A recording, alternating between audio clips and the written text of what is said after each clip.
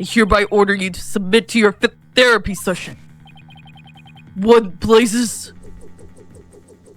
Did you steal his gavel? Look at me! I'm judge, jury, and executioner now!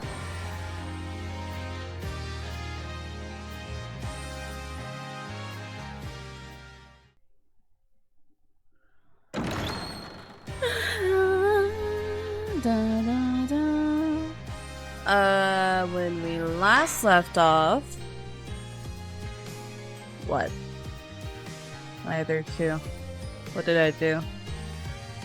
Oh, okay, yeah. When we last left off, we ended up falling into a battle against Phoenix.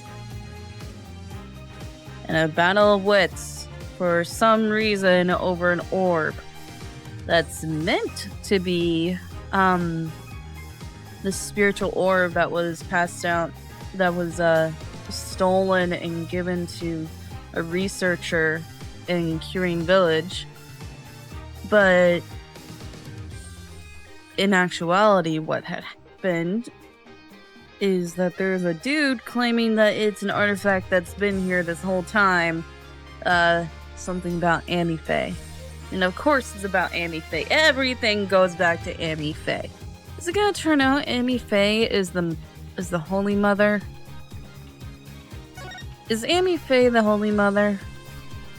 And Phoenix has taken the side of the bad guy.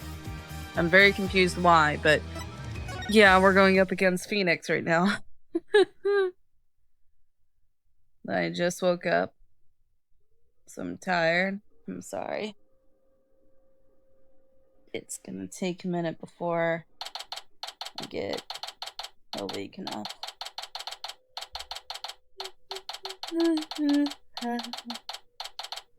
May 17th, 10:08 a.m. District Court Defendant Lobby number 3. Just so you know, I'm not going to take sides. Even though I'm on the right side and your dad is currently on the wrong one with a very arrogant, pompous samurai wannabe. Message received, loud and clear. Good, because I don't like this one bit. You and Daddy should be on the same team. Sorry, Trucy. Wow, she's really mad. It's just Phoenix feels betrayed because I'm talking to my real father and not my... He's not my real... Huh? Phoenix is just mad because my brain don't work. I'm talking to my adoptive father from my childhood and not my adoptive father from my adulthood. That's why he's mad at me. I can't even talk to my real dad because apparently he's dead. Can someone channel my dad? Why do I still have my dad's picture? What's the point of this? Who even are you? I don't even know who this is. I mean, he's in Kirin, sure, but I'm still confused of who the heck this guy is. I'm sorry too, little lady. This is all my fault. Yeah, it is. You shouldn't have came here. I'm still confused of how you even got here, considering you're probably banned from all aircraft. You know, since you're a revolutionist and being portrayed as the terrorist.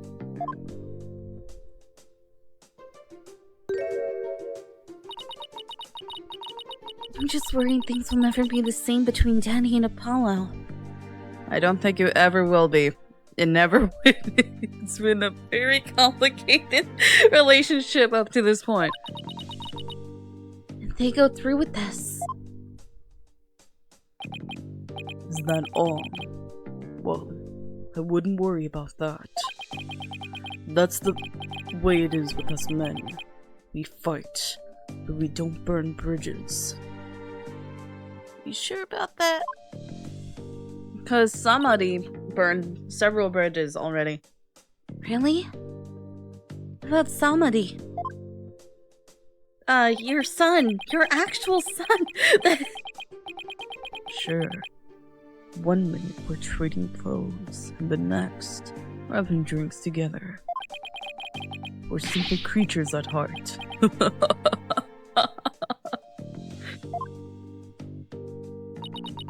I sure hope you're right.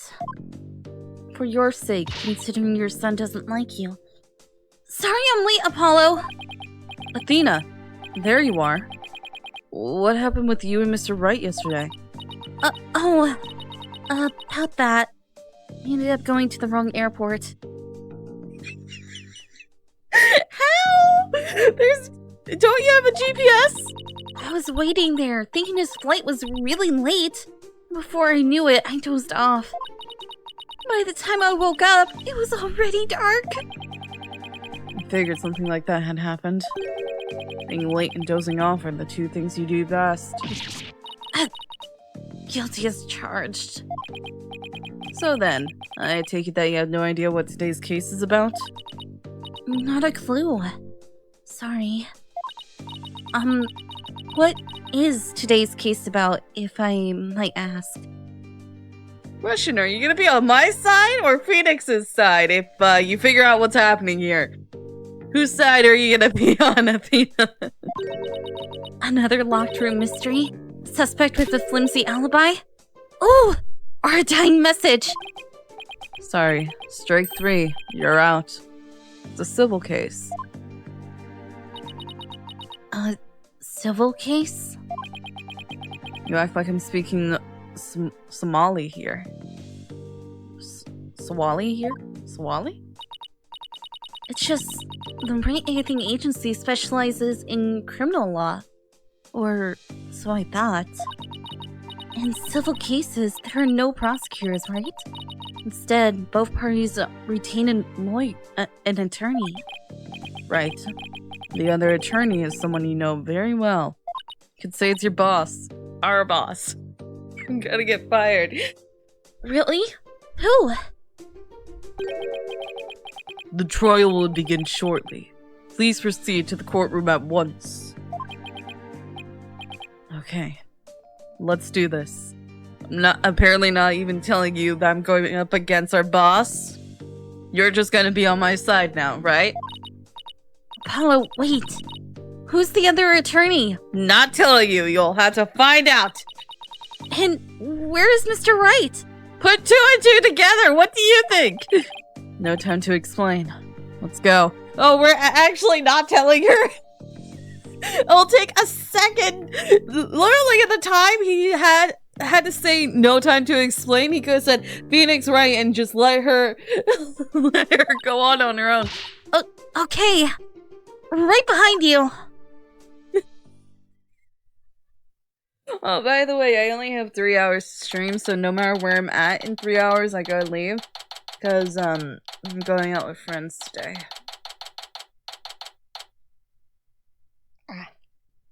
May 17th, 10:30 a.m. Oh, frick you, Yogama! District Court, courtroom number 6. Hopefully dead.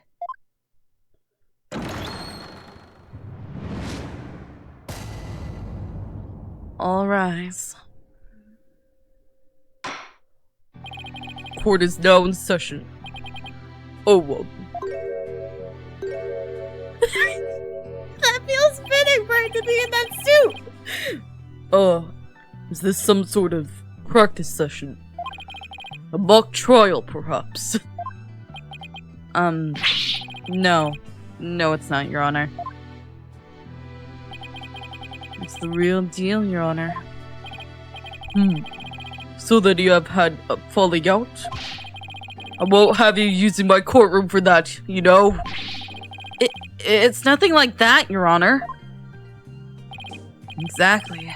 It just so happens that we have different clients in this case. I see. Well, here's to hoping that this has no adverse effect on your working relationship. You can say that again? I had no idea we'd be going up against the boss today! In the time it took for you to ask all those questions, I could have literally just said, Phoenix Wright, civil case, deal with it. You sure this is a good idea, Apollo? Don't tell me you're gonna jump ship and go over to Phoenix. Everyone takes his side. What? Do you want to switch sides? Honestly, I'd rather be anywhere but here right now. Well, at least she is here.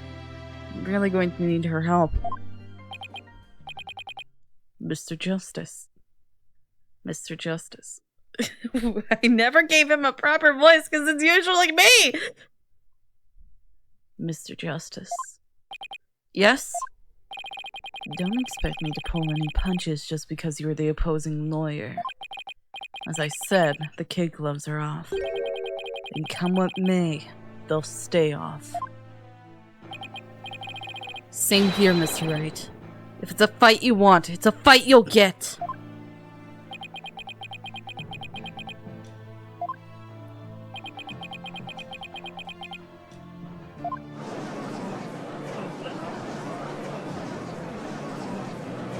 Decapitation with a knife. Oh my gosh. Yeesh. You guys are really chomping at the bit, aren't you? I don't mind a good fight between co-workers. Just keep this civil case civil. Alright? Give me a second. Now then, if the plaintiff would take the stand, we may begin. Plaintiff?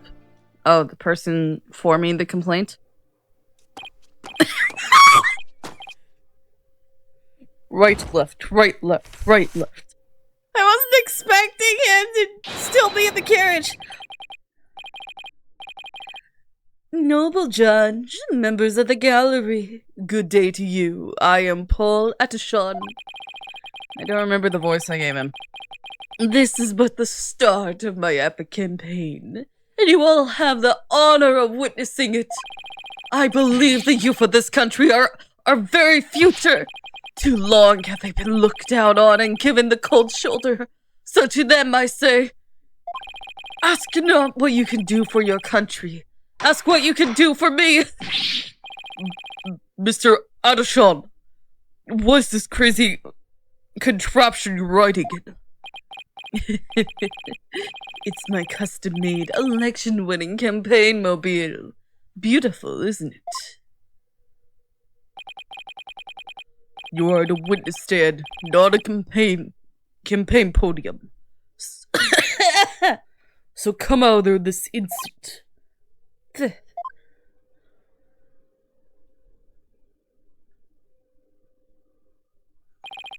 Alright. Now, with the plaintiff's attorney, Mr. Wright. Please explain the complaint filed against the defendant. Mr. Adashan's complaint against the defendant is simple. The defendant, one Daruk Samadi, stole my client's family heirloom, the Crystal of Ami Faye. Mr. Adashan merely seeks its return. This wouldn't have happened if that archaeologist hadn't kicked the bucket. I see. Well, Mr. Justice, let's have your opening statement if you would. The defense asserts that the item in question is the Founder's Orb, a sacred relic from Kurain. Yeah? Go on.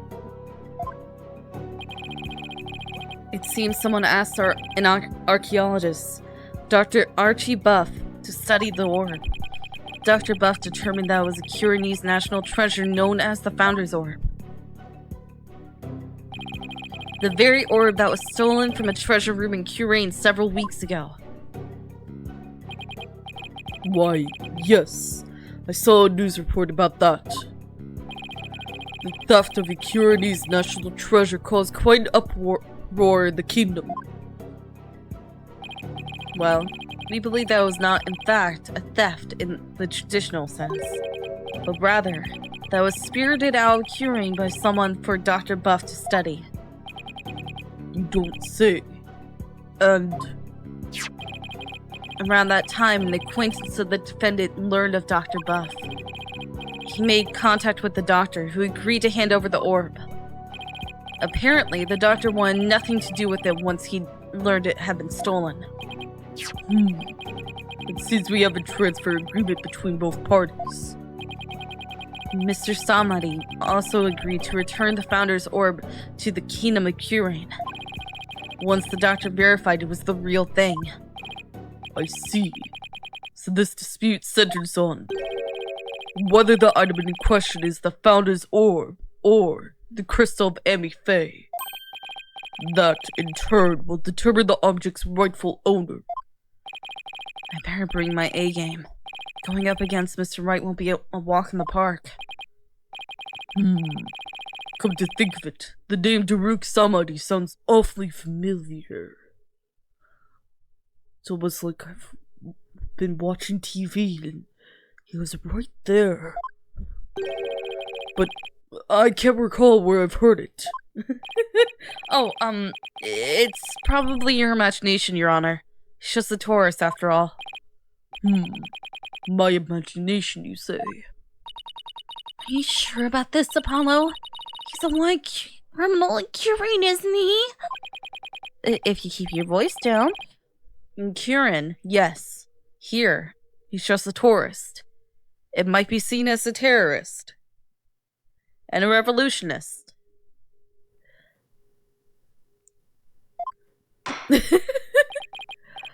Very well. Let's begin the proceedings. Bailiff, would you bring in the first witness? Who's the witness? Who that? Whose ankles? Oh, it's Emma! Hi, Emma! I did not recognize your feet. Emma? You're a witness? Show some manners. We're in court. I know, it's just... This is a civil trial, so I was surprised to see a detective take the stand. I had her do some digging on Dr. Buff. What for? You disappoint me, Apollo. First, you know I'm not just a detective. I'm a forensic scientist. Do try to remember that. Oh, you're taking Phoenix right side! You're taking Phoenix's side because he helped you with your sister! I know what you're doing, you jerk! Where does your loyalty lie? With me or the person who saved your sister and helped you flourish your forensic science career? I feel like it's very obvious where her loyalties lie right now. Second, you owe Mr. Wright an apology. After all he's done for you, you have some nerve. First, I'm sorry. And second, I'm really just trying to do my job. You'll never get anywhere with that attitude. Take some advice from someone who's been there. Why do I feel like I'm on trial here? Technically? Detective Sky, your testimony if you please. Please, Emma, you always testify against me. Can't I have you testify for me for once? Emma! Actually, I did have you testify for me once, didn't I? Yeah. With your sister's trial, didn't you go on stand? I don't recall. The doctor's dark secret. The police have had their eyes on Dr. Buff for some time. Every 2 seconds is a new voice for her. In just a day, a number of stolen artifacts were discovered in his study. Among them was a priceless urn and a statue that were stolen from the Fae clan. It seems the doctor would do anything to save artifacts, including steal them. As for the relic at the center of this dispute, he likely stole it from the Adashan residence. Doctor is a thief? Why am I just hearing about this now? Well, cat burglar isn't really something he put on his resume. He was more careful than that. But the fact is, he was a classic treasure hunter. A treasure hunter, huh? Like people who have thrilling adventures in exotic places, risking life and limb for glory. I doubt Dr. Buff was the star of his own hit movie series, Athena. Out of respect for the dead, I will say that Dr. Buff wasn't doing it to get rich. Apparently, he only wanted to borrow artifacts to study them. He would then return them as soon as his research was finished. According to the doctor's child, he would even repair or restore some of the artifacts he stole before returning them. He believed he was honoring the dead by discovering their history through artifacts. But whatever lofty ideals he held, it makes no difference. Larceny is larceny. Yes. He certainly sounds no different from a regular thief to me. So, let's say for a moment that the doctor really did moonlight in stealing artifacts. Might he not have stolen the Founder's Orb in Q-Rain and brought it back here himself? Nope. There's no record of him traveling overseas over the past few years. Plus, he can very well leave his reclusive son at home all alone. Technically, his reclusive son is still home alone. No one's checking on him. He's home alone right now. No one is taking care of him. I think everyone's too scared about his drone. This really must be the Crystal of Amifei. Yes. He stole it from the Adishon residence. Probably so he could study it. This is the left hook I did not need. I bet you never saw that coming, Apollo. Yes, Athena, I didn't see it coming because I didn't realize he actually stole! Yeah, when Mr. Wright said the kid gloves were off, he wasn't kidding.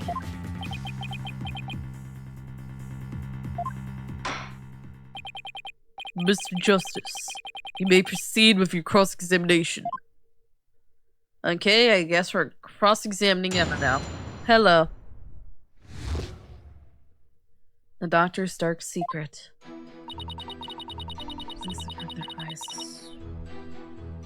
Hold it! How exactly did Dr. Buff arouse the suspicion of the police anyway? Chalk it up to good old-fashioned sleuthing. What do you mean?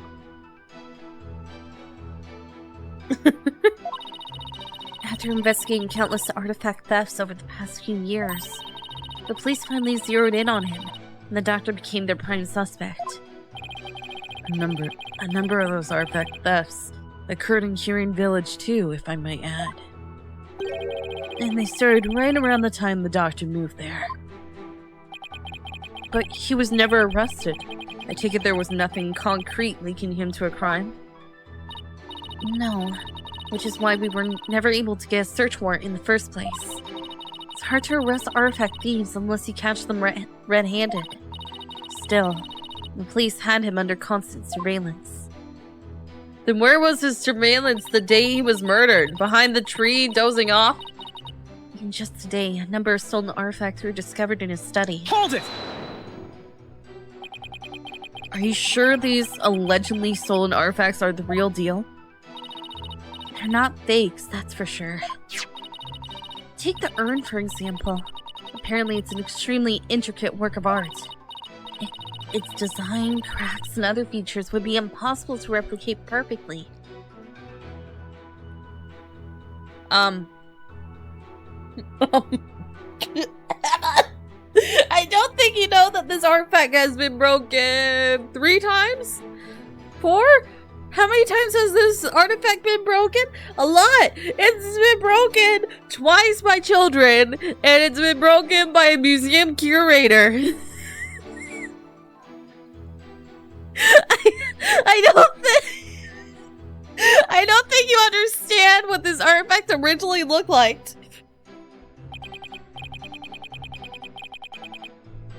Actually, I've had a few run-ins with that urn myself. So I was shocked to see it was there in the doctor's study. I can say without a doubt that the urn was stolen from the Fae clan. I see. Detective Sky, please continue with your testimony if you would. Among them are a priceless urn and a statue that was stolen from the Fae clan. Hold it! Were any other stolen artifacts found besides those belonging to the Fays? Yes. For instance, Was it the monkey? remember the large relief on the wall? Yeah. It was chiseled out in ruins in the Kingdom of Curian several years ago. Chiseled out? This dude chiseled out! This dude chiseled out! Why? Why did he chisel out a dang mural? Why? Didn't that damage it? Well, they restored the parts that were so faded he could barely see them anymore. Seems he intended to return it someday. So one could say his intentions were good. Besides the fact that he defaced a religious site. But good intentions are not get out of jail free card. That's a fact. If I might add, with respect for the deceased, the quality of the restoration was apparently exceptional. And it seems the doctor invested a lot of money in hiring an extremely talented specialist. Is it Larry? He sounds like a good man. He took a wrong turn somewhere. I guess Sarge takes after him in that way. Any further questions? If not, it seems the doctor would do anything to save artifacts, including steal them. Hold it! Have these alleged thefts been going on for some time? At least 5 years, as far as we can tell. All the recent thefts have been local. But before moving to Curing Village, he had been stealing from the ruins around the world. Dr. Buff was an international criminal. Great. This data lends itself to but one conclusion. Dr. Buff was a thief. As for the relic at the center of this dispute, he likely stole it from the Adishon residence. Hold it! He claimed he stole a family heirloom from the Adishon residence, but claiming something doesn't make it true. Unfortunately, it is true. How can you be so sure? A police report was filed concerning the theft. 1 year ago, in fact. What? A whole year ago? August 25th of last year, to be exact. The report states, and I quote, "The crystal of Amy Faye was discovered to be missing from the Adishon storehouse at 10 a.m. The storehouse lock had been picked." Signed, Paul Adishon. Wimperson. Wimperson? Wimperson? Wimperson. Okay. Whoa. A year-old report certainly lets the plaintiffs claim credence. The doctor really could have stolen the crystal of Amy Faye.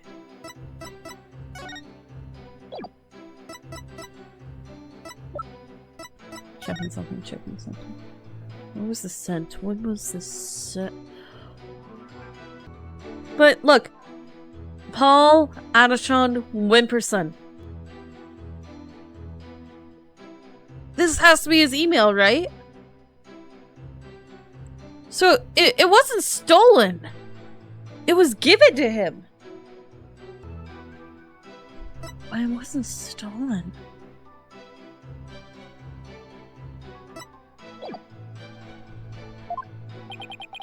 Not only that, Your Honor. The Founder's Orb was only found to be missing several weeks ago. That is nearly a year after the crystal's theft was reported.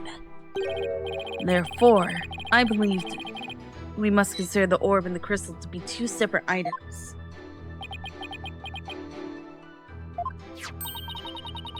Paul Adishon Wimperson.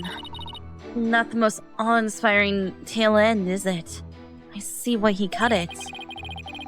Not that he inspires confidence without it. Still, I'd probably do the same in his shoes. Robbery report to the court record. A police report was filed about the crystal's theft a year ago. But the theft of the Founder's Orb was only reported a few weeks ago. So the crystal's police report was filed way before the orb was found missing. That suggests the stolen relic in the crystal of Amy Faye, as Mr. Adishon Wimperson asserts. I doubt the police report is a fake. After all, Emma is the one who submitted it as evidence. Still, I feel like something we learned in that police report is important somehow. It is! It is!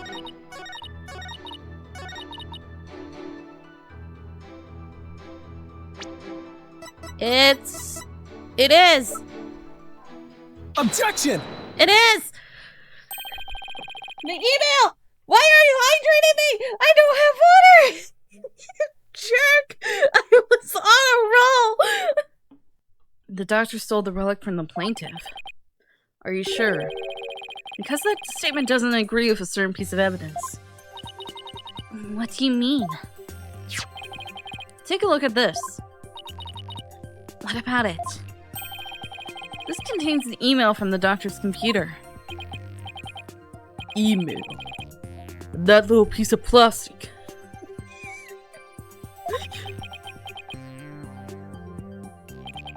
I'm afraid I don't understand. Of course you don't. Oh, this stick here can store all sorts of computer data. I still don't get it. Here, just look at this. Apparently, the doctor was reporting his research findings to a certain individual.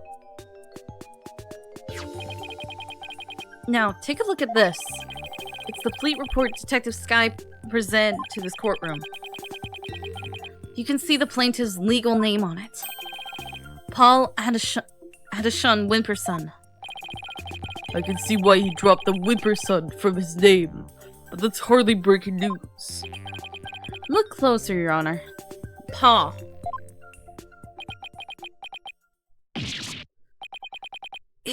His initials. Right. The plaintiff's full legal name is Paul Adishon Wimperson. Now consider this. The email's recipient address starts with 3 letters. P-A-W. Ah! Don't tell me.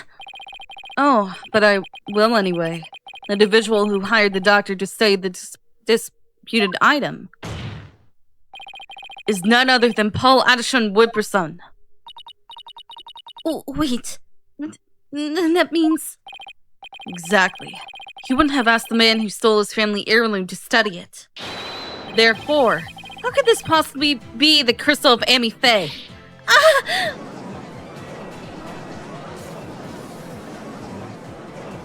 Can you see the date when this email was sent? He never checked the doctor's emails. He couldn't even figure out the password to his computer. The plaintiff willingly left the orb in the doctor's care so he could study it, at the behest of his benefactor. Wait.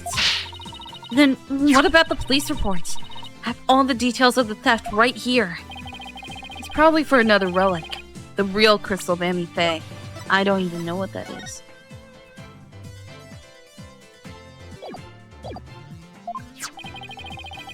He's just using the report as a way to claim that our orb is actually a stolen crystal. Objection! Hi. Hi, Donnie. It's so weird. And how are you so sure that that paw refers to my client's initials? Maybe the email's recipient was a dog lover. Perhaps. So let's get to know your client a little better, shall we? Mr. Paul Adishon Wimperson.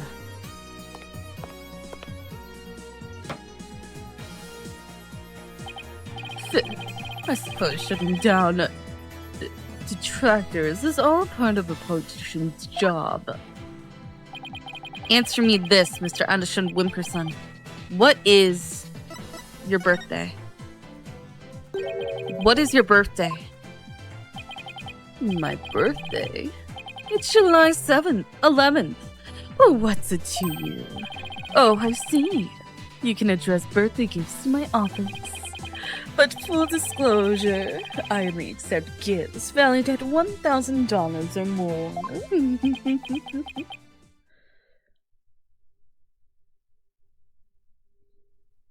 Did he not realize what he just did? He just doxed himself.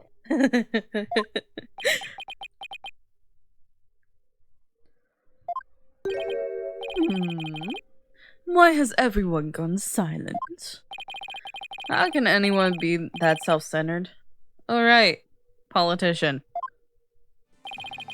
Did everyone hear that? He said July 11th. July 11, or rather, 7-11. Matches the numbers in the email address. Both the name and birthday are a match. I hardly think that's a coincidence. Wait. Why, you sneaky little... Looks like someone finally decided to join the conversation. Would the plaintiff care to explain? I would like to say... that is quite what? Quite a thing you said. Any other thoughts? No further comments.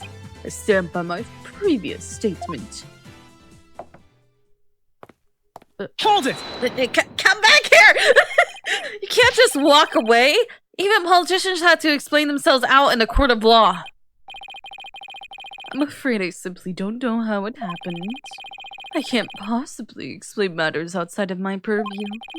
Perhaps it was a mistake on my part of my secretary. Oh, no you don't, you slippery eel.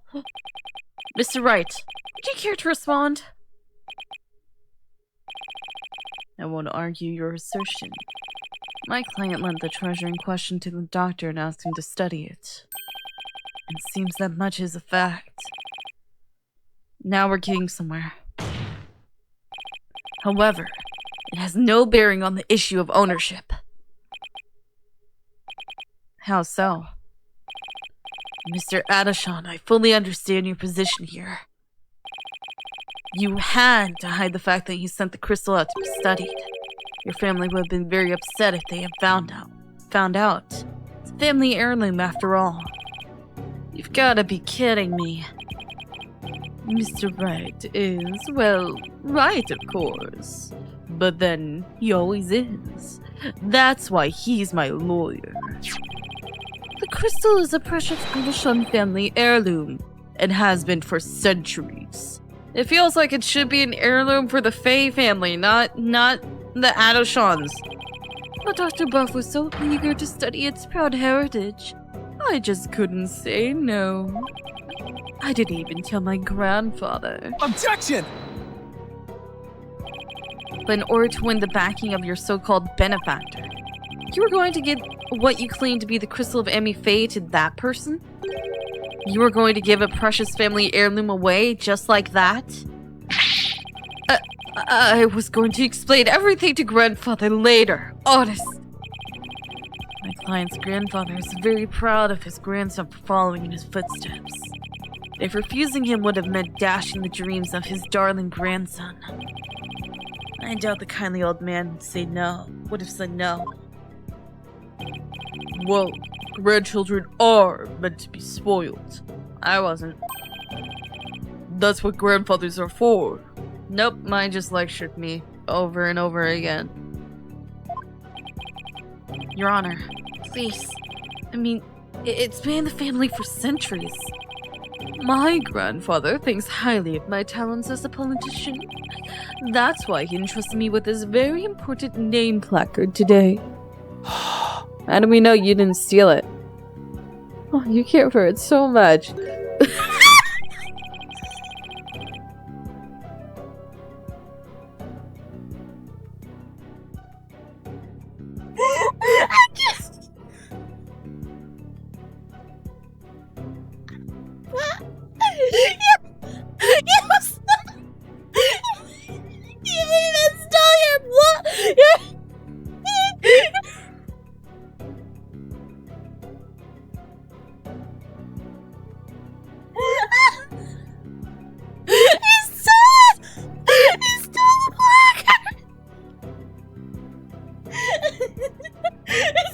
He was even given it on purpose. So I'm sure he would have been okay. I don't think he would be. So I'm sure he would have been okay with me using the crystal as I saw fit. I can't see. My stomach hurts. Poor spoiled little brat. I think the judge is buying it, Apollo. What, that this dude's a Nepo baby? No surprise there. He's always going on about his own grandchild after all. Excuse me. Can I leave now, Mr. Wright? I believe my work here is done. By all means, Detective Sky. Thank you for your assistance. You're welcome. It's nice to testify at a civil trial once in a while. See you around. I think it's gonna become a murder trial. It seems the facts have changed somewhat. Mr. Adashon Wimperson apparently lent his family heirloom to Dr. Buff. Mr. Justice, how would the defense like to proceed? Oh, alright, now what? Hello. Let's hear what you know about the so-called crystal of Amy Faye. Maybe you can find some inconsistencies in their statement. Do I know anything about it?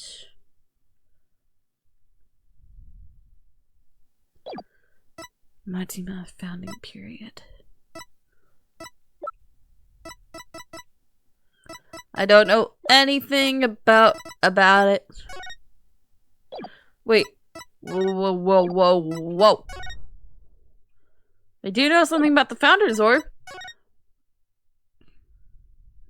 It's got the Matima motif. Also, it looks like there's blood on it. What that?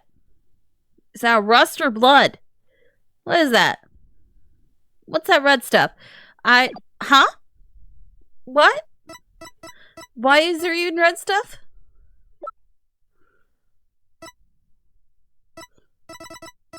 Can I figure out how old Sarge is? Nope, no clue. All we know is he lost his mother in a fire. He's an orphan now. He's gonna be adopted by Batman. He fits the criteria at least. Maybe we can find some inconsistencies in their statements. Right. Okay then, Mr. Wright. If the item in question really is an Adashon family heirloom, then let's hear all your client knows about it. Of course. Mr. Adashon Wimperson, please tell the defense everything you know about the crystal's origin. Oh, he put the sticker back on. All right. Now then, listen and learn. This is the tale of the crystal of Amy Faye, and it illustrates history of the Adashon clan. Are you ready? Our story begins back in the old country, when the Adashon family reigned supreme.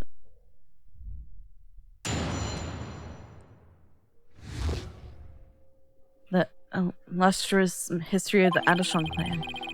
My ancestors was praised as a benevolent ruler. He protected the spirit mediums, a minority back then, from the rest of the locals. Some discriminated against them, you see, while others tried to abuse their power. As thanks, Amy Faye gave the crystal she had specially made as a gift to him. I'm a descendant of that great lord. As such, my political power and influence is backed by centuries of history. Well, that devolved into a great load of aggrandizing? A load of self-aggrandizing propaganda fasts. As you can see, the crystal of Amy Faye is an heirloom of the esteemed House of Adashon. And you have proof that it's always been in the Adashon family? I have someone who gave a statement to that effect. My client's neighbor, one Ivis Shinito, age 85, gave the following statement. The Adashon showed me the crystal back when I was but a lad. Objection! Can we really trust the memory of an old man? Mr. Justice, would you care to explain that statement to the judge? Oh! I didn't mean... What I'm trying to say is never underestimate the memory of your elders. I may forget my verdicts the next day, but the memories of my past are clear as day. Therefore, I find Mr. Shinito's statement to be credible. Wow. Did you see how Mr. Wright got the judge on his side? That's definitely a trick I want up my sleeve. You're not helping, Athena. You may cross-examine the witness, Mr. Justice. Your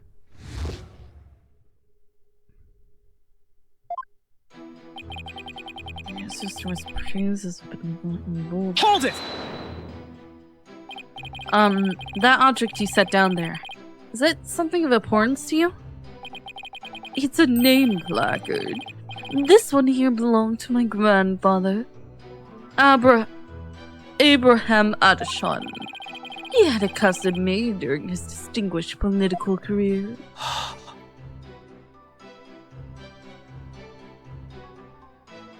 I think you need to stop shining it. It's special because it was crafted from the finest Italian plastic. That sticker wasn't. It keeps falling.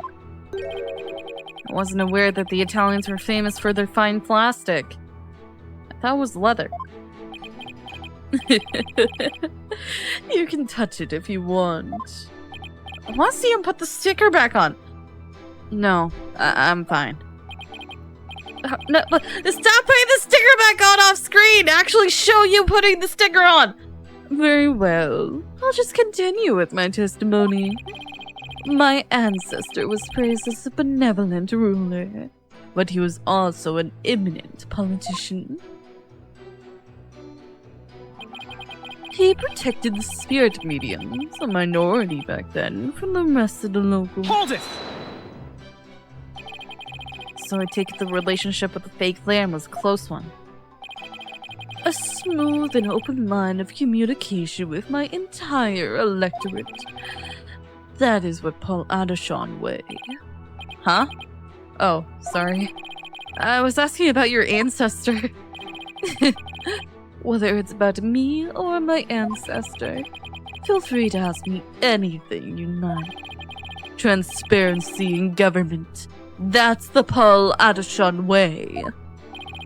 More like dodging questions. That's the Paul Adishon way. Thanks. I'll be sure to ask when I have something you'll actually answer.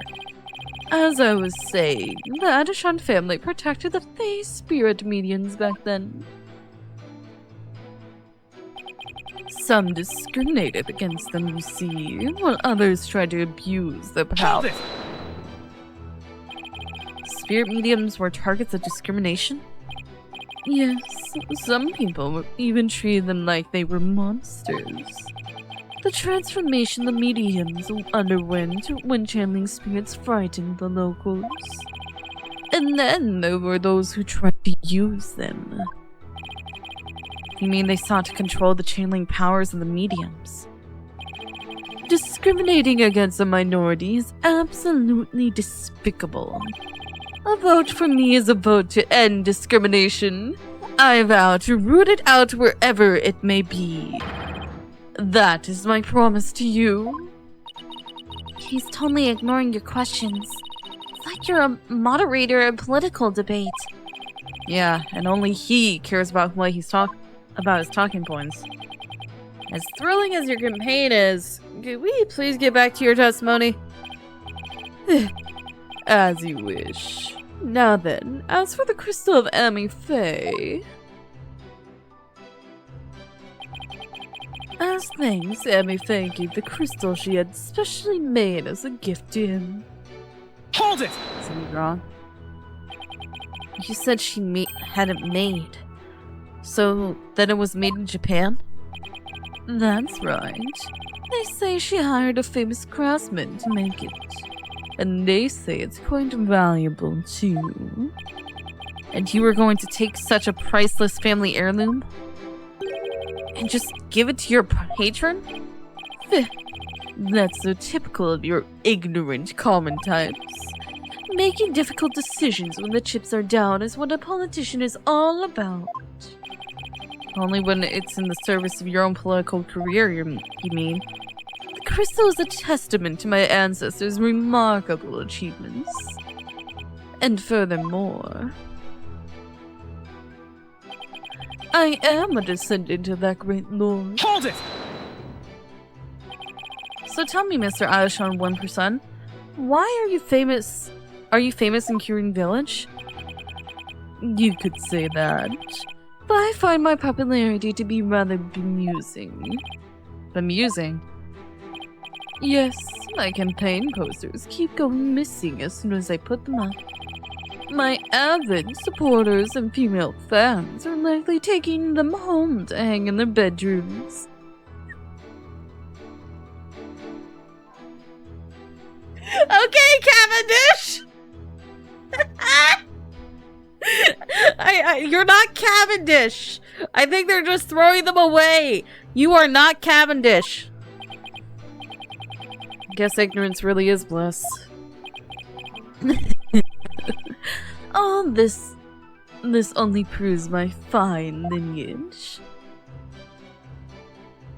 As such, my political power and influence is backed by centuries of history. Hold it! I'm sorry, but is any of that relevant to the issue of the relic's rightful owner?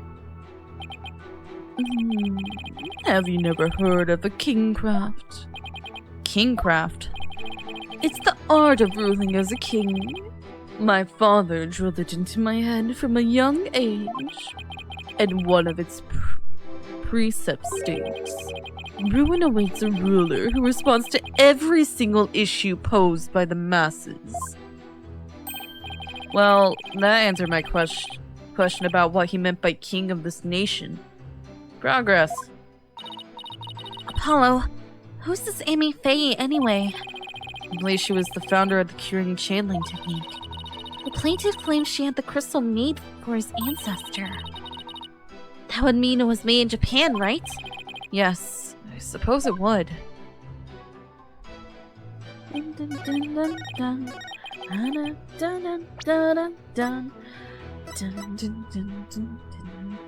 Research Objection! notes.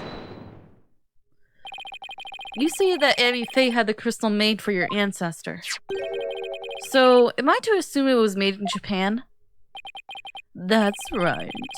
The craftsmanship is unbeatable. Well, that's strange. I don't see how your so-called crystal could have been made there. What are you talking about? It's quite obvious if you take a closer look at this. Take that! Take a look at the distinctive design here. According to Dr. Buff, it's a Marima motif dating back to the early days of the Kingdom of Kirin. The Kingdom of Kirin, huh? You base this on? Here. This piece of evidence, Your Honor. These are the doctor's research notes on the Founder's Orb. This is the box in which the orb was originally stored. It features the same pattern as the one found on the orb. They do look like the same pattern. Therefore, I assert that the disputed item must have been made in the Kingdom of Kirin. Ah! He crushed it! Placard! He got so scared he crushed his beloved placard! The Kirin channeling technique originated from the Kingdom of Kirin. And Amy Faye is known to have traveled there to train. With that in mind, what's to say she didn't bring that pattern back with her? But since this is clearly a Kirinese design, not even you can deny the possibility that it was made there, in the Kingdom of Kirin. Anything's possible to some extent. That doesn't make it true. So you can't conclude that the orb is from Kirin based solely on that pattern. If it were that simple, I could just as easily say it's Japanese.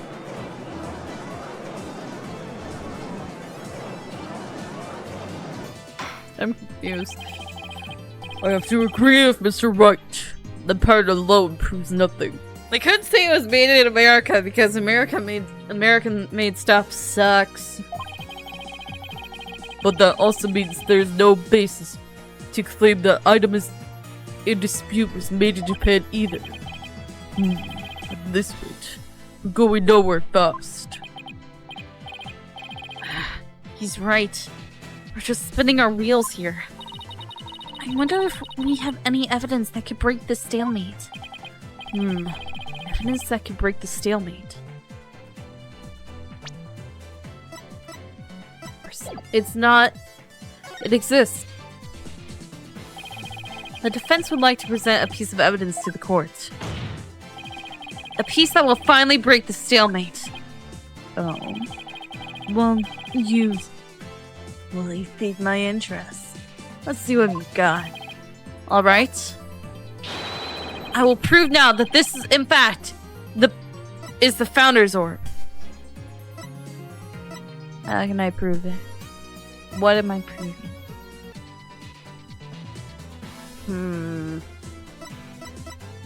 What can I prove that this is the Founder's Orb? What do I have? Do I not have the thing I need?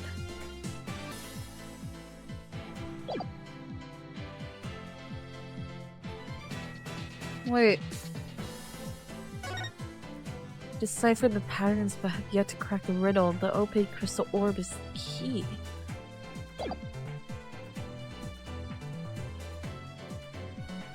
Take that! Just how does that piece of evidence prove that the relic is the Founder's Orb? The fact that it's referred to as the orb? It doesn't, does it? Frick! Not by any means I can fathom. Sorry, Apollo. I have to agree with the boss on this. Me too, actually. B3 defense. Okay. Yikes! Time to think that one over again, Mr. Justice. Yes, Your Honor.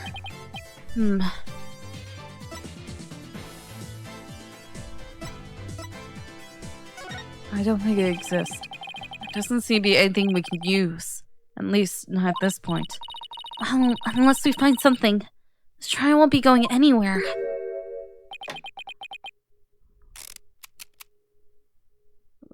What? He taped it on!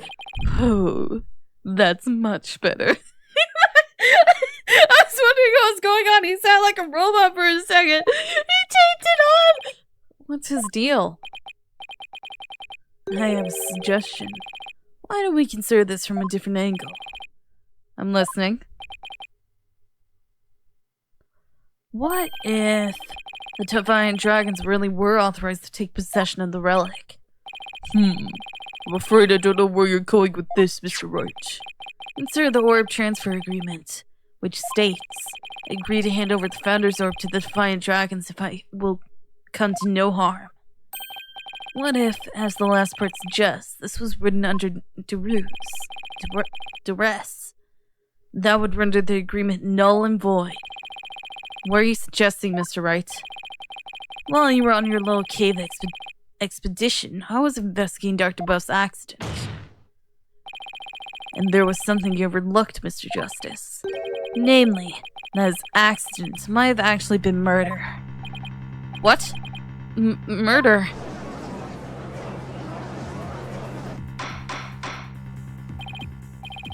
Mr. Wright, you do realize that such statements are not to be made lightly. Are you suggesting the doctor was murdered by the Defiant Dragons? Yes, but follow me on this for a sec. The book that came tumbling down were from the archaeology shelf. However, among that mountain of books, there was a single volume of psychology. What's more, there was some blood on it. Do you feel this is important because The books that came tumbling down were from the top shelf. The archaeology books. We know this because the doctor's books were meticulously organized by subject. Archaeology took up the entire shelf, so the psychology book is completely out of place. Come to think of it, shelves were arranged quite carefully. It's also worth noting that the psychology books only take up a tiny bit of the tiny part of the bottom shelf. You might wonder why a book on psychology was found amid the pile of archaeology books. But I believe I can explain that what the single out-of-place book was doing there. The doctor was struck from behind while selecting a psychology book from the shelf. And that's when the blood got on the book? Precisely. And to make it look like an accident. He was buried under a mountain of archaeology. Objection! Oh, wait a second. This is all just speculation, right? Or do you have proof that it was murder? Of course I do. You do? On a hunch, I had Detective Sky examine the doctor's head wound. She found that he'd been struck by the corner of some object or another. Wait, what? A wound like that can have resulted from a fall to the floor, you know. Do you understand what this means, Mr. Justice? The wound makes it crystal clear that Dr. Buff was murdered. What? Oh, that was unexpected. Would have thought he'd break out of the stalemate like this. He pulled the ladder right out from under us. Still, if he thinks that's enough to make me back down, he's got another thing coming. Even if the cause of death was murder, what makes you think it was the Defiant Dragons? You should know better than to hurl baseless accusations. Objection! Did you forget who you're up against, Mr. Justice? Huh? You didn't actually think I'd come to court without witnesses and evidence, didn't you? What are you talking about? I would like to request further testimony from the plaintiff. Specifically, I would like the court to hear how he saw one of the rebels leaving the crime scene. He saw what?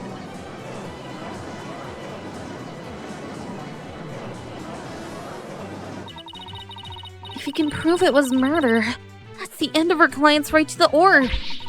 Did he have this up his sleeve the whole time? How can Mr. Wright do this to us? He was just waiting to spring this trap. Is this the only way you can think of to test your disciples? Huh? This trial has taken another unexpected turn. I must mention, Mr. Wright, that you have yet to identify the murder weapon. The object used to commit the murder was not located at the scene of the crime. The murderer likely disposed of it elsewhere. Dr. Buff's autopsy report added to the court record.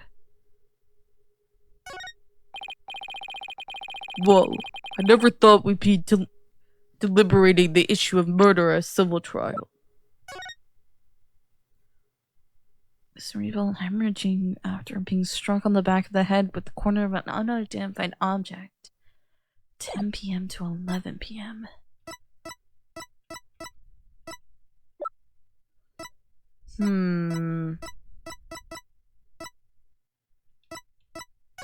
Corner of some object. Could I have been... No, I couldn't have been this. Because if it was this, then how did it get in the cave? It had to have been something else. Something that wasn't at the scene at the time. What could it have been? Well, I never thought we'd be deliberating the issue of a murder as civil trial. Alright, Mr. Adishal Whipperson, your testimony if you please. Why do you keep leaving? It still takes... Prepare to be dazzled by charismatic oration forged in the crucible of campaign battles. It's not a campaign! The rebel's crime. That evening, I was walking alone, lost in thought. I passed by the doctor's house, and that's when I saw Mr. Arbol.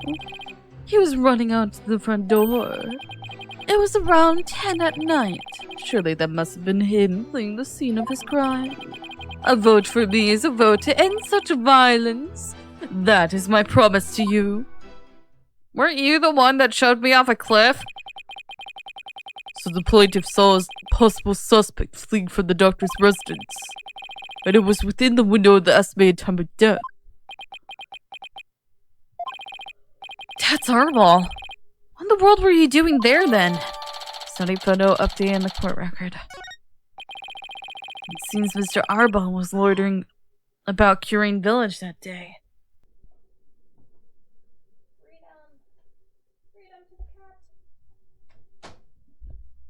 Sorry, I got distracted because I heard someone just screech outside my door. It seems Mr. Arbol was loitering about Curine Village that day. There's evidence he was in the doctor's study as well. Isn't that right, Mr. Justice? You mean the suitcase? Exactly. He must have been in quite the rush to leave that behind. Oh, and by the way, Your Honor, Mr. Arbol just so happens to be sitting in the gallery today. See, that's him trying to escape as we speak. Bailiff, don't let that man get away! Right, you backstabber! Why are you doing this to me? I'm just a different Larry! Why are you doing this to Larry, right? Alright. The counsel/defense may question the plaintiff/witness once more. Him.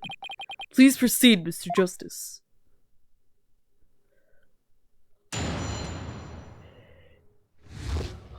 Why did you do that? The rebel's crime. That evening, I was walking alone, lost. Hold it! Why were you taking a walk? Society is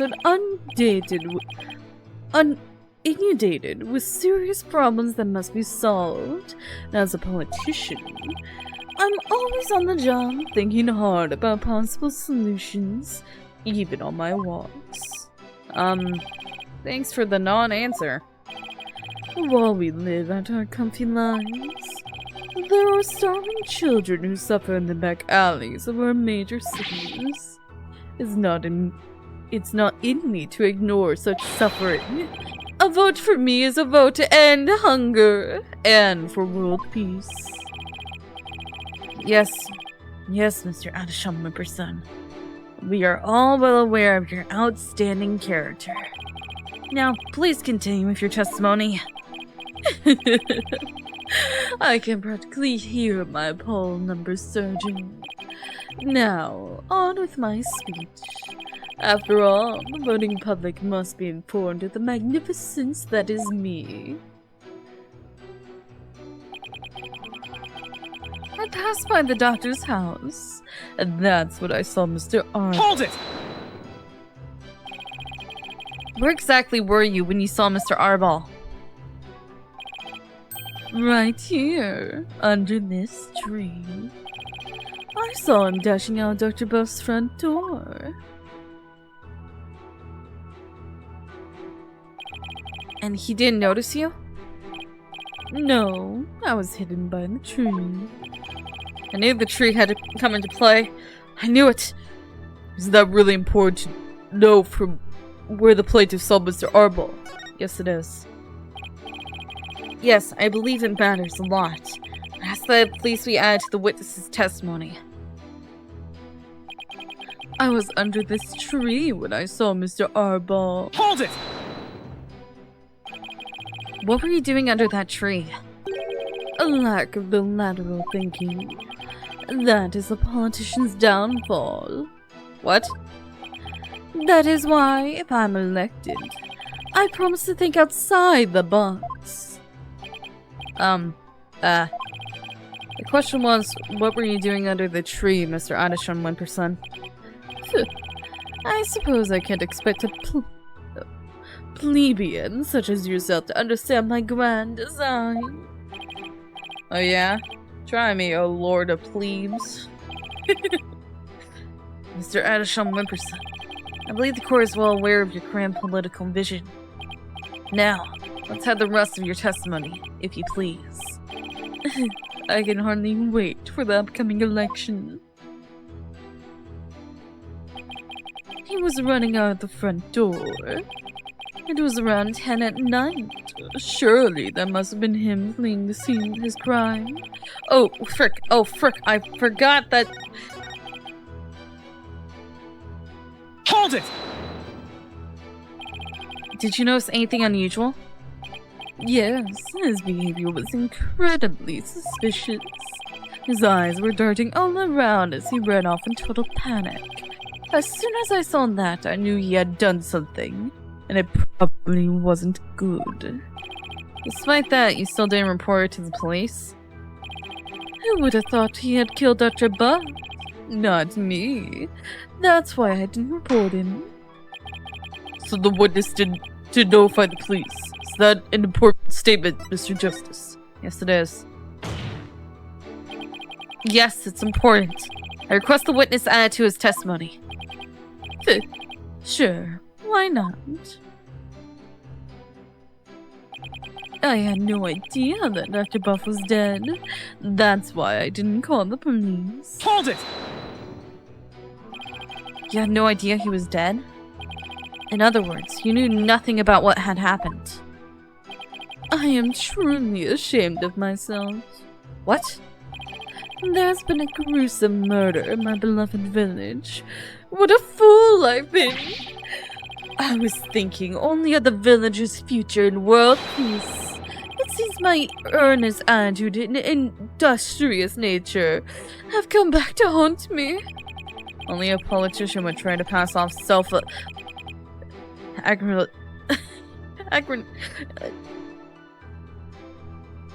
Why do you keep bringing up this word?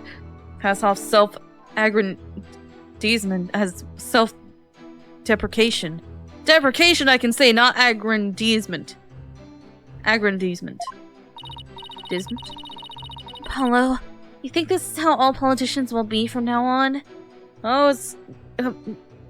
trust me, the politicians get worse. We're all doomed if they are. If you don't mind, I'd like to continue with my testimony. It was around 10 at night. Surely that must have been him fleeing the scene of his crime. Hold it! But at the time, he didn't know the doctor was dead. Is that correct? It's true that I've been known as a prodigy from a very young age. Huh? I graduated high school and college with exceptional grades as class president. I reformed stale old school traditions. My exploits were even covered in local papers.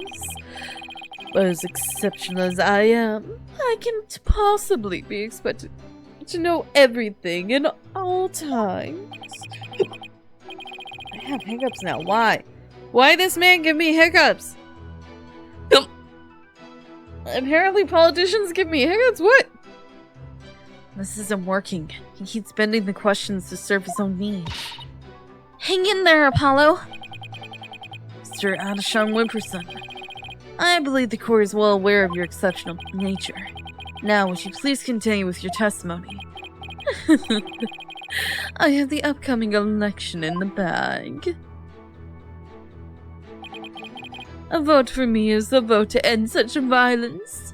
That is my promise to you. Hold it! So, how do you actually intend to end such violence? Elite politicians such as myself never reveal their strategies. Did you really think I would divulge such sensitive information to the likes of you? Yeah, but surely you have some sort of campaign platform you're running on.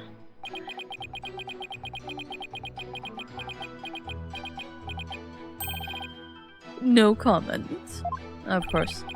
Clearly, his is a platform told by an idiot, full of sound and fury, signifying nothing.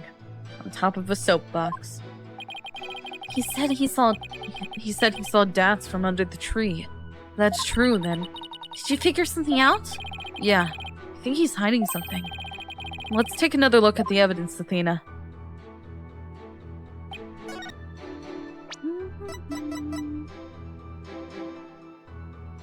Objection! You could have seen the dead body, Mr. Adishon Wimperson, rather than Mr. Arbol. Wasn't there something else that should have had your undivided attention? Like what? Oh, yes, of course. A politician must keep his finger on the electorate's pulse. Sorry, but you're way off. I am? Would you care to explain, Mr. Justice? If the witness saw Mr. Arbol from his position here, then he should have also been able to see the doctor's body. After all, it was right next to a huge window. Why, I believe you have a point there. With the body that clearly visible to the witness, it's unthinkable that he wouldn't have reported it to the police. Would the witness care to respond? Did you fall asleep? Wake up! Dude, wake up! You're gonna turn into your other personality if you don't wake up! You're gonna kill everybody! Did he fall asleep? Mr. Adishon Wimperson.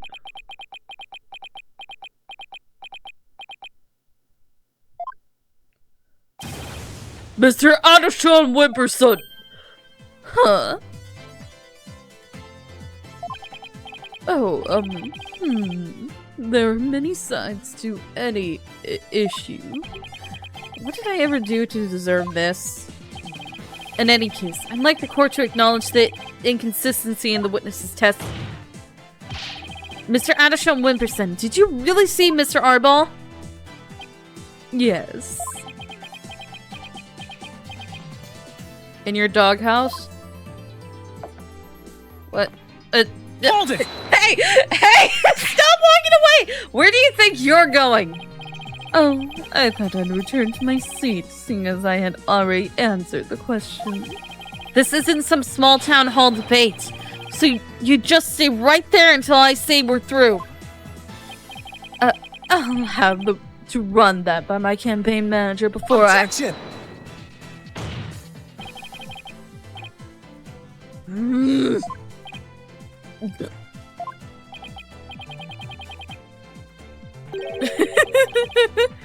Mr. Adishon Wimperson, I think it's time for you to come clean.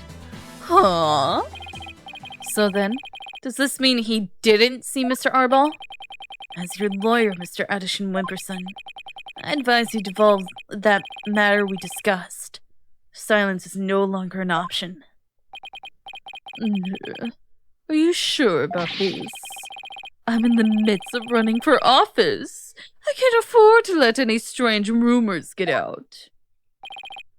Don't worry. You won't suffer any blowback from what you're about to reveal. Blowback? Not sure if I like the sound of that, Mr. Wright. Not to worry, Your Honor. Nothing untoward will come of this, I promise. Now then, Mr. Justice. Remember how it was an ominous caller that reported the doctor's death? Come to think of it. Emma, who was the first one to discover the body? About that. Whoever it was, it seems they wanted to remain anonymous. What? It happens now and then. Some people would rather not get involved with the police. Wait, you're not saying that... Yes, that's exactly what I'm saying. The anonymous source who contacted the police after discovering the body was... my client, Mr. Paul Adishon Wimperson. What? You don't say. Is this Paul's theme song? So you see, he played his part as a concerned citizen. Quite admirably, if I may say so. Isn't that right? Yes, indeed. It's our society today. There are too many who choose indifference over righteous action. Number among them. That's why I did my duty as a concerned citizen. One might call me the model citizen, one worthy of standing above the rest. What a real standard bearer he is, reporting it anonymously. Oh, and by the way, Mr. Justice, wasn't there someone else at the scene of the crime when my client discovered the body? Sarge? Yeah. Oh, you mean Mr. Arbol? He would have been leaving the doctor's house right around then. Wait, that means... Yes, it does. In short, what my client witnessed was Mr. Arbol fleeing the scene of a heinous murder. Ah! And that's not all. Based on what we've heard so far, Mr. Arbol looked exceedingly suspicious, and that's putting it mildly. Mr. Arbol is always suspicious. He always looks suspicious. We already know the Defiant Dragons threatened the doctor with bodily harm. And now that they've killed him, the so-called Orbs transfer agreement is null and void. Ah! Why would they kill him? They had an agreement. There was no point in killing him. Apollo, if we don't come up with some sort of counter-argument... Why does every theft case I deal with always turn into a murder case somehow?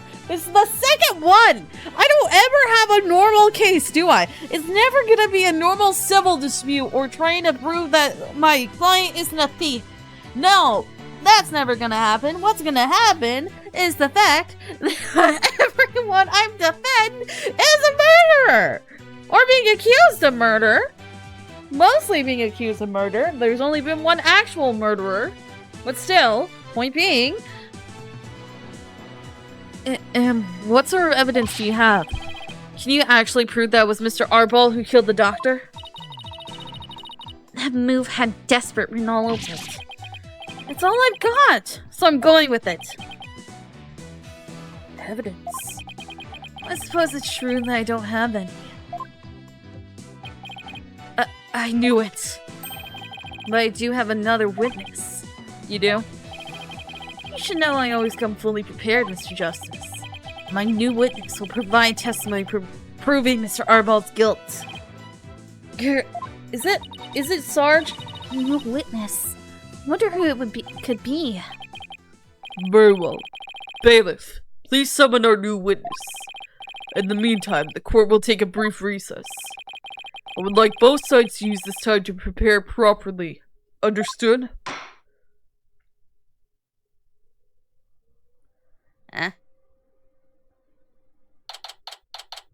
May 17th. District Court. Defendant Lobby. Number 3. Wow. I knew Mr. Wright would put up a tough fight, but... Yeah. Just when I thought we had him, he turned the tables on us. He really is the turnabout terror. We can't let him blindside us again. Looks like they got me again! Why are you smiling? 3 times in 1 year! That's new record! Dads, please, no more new records. Or bad puns while you're at it. It's hard enough trying to help you as it is. Roger that! I'll be more careful next time. Dance. Is what Mr. Wright said true? Did you really pay a visit to Dr. Buff that night? Sure did. Can't remember the exact time though. All I know is he wouldn't hand over the orb. Someone put it in his head that we rebels were dangerous. That's why he threw me out. So the doctor was still alive. When Dad last saw him. No! Still have it to prove it though. But brace yourself, son. The next witness's testimony could make or break this case. You're not my dad!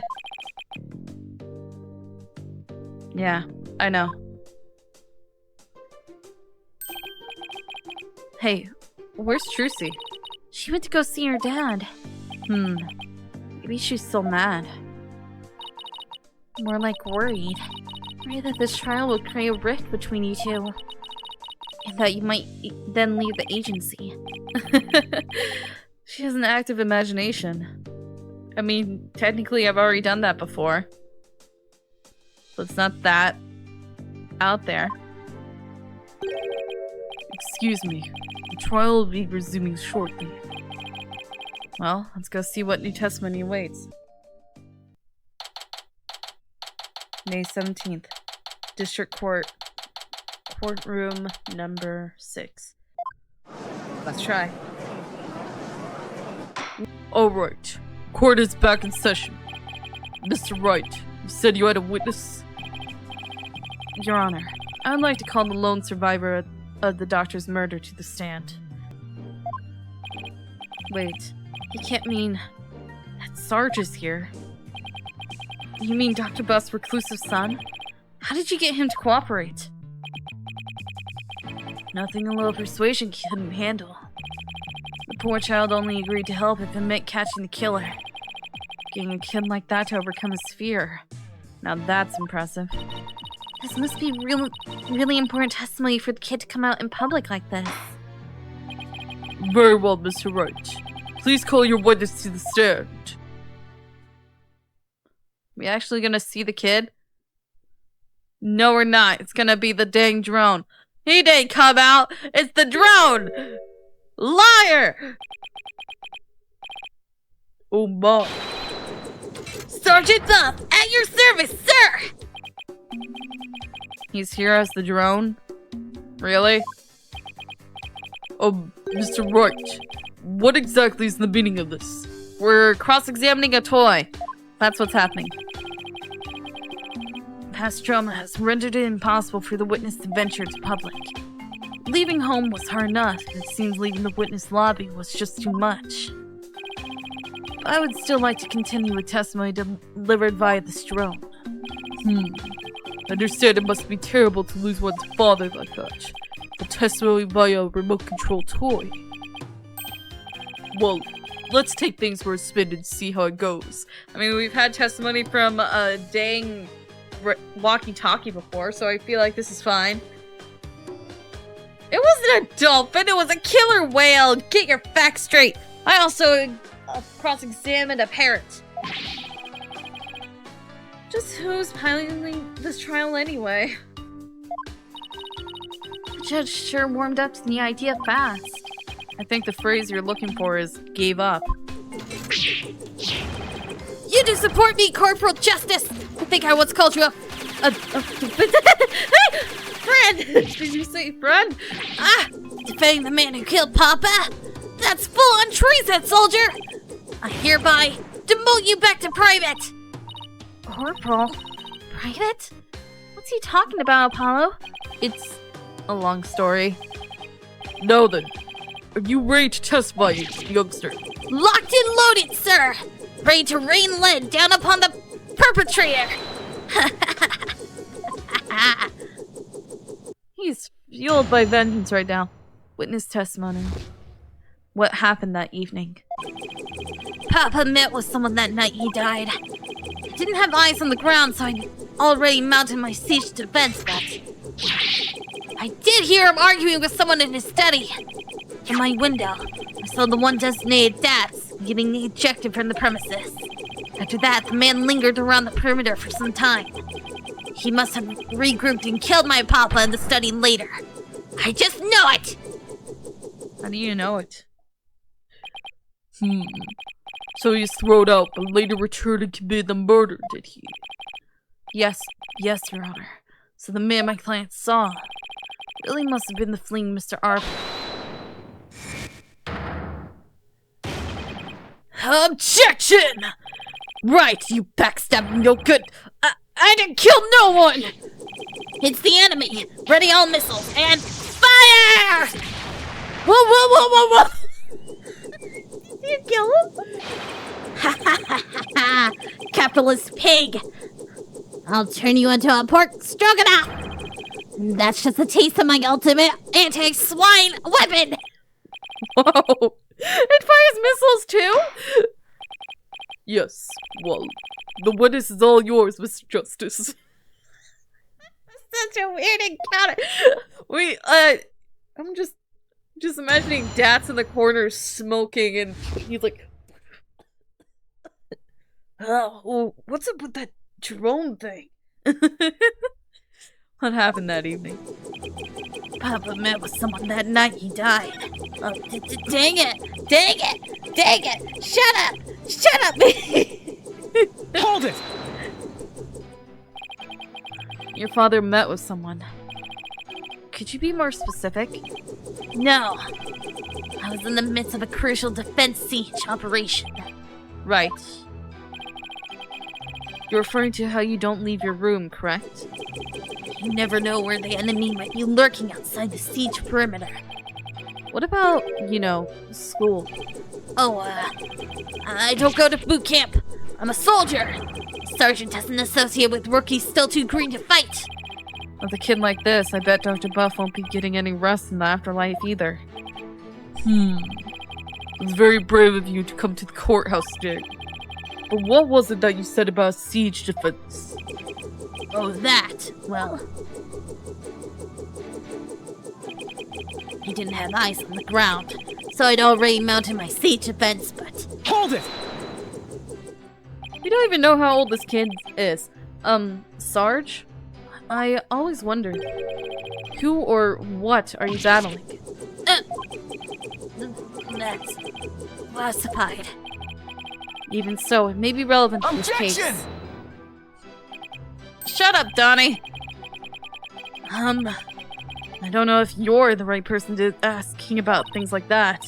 That's right! Such matters need to be handled with a certain delicacy. Oh, I guess curiosity got the better of me. You're all talk and no action, soldier! Get on the battlefield! It ain't the number of pretty words in your repertoire, but the number of bullets in your gun belt that counts.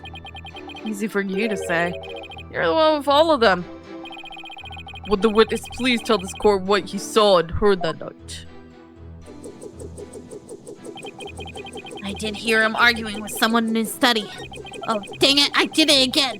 Shut up, me! Shut up. I keep going forward when I mean to be going backwards! Hold it! We don't have time for these screw-ups! What was the argument about? I heard things like, where's the orb? And are you defiant dragons really criminals? Sound real volatile, like a war might break out at any second. So the two of them had an argument when Dad came to get the orb. Okay, bye-bye. Did you see or hear anything else? Yeah, I heard them arguing, and then silence. From my window, I saw the one designated Dats getting ejected from the premises. Hold it! How was Mr. Arbel acting? Like a conquered trooper retreating from his tail between his legs. A trooper? Well, I guess he does dress like he's in the military. I bet those two would have really hit it off had they met under different circumstances. Well, I can see that. Yeah, I can see that. And so, the defeated soldier was expelled, but that wasn't the end. How much battery life does this dang drone have? After that, the man lingered around the perimeter for some time. Hold it! That does seem suspicious. He kept hiding behind trees and telephone poles and stealing glances at our house. Well, he couldn't exactly leave without the orb, or his passport. I bet he was angry that he'd been kicked out. Yellow? He must have regrouped and killed my papa and was studying later. I just know it! I should have saved when it turned to black. I'm sorry. Hold it! But don't you keep your front door unlocked? If so, then anyone could have gone in. That's true. Papa didn't keep our house locked up. He said there was no need because there were only good people here in village. Yeah, he ended up dead anyway. Only a monster could do what they did to my kind, trusting papa. There will be no mercy. I vow swift and terrible vengeance. I'll carpet bomb the killer with everything in my arsenal. Fire!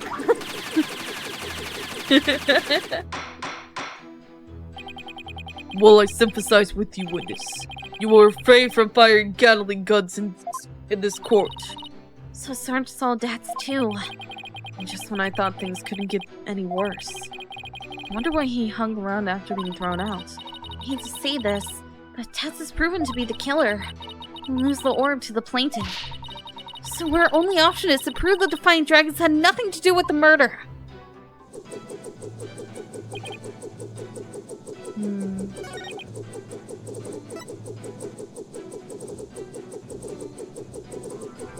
Objection! Nope, that wasn't right. Please take a look at this piece of evidence and look in the room supposed to see. I don't have time for this!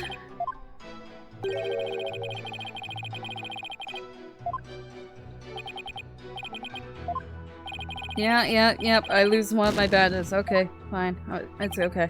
Ouch, double team for just doing what Mr. Wright always does anyway. Okay, I'm missing something. I don't have time for this!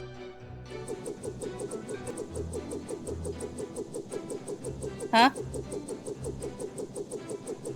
What do you want to show me?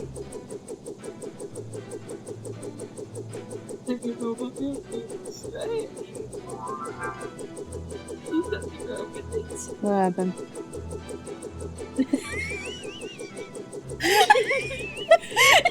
My dad's done that like 5 times with paper and cheese, and he never noticed until he bit into it.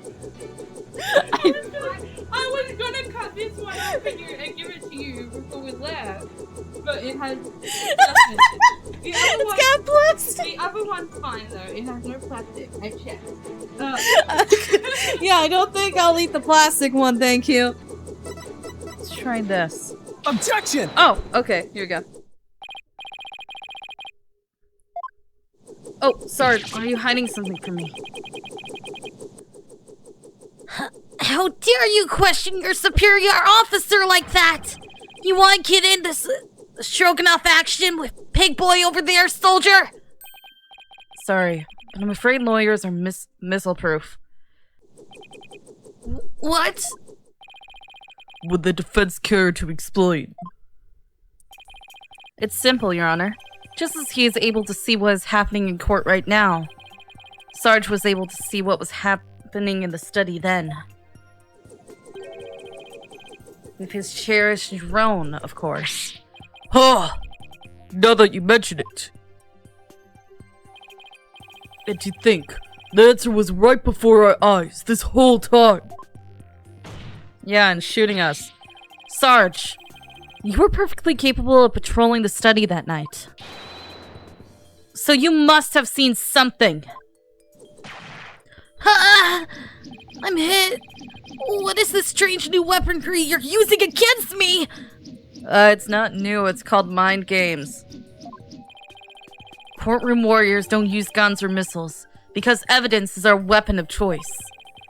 And the evidence has exposed your bald-faced lie. My truth bomb, Sarge, has stripped your defenses bare. Truth bomb? No! Ah! Mayday! Mayday! I'm going down!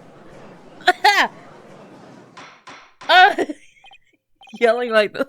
Yelling like that when I first wake up is not good. Hi, Ogama. Oh my. Are you alright? Evidence. Never have I seen such fearsome ordnance. Tell it to us straight, Sarge. After all, you want to help your father, don't you? Papa? Yes. You want to find out who killed him, don't you? So please, tell us what you saw that night. It's not what you think. I didn't see anything. I swear. You sure? You seem awfully stressed for someone who didn't see anything. Hey!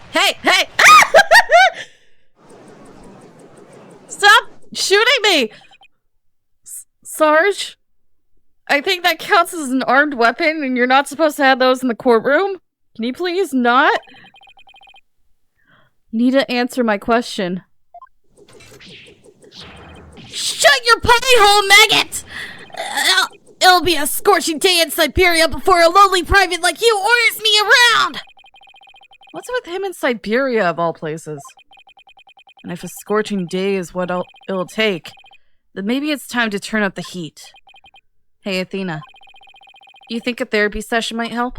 Well, it could help alleviate some of his anxiety. Plus, I'm picking up a lot of discord in Sarge's voice. That usually means the patient wants to say something, but can't, for some reason.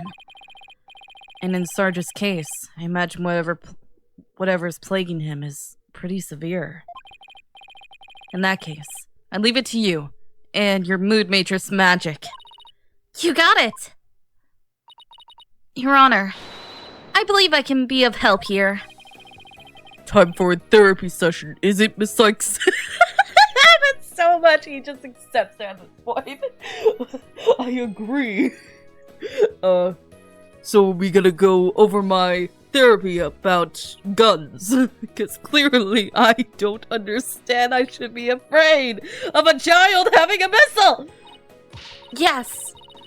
It will help the witness with his anxiety. Maybe even enough to testify. Then by all means, please bring the poor child out into the light of day. Oh, but I assume this will be alright with you, Mr. Wright. Why not? It's not like we all have been through this before. What are you butting in for, lady? There ain't a place on this battlefield for you!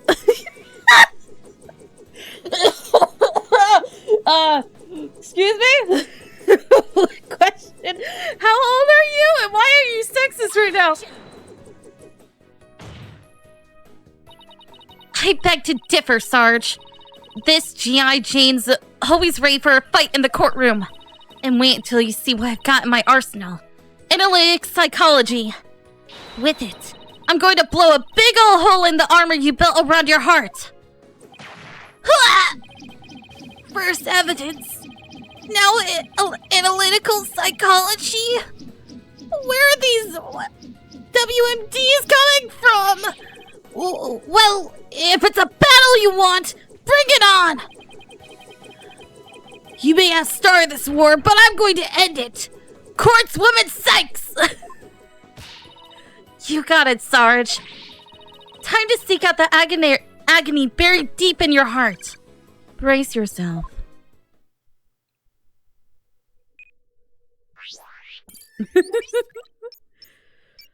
I got thrown in the deep end. Dude. Everyone's still asleep too. I might be too loud.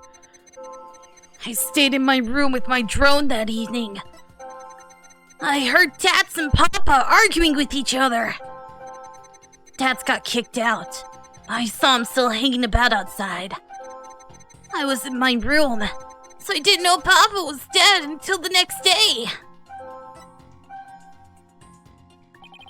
So I'm looking for unexpected emotions and unnatural reactions, right? Right. Emotions and reactions that don't fit the content of his testimony. When you find one, make sure you point it out to me. Also, remember not to view his emotional reactions in isolation. Sometimes it's important to see how they change from one statement to the next. Okay, I'll give it a try.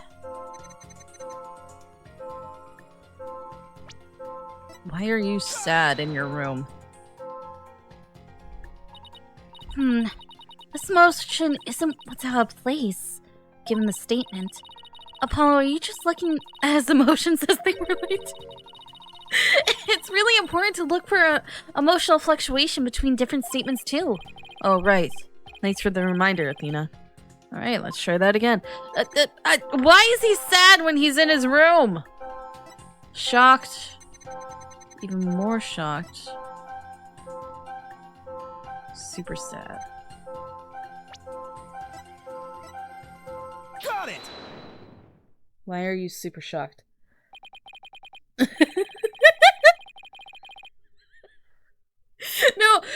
wait. Why was he sad before his father died? That's my question. Unless he was thinking about his mom. Okay, yeah, I see my error. I'm sorry. That's strange. You acted with shock when you discovered your father's body. Yet, you weren't nearly as shocked then as when you saw Mr. Arbol. Normally, you'd expect the death of one's father to be much more impactful. Enemy fire! Direct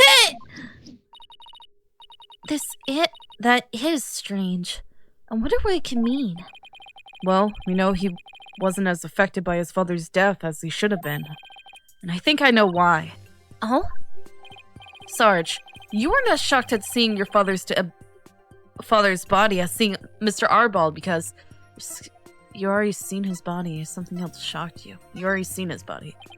Sarge, maybe the truth is, you left your room that night. And that's when you saw it. Your father's body. I saw no such thing! Really? You didn't see his body?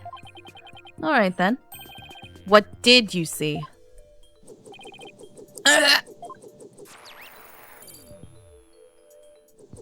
Why are you hydrating me?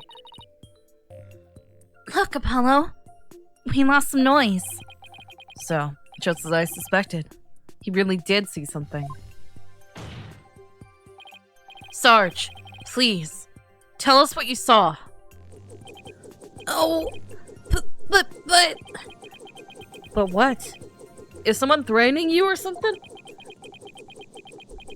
Will I go to an orphanage? The moment I saw it... Oh... I couldn't bear it. I couldn't stand to lose yet another loved one. Huh? Am I missing something here? Is that why you weren't very shocked when you found out your father was dead? Because you had already sensed that he was a goner somehow? Maybe. Please, Sarge. What was it you saw on the night of your father's murder? Oh.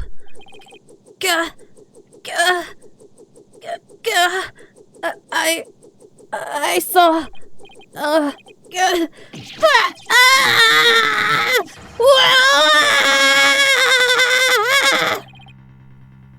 What's happening? Oh my, where this is going. Yeah! No more! No more, please!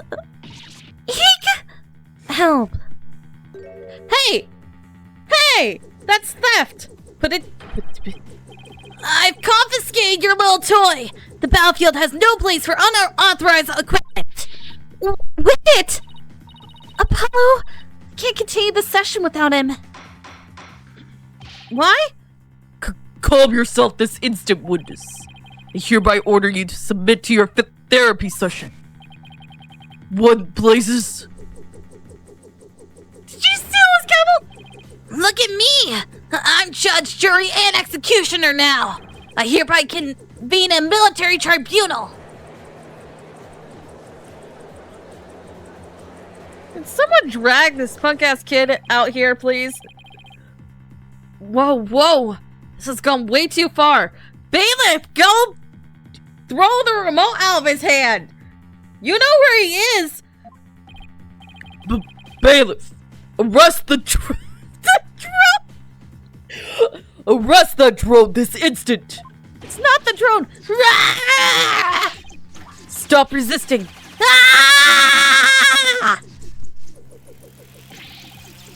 If you don't come quietly, I'll... Fire! Ah! Kid, put your back right... What is happening?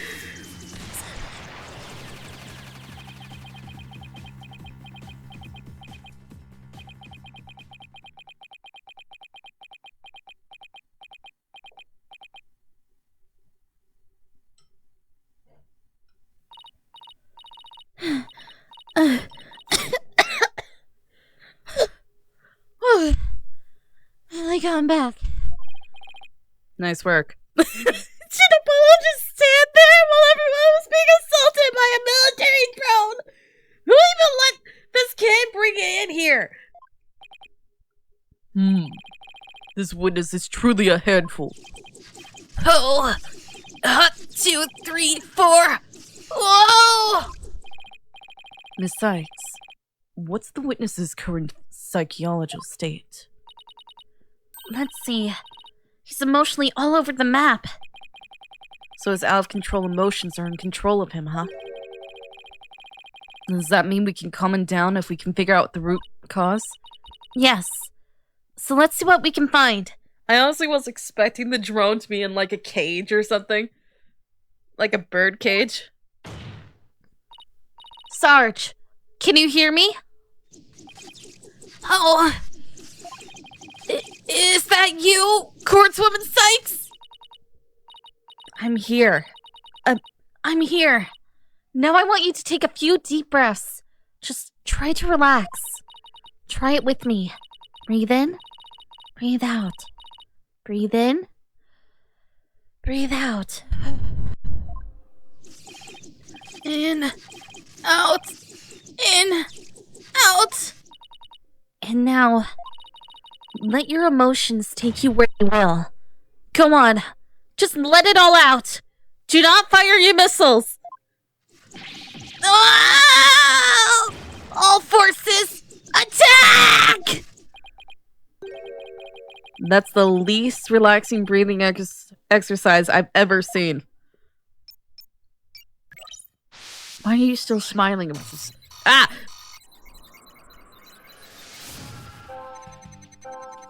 Dad was still hanging around after he got kicked out when I heard more fighting. I got worried about Papa. I thought he was arguing with Dats, though. Wasn't he arguing with Dats? He's not arguing with Dats! So I left my room, but suddenly, I got dizzy and passed out. I remember a flame lighting up the room, and Papa grinning with delight. That's when he must have been killed. If only I hadn't passed out. So he has two out of control emotions, huh? Now all we have to do is find out what's causing them to run wild like this? Yes. Whatever the cause, it should appear somewhere in the mood matrix. Let me know if you think you found it. Easier said than done. I don't suppose you have any ideas on where to start. Well, I would think about Sarge's personality and his past. Those are the things that shape a person's emotions. I'm curious about the fire thing. You should be able to find something to work with from there. How is he saying that he saw Dats outside but still fighting? I guess we'll point that out later.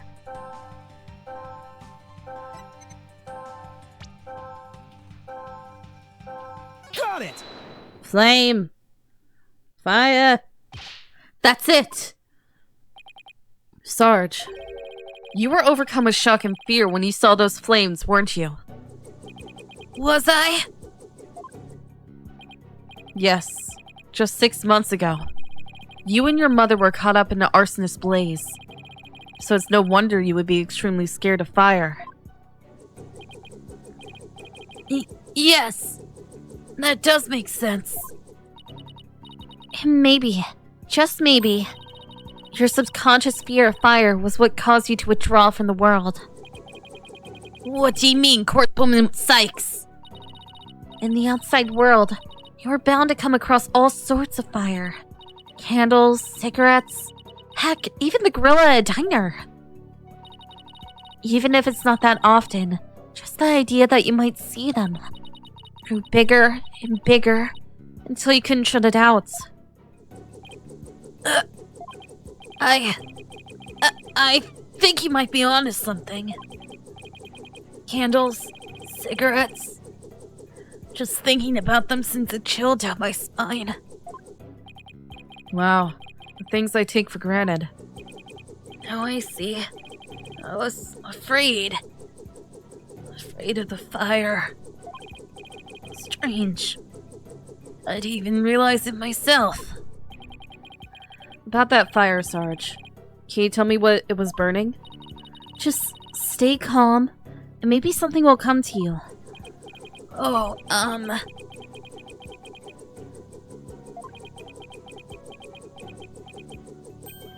Oh! I'm starting to remember. It was... It was what? It was that relic. That relic Papa was studying. It was on fire. What? But I have it. What? The orb was on fire? This orb is on fire. It's still kind of fuzzy. But yes, the orb was burning right in front of Papa. And there, the flames was... Mama? Yes! Now I remember. I saw Mama appear amid the dancing flames! Oh, kid! Oh, no! Oh, no! Wait, what?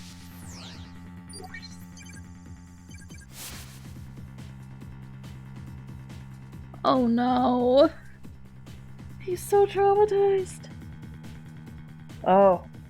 Oh, that's a creepy image. Why? What is this? Noise level down to 30%. Well, what's going on here? Maybe it's a memory from the fire that killed his mother. Might be confusing it with what really happened when his father died. So let me guess. More therapy?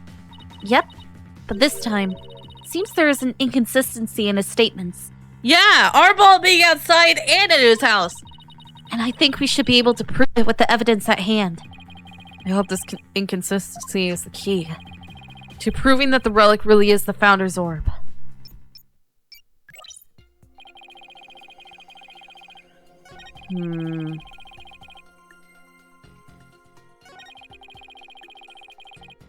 Got dizzy and passed out. Flame laying up the room and Papa grinning. The relic was on fire and I saw Mama's face inside. That's when Papa must have been killed. If only I hadn't passed out. Police Sarge's fear of fire is triggering a past memory. As a result, the memory of what he really saw is being suppressed. When he tries to remember, the past memory is being overlaid onto the more recent one. Wow, the mind sure is a tricky beast. Wish it was tricky enough. So, I'll just have to find an inconsistency. Right. Once you find an inconsistent statement, present the evidence that proves it. The main issue here is when the doctor was murdered. Was he really killed while Dats was there?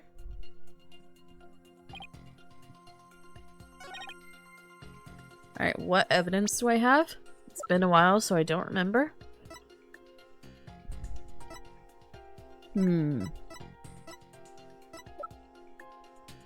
Sarge's drone, or transfer study diagram, study photo. Research notes. Photo of my father. Try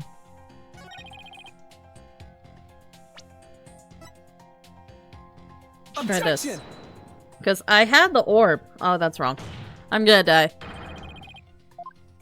Yeah, yep. Yeah, I know, I'm dead. I'm dead. You don't have to drag it out like this. I know I'm dead! Ah, great.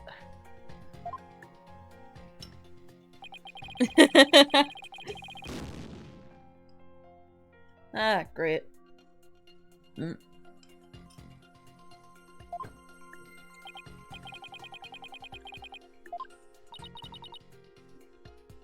What?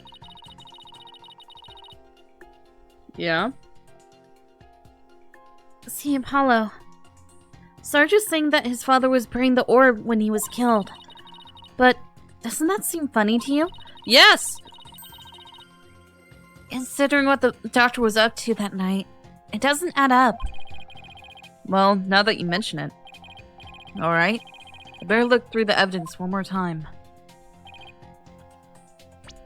Yeah, I knew it. It was something with this.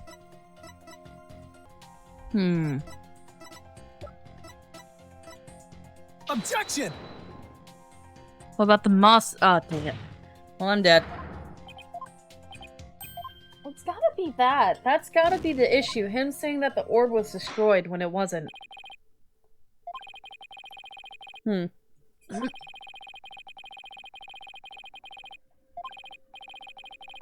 Yeah, I know. Ownership goes to Paul Adishon.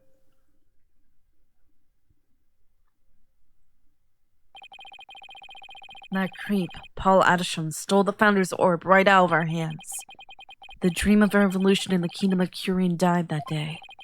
We returned to our daily lives. As for my relationship with Mr. Wright, the word awkward comes to mind. Let's just say it was never really the same. I don't think it would be the same even if I won. Yes, S in chat, because I suck. Yeah.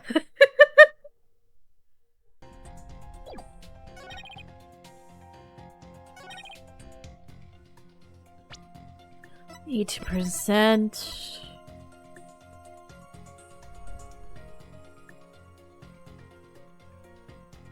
The box contain the... Nope. It has to be that. That has to be what it is. It has to be that line, but what piece of evidence proves that what he's seeing isn't real?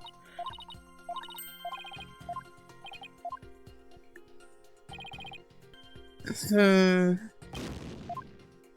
don't understand what I'm missing here. I'm missing something important, and I don't know what I'm missing. They make it sound like it's easy, but I don't understand.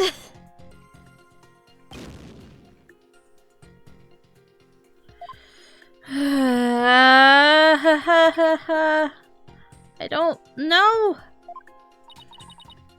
Yeah, I know I can do it. I just don't know what I'm missing. It's gotta be that line, but what? Whoops. Just wondering if... Okay, yeah.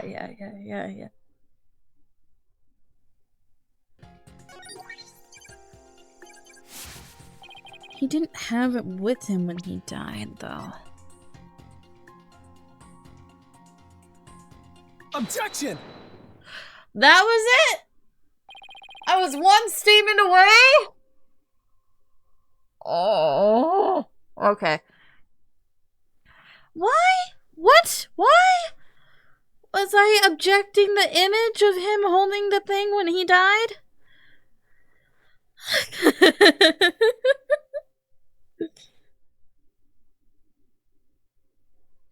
It contradicts because it was in ruins when it happened. Don't blame yourself, Sarge. After all, even if you haven't passed out, the outcome would have been the same. What do you mean? I'm talking about the time of death. Your father wasn't killed right after you left your room. What? Explain yourself at once, Private Justice! You said you saw your father bring the orb, right? But that night, he went out to hide it in a cave. Hi, Briz. Yeah, that's what... He didn't burn it. It wouldn't have survived. I'm pretty sure like half of it is wood. So, what you saw, Sarge, was something that happened before your father left to hide the orb. So you see, you didn't pass out right before he was killed.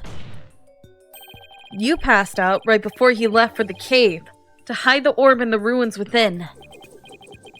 So, even if I hadn't passed out... That's right. The outcome would have been exactly the same. That's because your father, Dr. Buff, was killed after he returned from the ruins. And therefore, Sarge, there's no need for you to blame yourself.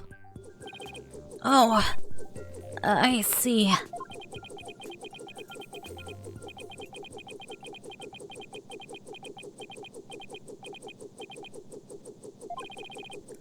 Private Justice.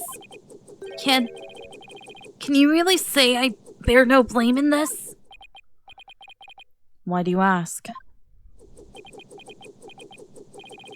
Because the truth is, if I hadn't engaged in my siege defense, Papa would still be alive. Sarge. Papa wished nothing more than for me to lead a happy, healthy life. That's why he quit his job, moved us out away from the big city.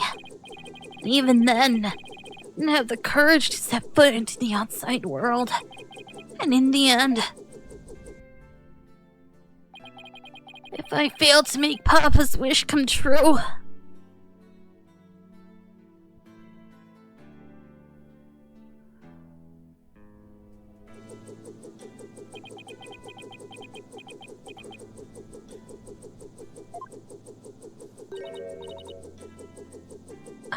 Sarge?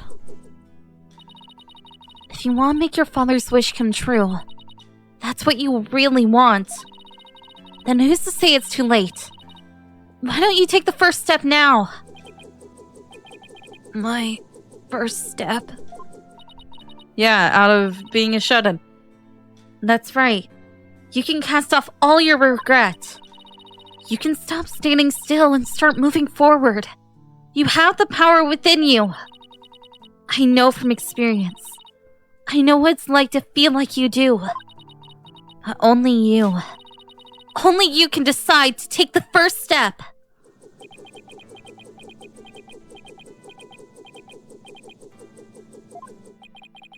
If you don't change your tactics now, Sarge, the victory you seek in the war you're waging will always lie beyond your grasp.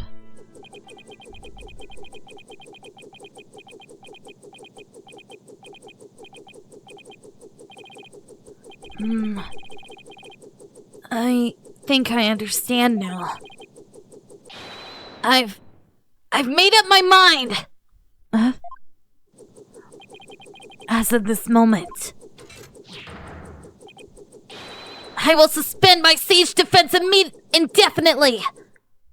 Oh, we finally got to see the kid? How old is this kid?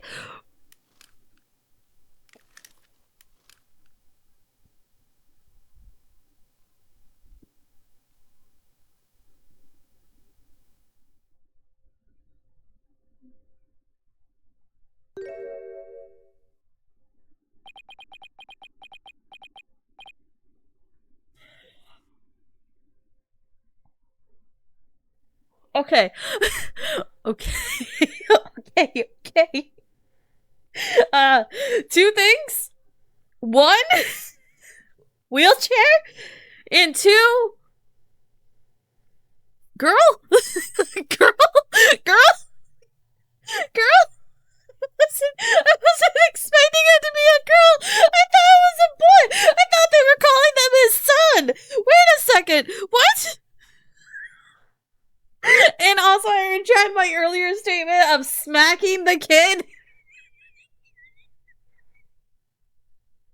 Ah, no. Okay.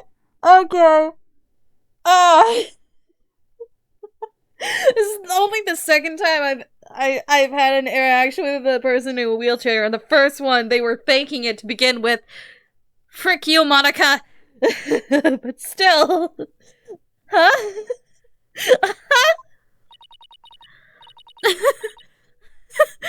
Buff. Oh, that's your last name, right? Sergeant Buff, reporting for duty. What? I thought you were a guy. I did too. They refer to them as the son. You can't blame me. You're definitely not the gruff drill sergeant I envisioned. Well, my mama was in the Russian army. I was just as shocked. It certainly explained a few things when I found out too. May I introduce Miss Army Buff, age 12. Why did you go by Sarge then? No way. Careful, soldier. Don't forget, I could blow you away at a moment's notice. She's just too cute. So, have you always been in a wheelchair, Sarge? Negative. Only since I was injured. In the fire. Your voice sounds awfully different from before. It does! It does!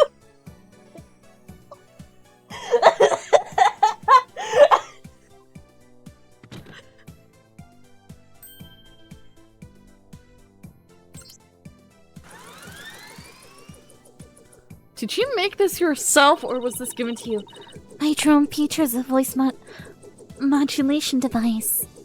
Well, thank you for justifying why you sounded like a little boy this entire time until now. It's just one of my army's many technological marvels. Well, you fooled me. I thought some something military fanatic was at the controls. How old is she? Can I see how old she is now? How old is she? She's 12! She's 12! If it's all the same to you troops, I'd like to continue my testimony. I've just remembered something. And that's crisp and clear as a trumpet at roll call. What did you remember? It wasn't my mother who appeared in the burning orb. It was some lady Papa had shown me a picture of a long time ago. He said it was the Holy Mother, founder of Curanism. She appeared right there, right in the burning orb. Huh?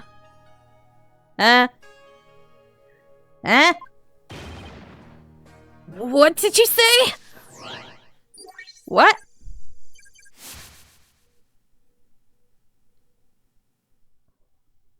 Huh? Huh? Well, she's no longer confused. Bye-bye. Huh? I'm confused. Wait.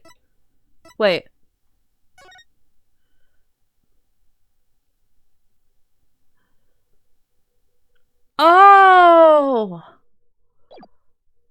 Wait a minute. If you set this on fire, you see the Holy Mother. Oh. Interesting. The Holy Mother of Curanism was in the burning orb? What does that even mean? I have a bad feeling about this. Could this explain what Sarge means by the Holy Mother appearing in the burning orb? Take that! Dr. Buff's research notes. What do they have to do with this? Offer the prayers as fervent as fire. Look at this. The burning orb, the appearance of the founder. This part points to both.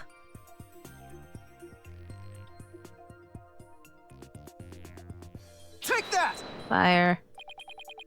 There's a legend about the orb involving a mysterious riddle. And this song, in turn, is said to contain the key to solving it. If the legend is true, then I believe the answer lies in this part of the song. Offer thy prayers as fervent as fire. Only then shall the Holy Mother return. Well, anyone see where I'm going with this? We're gonna set it on fire. Prayers as fervent as fire. Ha!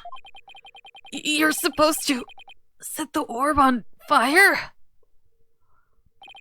The whole stanza seems to suggest the founder will appear if the orb is set on fire. Wait! So the doctor, he... Yes, Athena. He had solved the ancient riddle of the founder's orb. Oh my!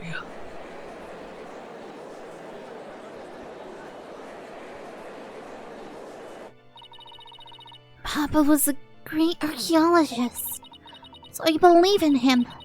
I want to believe. I want to believe he achieved his long-time dream of solving that riddle before he died. Well, we won't know for sure until we try it for ourselves. Yes. Do it, Private Justice. Please. I want to see what Papa was searching for with my own eyes. Are you gonna have PTSD seeing the fire though? You're right now reminding me of that creepy anime girl.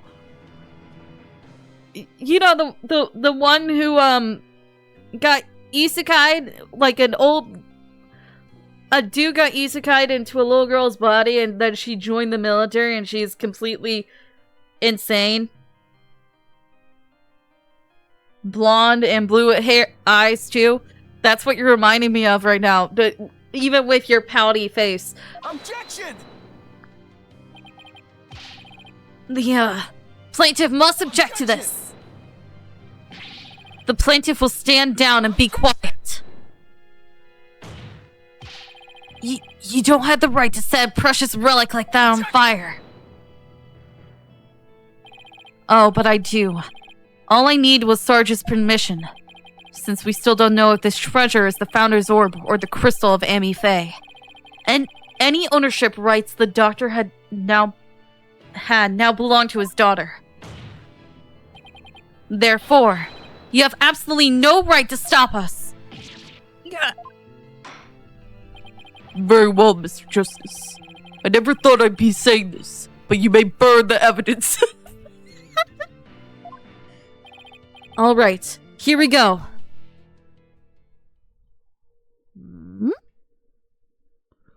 It's animated. That's new. This orb is on fire. This orb is on fire. Look. Apollo! The inside of the orb. It's melting. There's something in there. What the frick kind of liquid is that? Ah! Daruk? Isn't she... One sec. What? Is it wax? I don't think wax melts that quickly. But also, what? I thought they said the Holy Mother's face was a taboo! Why is this at the Holy Mother's face?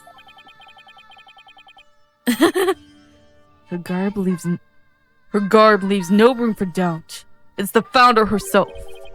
Face and all. First time we see her face!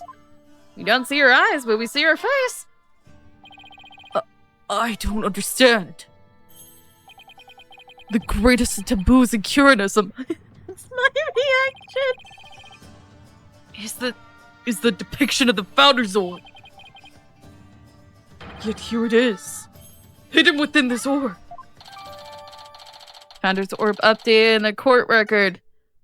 Well, it's definitely mine. Sorry, Mr. Wright.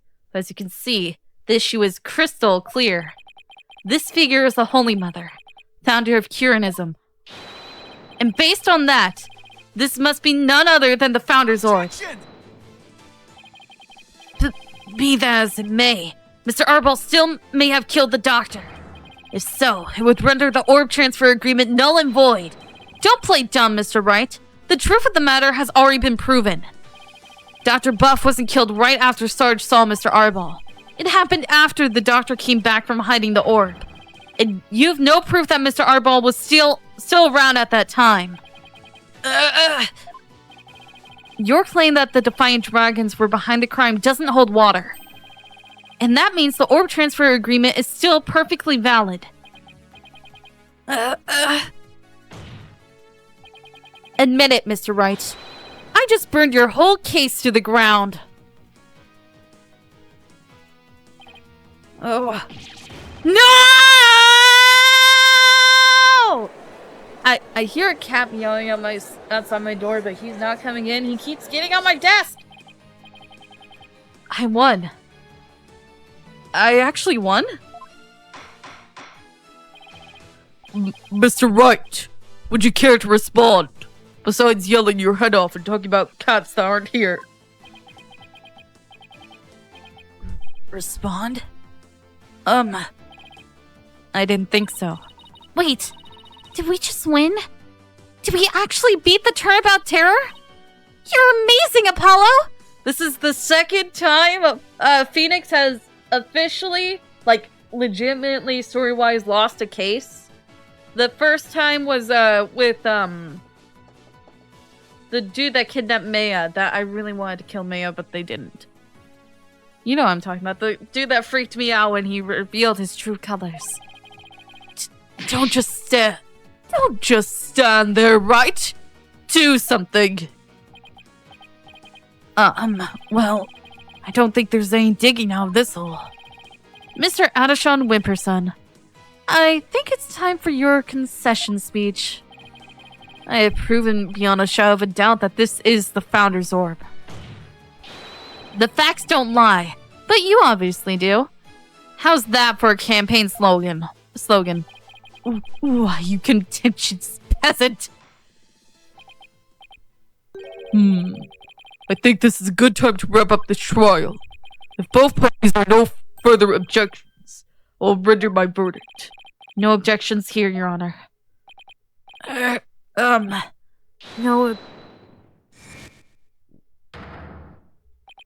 Hi, Paul. You can't do this. The crystal is mine! I'll lose the election if I lose that crystal. I'm sorry, but there's really nothing more I can do. You haven't forgotten about our little chat, have you? What? What chat? That's why he's against me! You've been blackmailing him! Dude, you are low! You are terrible! Okay, what'd you do? What's going on here? Objection! Your Honor, I object to the defense's last claim. What? I don't believe they've truly proven that the relic is indeed the Founder's. Objection! Mr. Wright, I don't think even you could bluff your way out of this one. What possible argument could you have to claim that this isn't the Founder's Orb? About that. Oh, of course. He can't possibly have hit on something. The defense's assertion is incomplete, and this is why. Their claim that the relic is the Founder's Orb is based on a legend, and that legend claims the Founder will return when the riddle is solved at last. Right. That's what happened. The Founder was revealed for all to see. Mr. Justice, what about the rest of the legend? Huh? According to the legend, once the Founder returned, she would bestow spiritual power onto the person who solved the riddle. You're kidding, right? Well, Mr. Justice, do you feel great spiritual power coursing through your veins?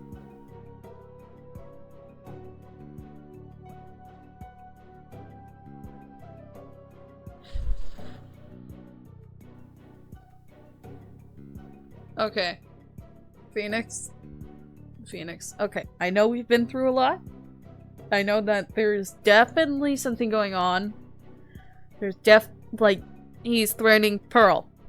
I understand that. Watch him win this. I don't want to watch him win this. If he wins this, this is just bull. Oh, Phoenix. Is he threatening Pearl? Is that what it is? If that's the case, I will kill him. If he's threatening Pearl. But besides that, what?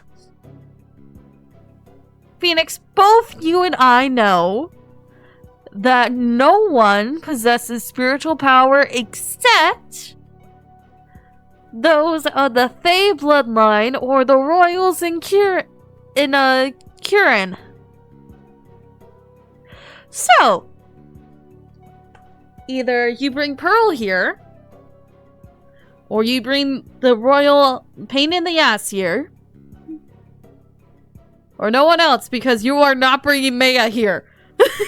I will burn her myself. She will melt like the wax in that orb. I will not let you bring Maya here. Please bring Pearl. Pearl! I need you! No. But receiving spiritual powers and stuff, it's all just mystic mumbo-jumbo, right? Maybe so, but you're the one basing your claim on said legend. And what we saw here does not fully fulfill it, does it? This is clearly the Holy Mother, not Amy Faye! No, but... Consequently, you cannot rightfully claim that this is the Founder's Orb.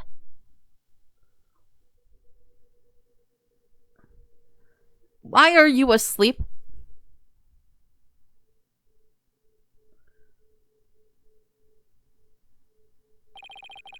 What's gotten into him? Why is Mr. Wright doing this? It would appear that Mr. Wright has lost a few of his marbles. That can be further from the truth, Your Honor. In any case, I believe this is a good time for a recess. Both sides will have 20 minutes to prepare. Okay, I'm gonna run to Curian Village and grab Pearl. Give me like 10 minutes.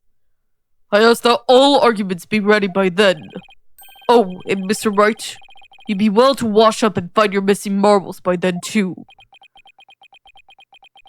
Why are you throwing all your credibility out the window? I mean, you already do that, but this is even worse now. What is Paul doing? What does he have against you? May 17th, District Court, Defendant, Lobby, number 3. Mr. Wright is sure acting funny. I mean, he could be threatening Trucy. Where's Trucy? I mean, he's famous for going out on a limb. But that last assertion was just plain crazy. It's either a bluff or a Hail Mary. Either way, it doesn't make much sense. Oh, hi, Trucy. Maybe there's something we're missing here. Although, you seemed perfectly normal when we spoke earlier. Apollo, I have a bad feeling about this. I'm going to go check up on him. What's going on with you, Mr. Wright? Hey, Private Justice? Oh, Sarge. I forgot to mention something. On the night of Papa's murder, a strange thing happened. Oh? But why are you only telling me about it now? Well, I didn't say anything before because I thought Papa's death was an accident. And now that we know otherwise, I figured it might be important. There's still more to this case? When I left my room and lost consciousness, I passed out right here. That's right about the coffee bar. But when I came to, someone was pushing my wheelchair. What? I was so scared. I beat a hasty retreat. My wheels could take me. Do you know who it was? No, it was pitch black. Plus, I fled to my room so fast I didn't even have a chance to turn on the lights. Maybe it was your father. No, he would have said something to me. Besides, I'd have known it was him. So then, it could have been... your father's real killer? My thoughts exactly. But you didn't report this to the police? It even occurred to me. It's okay. You're obviously still upset. So don't beat yourself up over it. Were you about to be kidnapped? Why? This could be really important information. I think the act of pushing Sarge's wheelchair could be part of some bigger scheme. It's hard to see why else the killer would have done such a thing. Guess I should take her statement down as evidence. Where were they even taking you?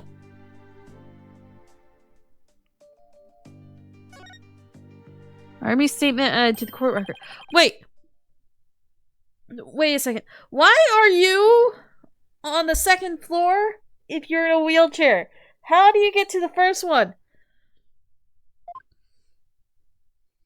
Oh, hi, Athena. What's with the long face?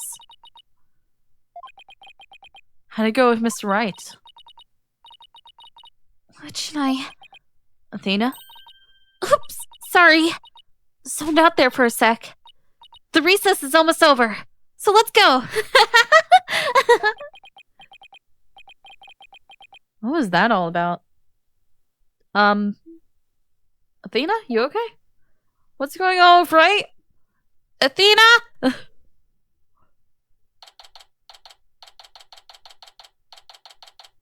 May 17th, District Court, courtroom number 6.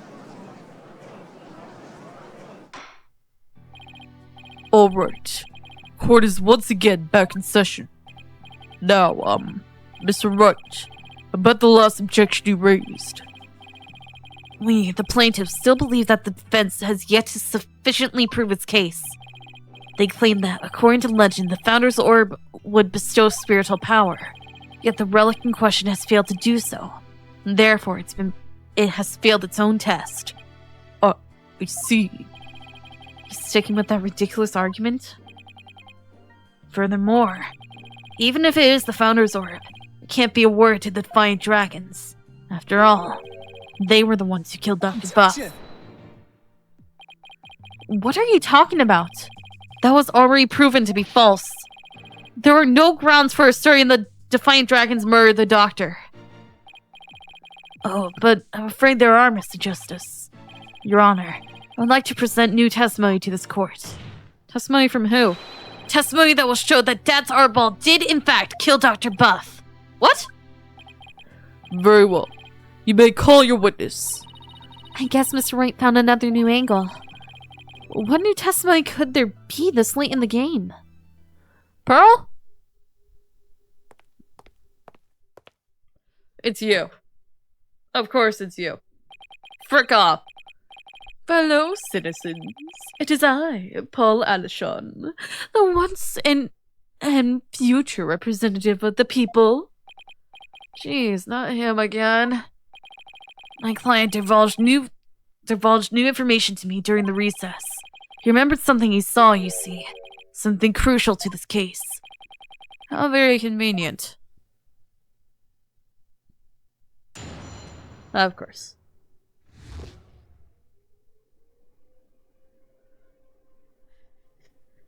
Yogama's Hail Mary, not hell. Dad's crime. It was around 11 at night, and I was out on a mobile meet and greet around the village.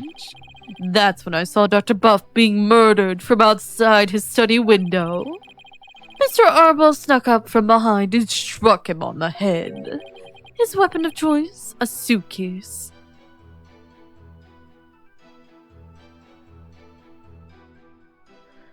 Bud? A book? Has blood on it? I don't think that's a suitcase. A big, strong man like him could easily swing a heavy suitcase into someone's head.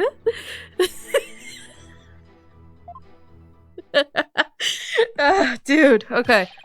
You saw the murder as it happened? And you're just telling us now because... I saved the best for last. It's a tactic known to all the political Greeks. Oh, I hate you. You're so annoying. Wanna be Wano warrior. The murder weapon was a complete mystery, but my client's eyewitness account has finally brought it into light. Buddy? Buddy.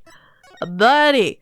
There is literally a book with blood on it, and it's the only one. And on top of that, the suitcase is too heavy to be doing that. We try to pick it up, and it's not light. According to the autopsy report, Dr. Buff was struck on the head by the corner of some object. It was a book. I suppose that could very well be the corner of a suitcase. I dusted that entire thing. There was no blood on it, and I still hate that mechanic because of the... I hate that mechanic. Please don't make me do it again. Objection! but eyewitness testimony isn't the same as hard evidence. Oh, I wouldn't worry about that if I were you. What's that supposed to mean? You have physical evidence too. A luminal test revealed. Eh? The doctor's blood on Mr. Arbel's suitcase. Really?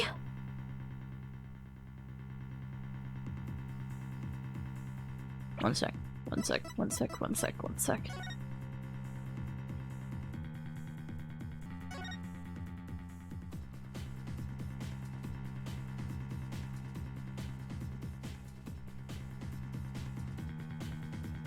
They moved her.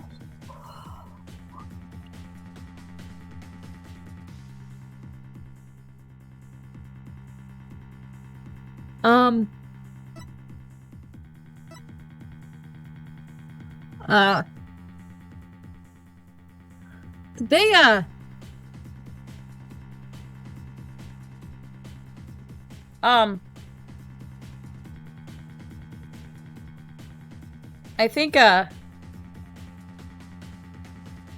I think they moved Sarge so they can shove the suitcase off of the ledge and hit him in the head with it. Would crush his head, really, but, seems like what happened. An elevator. Oh, there's an elevator. That's how she gets down. Okay. Really? But how's that proof Mr. Arbel used it as a weapon? Objection! You should know the answer to that, Mr. Justice. Since you know as well as I that the suitcase is covered in his fingerprints. Ah! I forgot we dusted it right in front of Emma. And Emma could have dusted it. Emma with her unlimited amount of powder, but she makes me do it with a very limited amount, and I can't cover the entire thing with powder, and it's the stupidest 3D freaking puzzle thing I ever had to do! The turnabout terrorist strikes again. This is quite convincing testimony and evidence. Nevertheless, you may proceed with your cross-examination, Mr. Justice.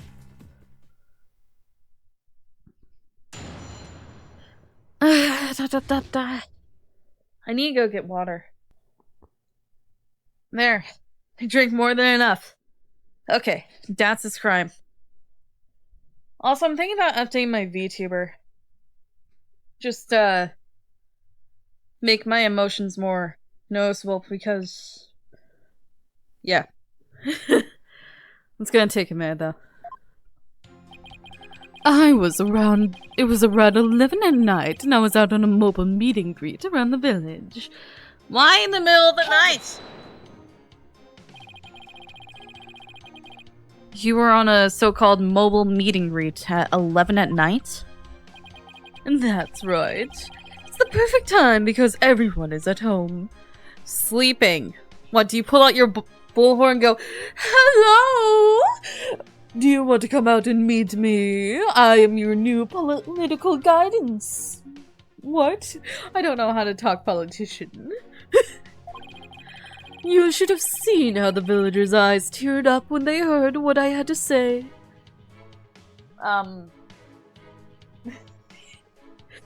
I think they teared up because you woke them up in the middle of the night just to yell at them with a bullhorn.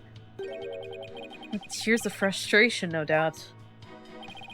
You were riding around in your, Leniquin? That's right. Some village idiot reported me to the police. I've been banned from using it after dark. No wonder. With all the noise he makes. Okay, I let you in here on goodwill. But if you jump on this desk, I'm kicking you out. So, what exactly did you see then? That's when I saw Dr. Buff being murdered from outside his study window. Sounds like you witnessed something rather shocking. I don't know if this voice matches the voice I originally gave him. Indeed. I didn't even believe it at first. I mean, a vicious murder in Curane. There haven't been many murders there, I take it. If I'm elected, I promise you that's such a terrible tragedy. Why are you under my desk? I moved my foot and then I scared the cat because he was directly underneath me. Why there? There's literally a bed you can be on and you choose under my desk. Psycho. Sorry, distracted. If I'm elected, I promise you that such a terrible tragedy will never happen again. A vote for me is a vote to banish murder forever from our beloved Kirin village. You know, this is the second time there's been a murder there, so... yeah, good luck with that. Mr. Adushan Whipperson, please tell the court what you saw at the scene of the crime. Mr. Arbol snuck up from behind and struck him on the head. Dang it, I didn't press that. Hold it! He snuck up from behind? Are you trying to get in my closet again? No! So you're saying the doctor never even realized Mr. Arbol was there? Hey! I told you not on the desk! I'm kicking you out now. I told you! I warned you! Okay, out you go.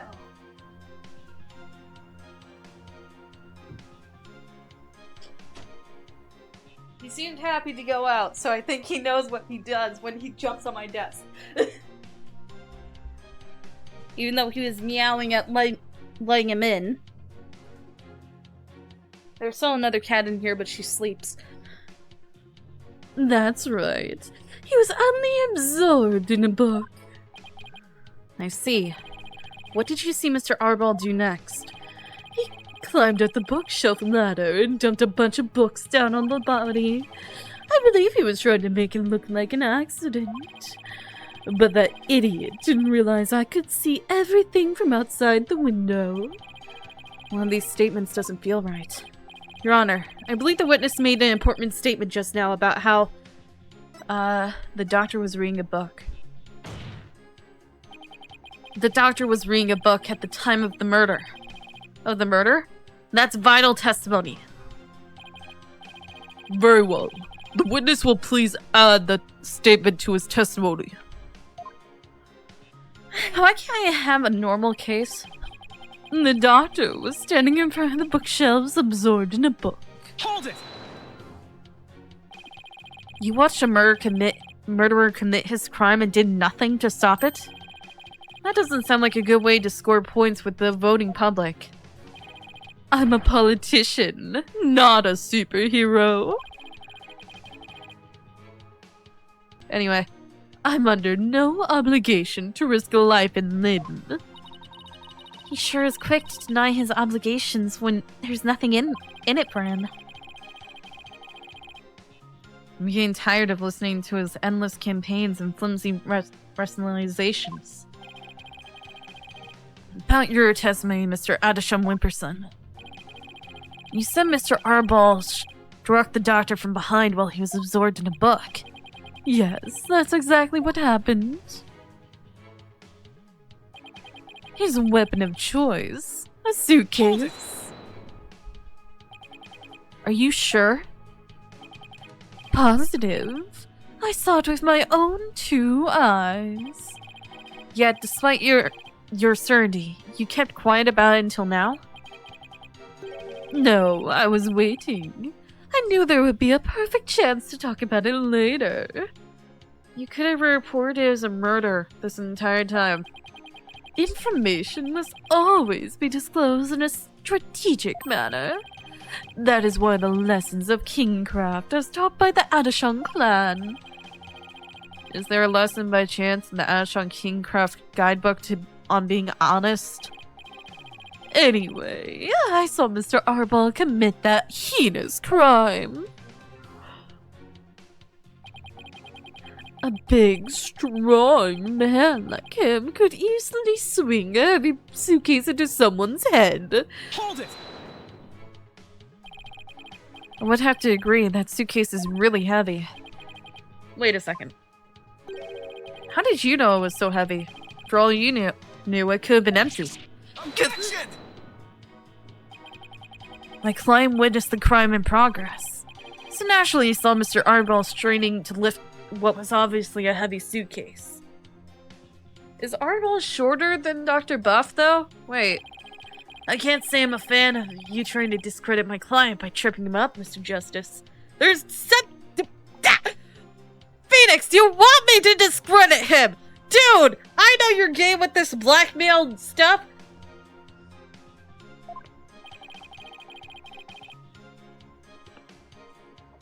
I was trying to drink water when he said that, so I'm sorry if you heard a sloshing sound. I was insulted. I'm just doing what you always do, Mr. Wright. Dr. Buff was struck from behind while he was absorbed in a book. He must have been really into it. Doesn't add up. What doesn't? That Paul Adishon is lying. I'm sure of it. Blah blah blah blah blah blah blah blah. Hold it! Ah, dang it! I was meaning to present evidence. It's the glasses that were on the desk. Okay.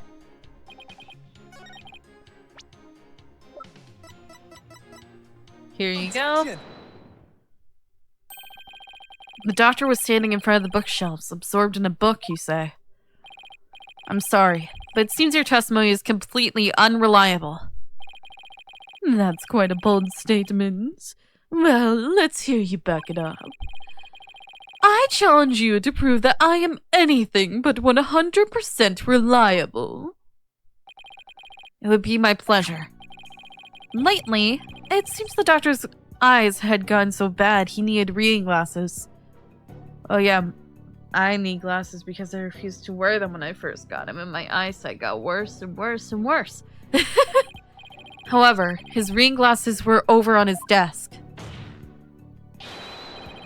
So you see, there's no way he could have been reading in front of the bookshelves. I'm sorry, Mr. Adishon Whipperson, but I'm going to have to ask you to explain this discrepancy to the voting public. You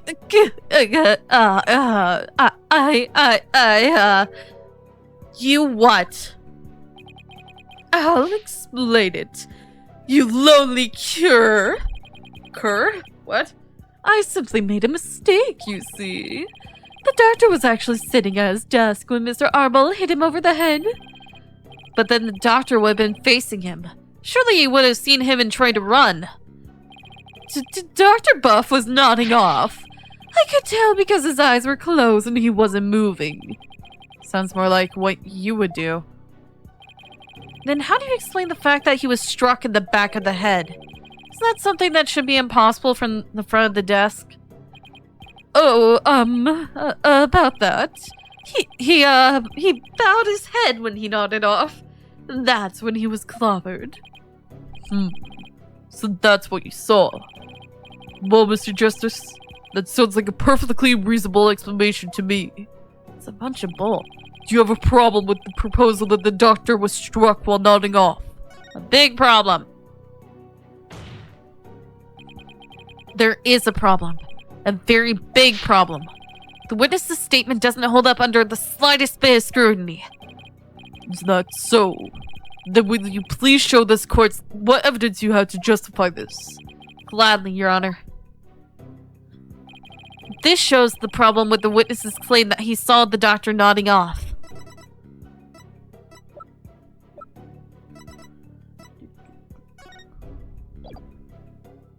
Take that! Study layout. A diagram of the study. Yeah, because he made himself a cozy little nook that no one can look in on.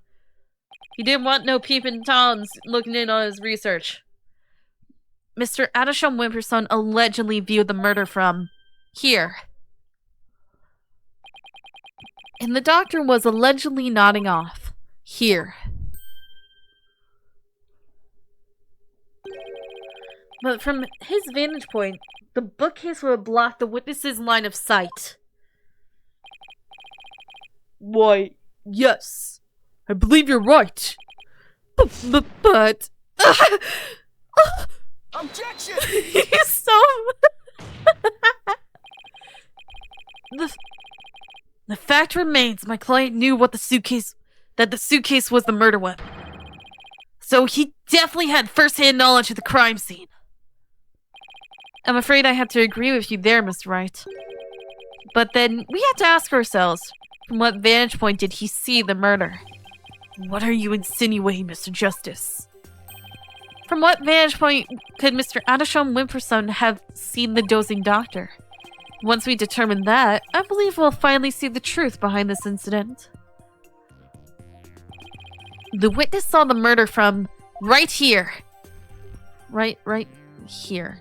Take that! You've gotta be kidding. But that's...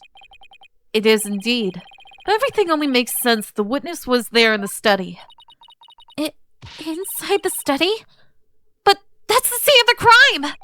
I know. Mr. Adisham Wimperson, the man who claims to be a witness to the murder, was most certainly in that very room. Apollo, are you suggesting...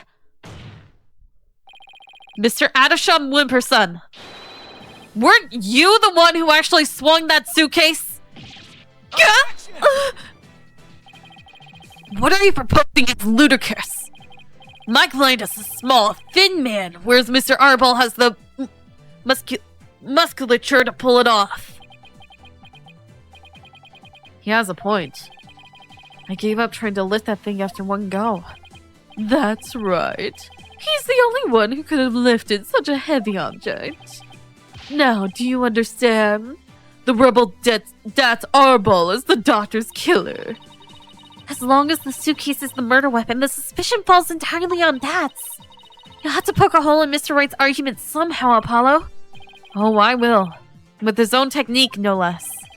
If Mr. Adisham Wimperson couldn't swing the suitcase around, we'll just have to consider another way he could have used it as a murder weapon instead. I'm going to turn this case on its head, Mr. Wright, just like you taught me. You talk big, Mr. Justice, but do you have what it takes? Well, this should be interesting. Mr. Adisham Wimperson's testimony has been filled with one inaccuracy after another. First, he stated that Dr. Buff was in front of the bookshelves. Now, he claims the doctor was sitting at his desk. So where was the victim really when he was killed? Also, where was his killer? And how was the murder weapon really used? So the important thing here is the position of the victim and the killer relative to each other? Yes, Your Honor. If they were positioned in a certain way, it would be possible to use the suitcase as a weapon without lifting a finger. You can't mean... I would ask the court to recall the study's layout. It's quite distinctive, as you can see. Now, if Dr. Buff was sitting in a certain spot, and his killer was at a certain other spot, the suitcase would become a weapon anyone could use. Very well, Mr. Justice. Where was Dr. Buff's killer at the time of the crime? He was up here. Up here. There. Oh, that's... This should wrap things up nice and pretty for you, Miss Wright. I would ask the court to recall the study's layout. But this time, instead of thinking in 2 dimensions, let's think in 3. Only then can we certainly see the killer's method at work. Are we gonna go into the weird 3D thing we haven't seen in forever? We are! Hello! The killer didn't have to swing the suitcase. If he used gravity to his advantage, that is.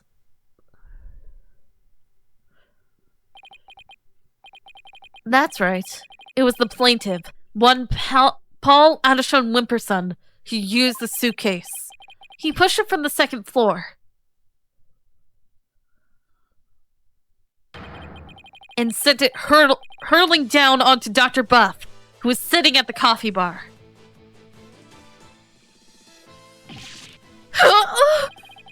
The psychology book that had been at the coffee bar, no doubt. The doctor must have set it down there after he'd finished reading it or the like. But his blood got on it, which is why the killer thought to hide it in the mountain of books. And that's quite an entertaining theory you have there, Mr. Justice.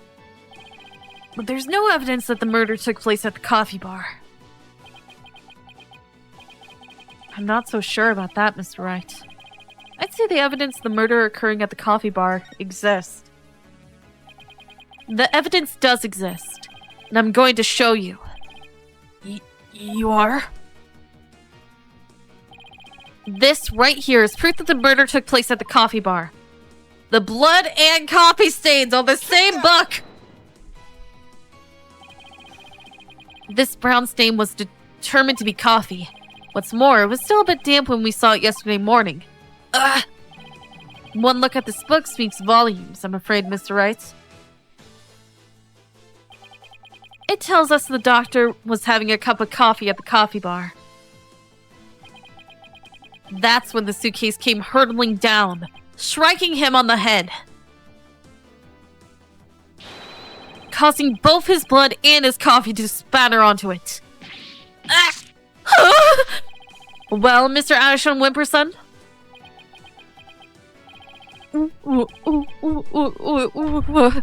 What motive could I possibly have to kill Dr. Buff?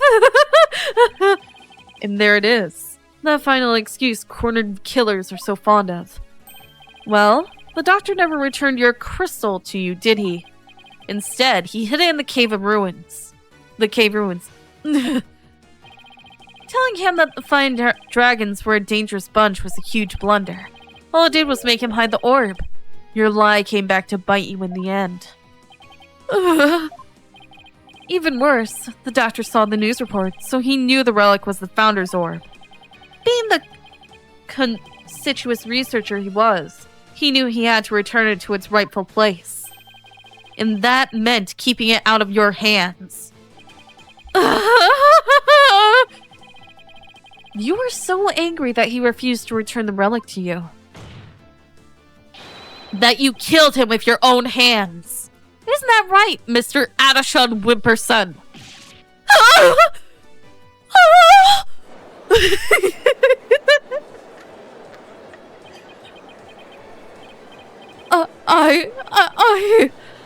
That is...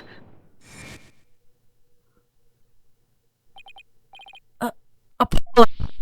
Don't. Please, don't accuse my client of murder. Why? Huh? What do you mean, don't accuse him? Why would you even say that, Mr. Wright? What I meant was, he's a promising politician with a bright future ahead of him. It's our nation's best interest to avoid burdening him with the taint of a scandal. Say what?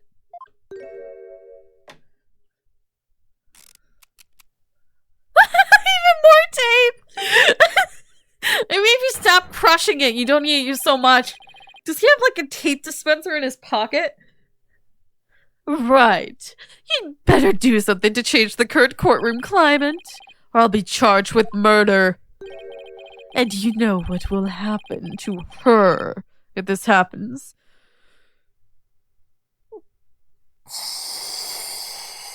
Okay.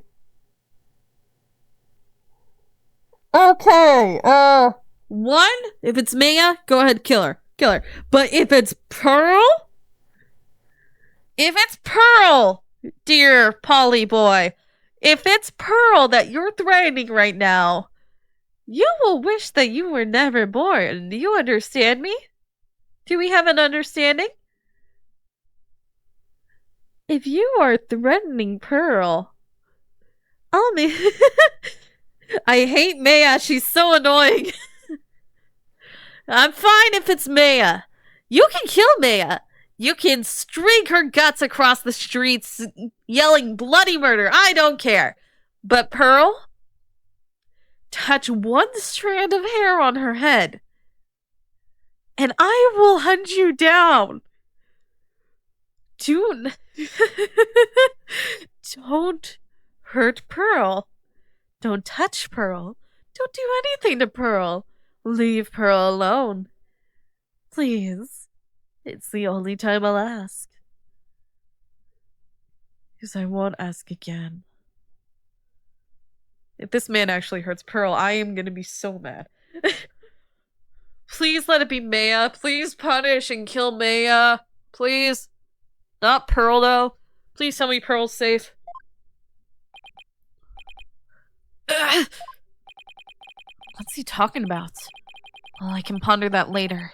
For now, Mr. Wright, you can't possibly believe that Mr. Arbol is the killer. Are you really going to send an innocent man to prison? I thought you were better than that. Well, Mr. Wright, answer me.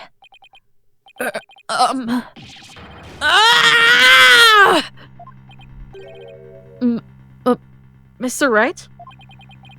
What in the world's going on here? If you won't say anything, then... Mr. Adisham Wimperson, the defense... Wait! Not you too, Athena. It's just, I wasn't sure whether I should say anything, but... During the last recess, I went to check on Mr. Wright. Overheard something I shouldn't have.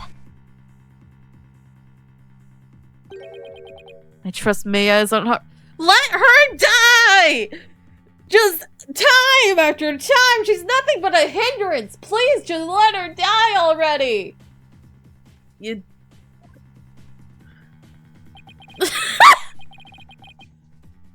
I can't really say. Just remember, if I'm arrested or fail to obtain the treasure, there will be consequences.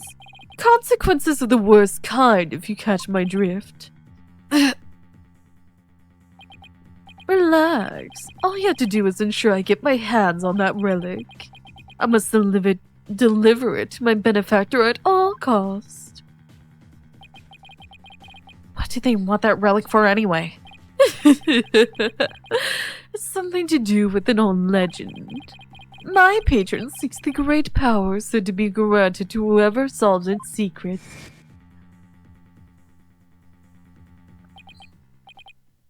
Maya? As in Maya Fey? Can she die already? Please, just let her die! Yes, the boss's legendary former assistant. She wasn't an assistant, she was more like a leech. Miss Fey's being held hostage? Again? This is not new. Not new in any sense of the word. So it seems. Why didn't you tell me as soon as you heard this? Sorry, it's just... Mr. Wright spied me before I could slip away. Made me promise not to tell you. He said it would make things more difficult if you found out. As if things were already hard enough. So that's why Mr. Wright was acting so strange. Just let her die, man! I had no idea. This must have been excruciating for him. Thank Justice. There's gotta be something you can do. Mr. Justice, about that last statement of yours. I believe you were in the middle of accusing the plaintiff of murdering Dr. Buff. Would you care to continue? I'm sorry, Apollo. I'm really, really sorry. What's gotten into you two? Judge? Maya's being held hostage. Again? Can we just let her die already? Natural selection at this point. She should have died a long time ago. Oh my gosh. If I accuse that slime bag, I put Miss Fey's life in jeopardy. Go ahead and do it. Her existing puts her own life in jeopardy. It seems you finally caught on. I'm far too important to be accused of murder. After all, our nation's future rests squarely on my shoulders. Either I give up or...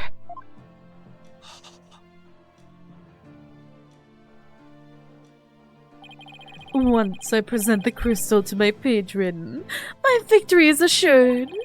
Then, one day, I'll become president. And then king! Betty?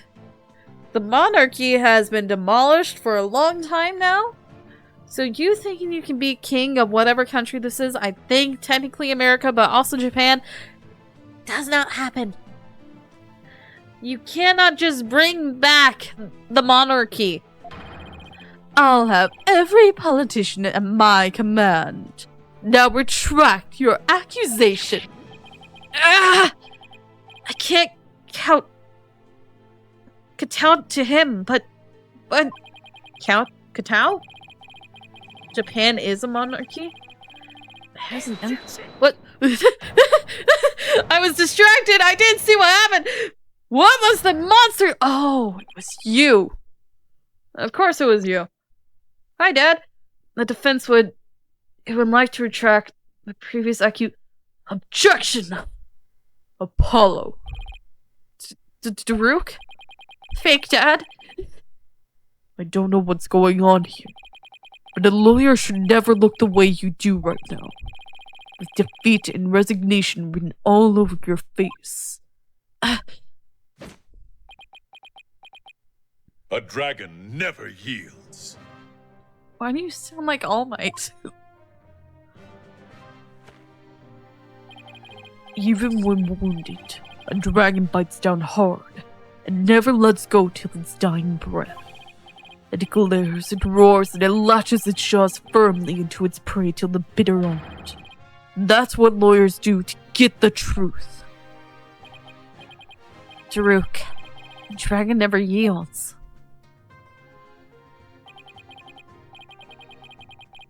He's right. It's all over if I give up now. If Mr. Wright's hands are tied, it's up to me to do what must be done.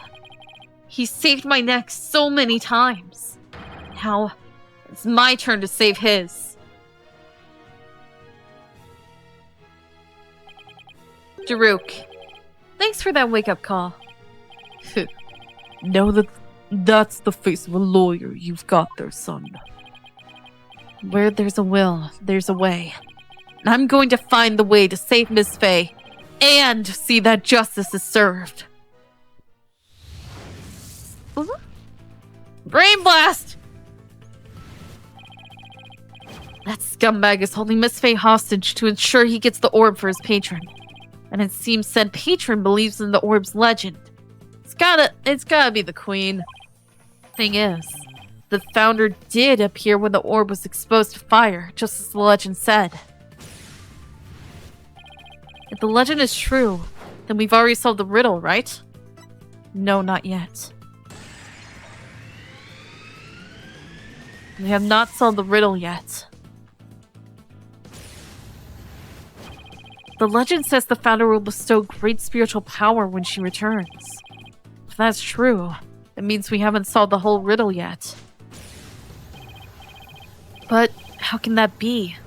Are you missing something? Wait, maybe the part about the founder returning shouldn't be taken literally. But how would it be possible for a dead person to return to the living world? Cloning, yes. Channeling. The founder can return through channeling. Oh, I know. There is a way for the dead to return. Spirit channeling. Of course, you'd have to know what the founder looks like first. But the orb has revealed her face to us. So what if it's a sign that we should channel her? Given the facts, or to solve the riddle and receive the founder's power, I need a spirit medium. And Maya Faye is a spirit medium. Oh my gosh. A medium is needed to obtain the power. The ability of a medium to channel spirits is the final key to unlocking the orb's secret. That means Mr. Ashton Whipperson's patron will need one too. And once the slimy politician realizes that, he won't be able to lay a finger on Miss Fey.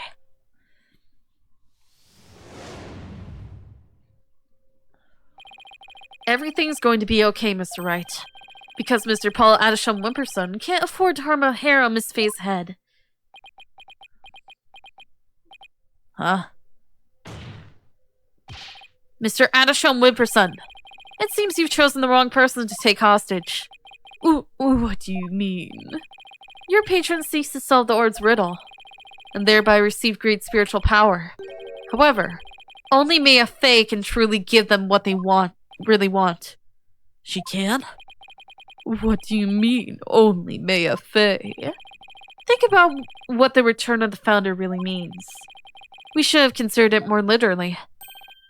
After all, the orb was made in the Kingdom of Kirin, the birthplace of spirit mediums. I think I see now. You need to know what the deceased looks like in order to channel them. But in Curinism, depicting the face of the Founder is a taboo. However, her true face was hidden in the orb. So, maybe the orb is telling us to try channeling the Founder. Exactly. Through a spirit medium, the Founder can quite literally return. If the legend is true, the Founder just might bestow spiritual power on someone when she does. It's like when Pearls imbued my Magatama with spiritual power. The human could be imbued with such power in a similar manner. It is said the Founder possesses immense spiritual power.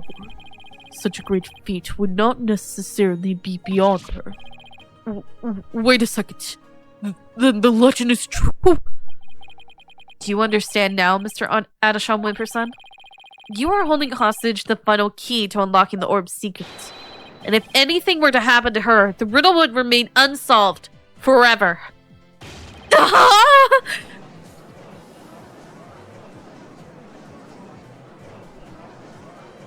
You picked the wrong one. Oh no. There's always Pearl Thay. I could simply ask her to help. If she wants money, I have plenty to offer. She's not the kind of person to be tempted by material gain. And she certainly wouldn't help you if anything were to happen to her cousin. Or maybe you'd like to ask the Queen of Kirin to channel the Founder for you. He could. They'd probably get executed for requesting such a thing. It's over. Now confess. You killed Dr. Buff, didn't you? It wasn't supposed to end this way.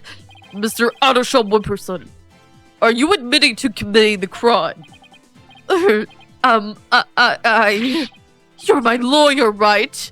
Do something! It's true that I'm your lawyer, and as such, it's my job to defend you. However, defending my client isn't the only duty a lawyer has. There's something else that's equally as important. And that is finding the truth. What? Mr. Adisham Wimperson, you have sought to twist the truth in the dirtiest of ways. I have conflict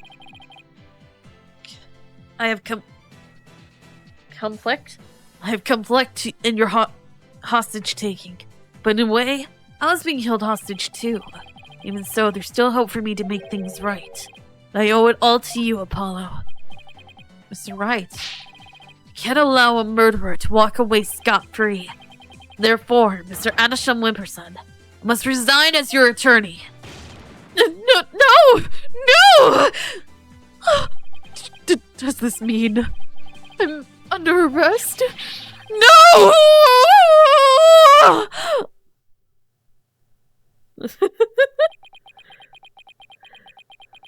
Oh, complicit. Oh, my bad.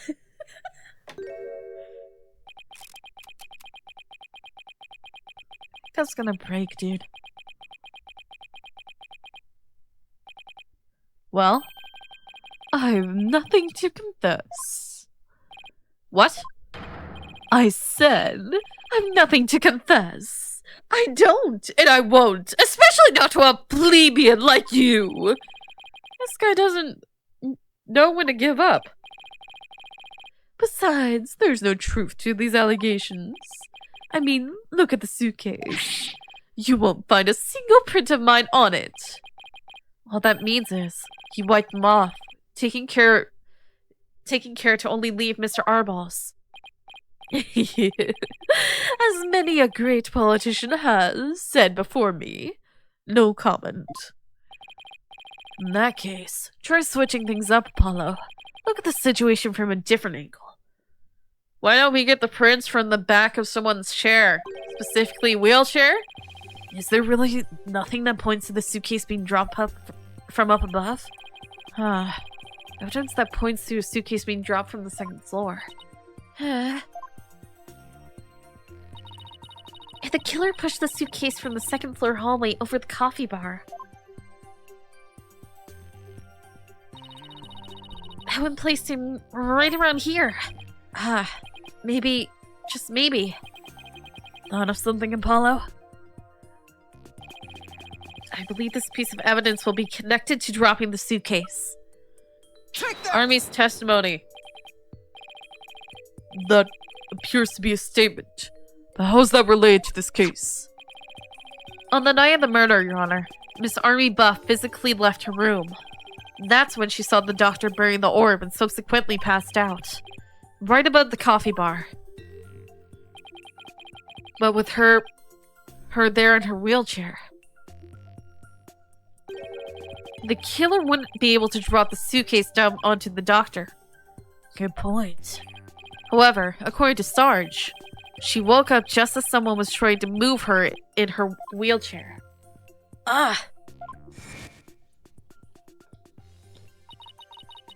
someone was pushing my wheelchair. What?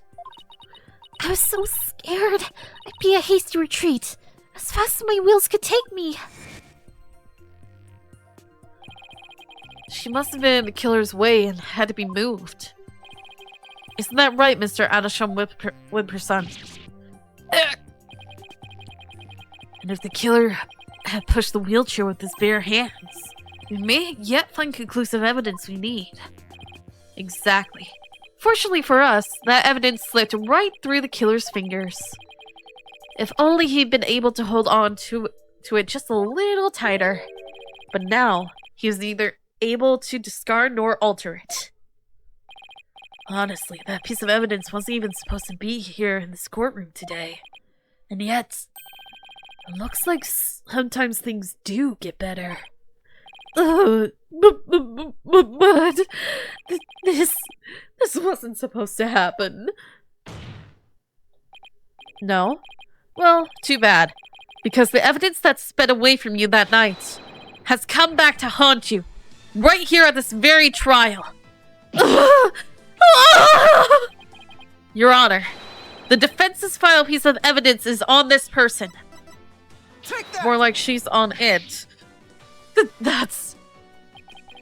On the night of the murder, Sarge passed out, only to come to and find that someone was pushing her wheelchair. That's when she fled back into her room. She didn't physically see a single soul after that. Not until Athena drew her out through that therapy session, that is.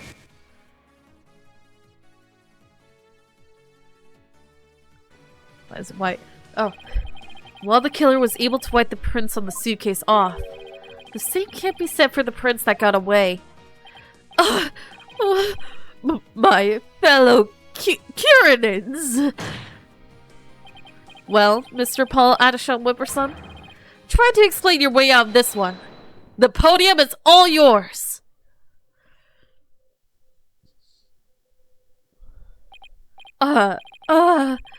Paul Adasham Savior Curin. I am not a crook. My political career can't end like this. I'm destined for great things. Something's wrong. It's a dream, no a nightmare. Huh? What? Wait, really? Whoa. Bonsai! Bonsai! Bonsai! Bonsai! Wait, what? No. Please. Wait. Don't go. No, no, no! Ah, Grandpa!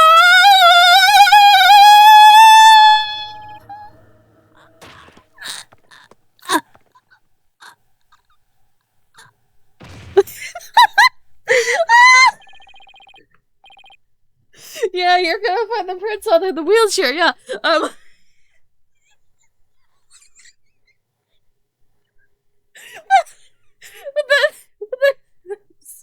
That was definitely a very interesting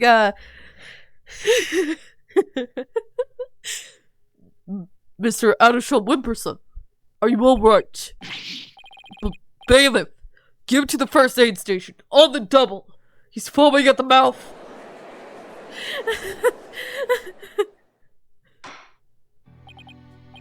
Well, this was yet another unexpected turn of events. In light of everything that's been revealed, it seems the relic is indeed the Founder's Orb. And it seems Mr. Paul Adisham Wimperson can be considered a suspect in Dr. Bust's murder. Apollo, I want to thank you for everything. Thanks to you, I didn't have to keep bending the truth. I don't know what I would have done without you. Don't mention it. You were amazing today, Apollo! Well, I couldn't have done it without Daru.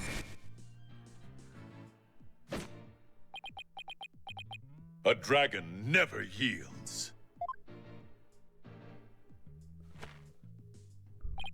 Even when wounded, a dragon bites down hard. It never lets go till its dying breath. I don't know how old he is.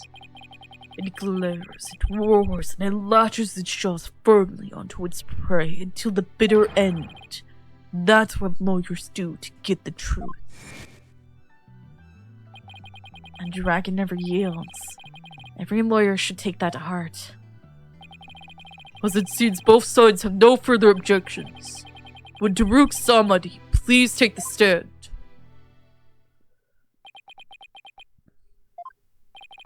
This court awards the orb to the Defiant Dragons per the stay and transfer agreement.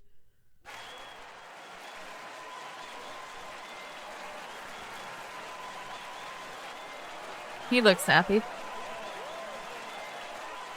that it? Is that the end? Should the Kinabakuran claim ownership, the matter may have to be deliberated in court all over again. I just hope, or shall I say pray, that I'm not the judge proceeding over that one. Indeed, a trial like that might spark an international incident.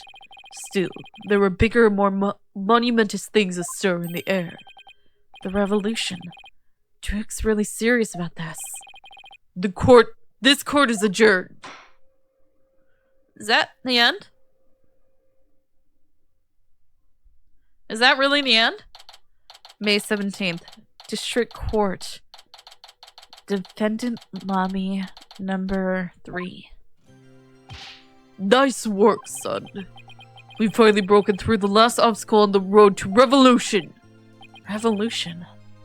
It just doesn't seem real. Yes, well, think you actually defeated the Fighting Phoenix. All I can say is, that's my boy. Well, Mr. Wright did have his hands tied. Who knows if I'd have won if he'd been able to fight me head on. I see it more like you saved Mr. Wright. Saved him? Yeah. Remember what you said? He didn't have to bend the truth anymore. It was all thanks to you. I don't know about that. Still, I guess it is kind of nice to be appreciated. Mr. Daruk? Now that the Holy Mother's face has been revealed, are you going to have a spirit medium try channeling her? I, for one, would love to see the return of the legendary founder. Yeah, just think about it. Being able to speak to someone right out of the history books.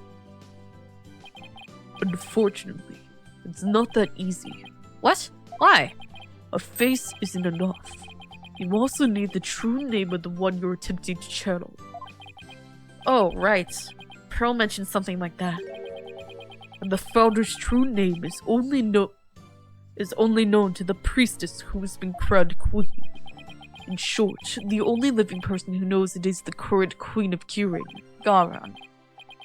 Oh, so without her help, we won't be seeing the founder anytime soon? It's no fun. Founder's orb updated in the court record. So, Daruk, what will you do now? First, we'll start by tracing the route by which the orb came into Dr. Buff's hands. Since we know now it was Paul Adishon that asked the doctor to study it, isn't he the one who stole it? No, a political nobody like him couldn't get anywhere near the orb, let alone steal it. He must have had inside help. My money is someone connected to the royal family. Oh, right. You said something to that effect back in the cave. Whoever it may be, we need to expose their dirty scheme to the light of day. Well, I'm sure Mr. Wright has plenty of information, courtesy of his dirty client. He might be able to shed some light on this. Private Justice! That was fine work you did at the trial today. You did your sergeant proud. Back at you, Sarge. It took real courage to leave your room like that. It's all thanks to you and Courtswoman Sykes. My siege defense over. I can finally sally forth. But the battle has only just begun! One for me and me alone to fight! To lose your mother, and then your father. What terrible thing to endure. Yeah, being wheelchair bound doesn't help. Private Justice! I've been thinking. It's about time I stood on my own 2 feet. After all, I no longer have Papa to coddle me. Huh? I'm afraid I don't follow. Take a good look, soldier. This is one small step for man, and one giant leap for me. Hold my drum for me, would you, Private Justice? Yes, sir. What is she up to?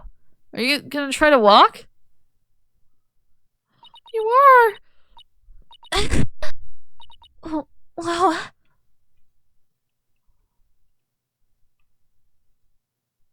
You're standing! She's standing? What's this? Sarge? You mean your legs, there? The doctor told me I was ready to walk again months ago. But if I admitted I could walk, I knew I'd have to leave the house. Oh, you guys have an ad again? I'm sorry. So I faked it. Makes sense, but... I kept pretending I couldn't walk. But I know Papa is watching over me now, and I hate to disappoint him. So, from this day forth, I'm going to march forward on my own 2 feet. What a brave kid, trying to move forward like this. But it must be so hard this soon after her father's death. Don't you ever stop. Just keep on walking, comrade. Stay brave, because there will be days when you want to stop. Yeah, she just learned how to walk. Well, apparently she could walk this entire time. It's just she didn't want to because she didn't want to leave her house. Stay brave, because there will be days when you want to stop. But I have faith you'll find a way to muster the strength to push through them. Yeah, I'm sorry. Yeah, you can do it. Hey, Daddy's back. Hi, Phoenix. You okay? Mr. Wright? What's that look on his face for? Oh, Apollo! Is everything alright with Miss Faye? She's safe. For now. Well then, we better go save her, quick! Where is she anyway? Is she back in Curran? I'm afraid I have some bad news. Huh? Maya's not here in the States. She's still in Curran. And she's still being held hostage by the mastermind behind this whole thing. The mastermind? Ugh. It's going to be the dang husband, king of the royal family dude. The one that sentenced everyone to death. It's that guy with the stamps. That's right. Paul Adisham Wimperson was nothing more than a pawn. His true abductor is in the kingdom of Curing. What? I don't understand, Mr. Wright. What in the world's going on over there?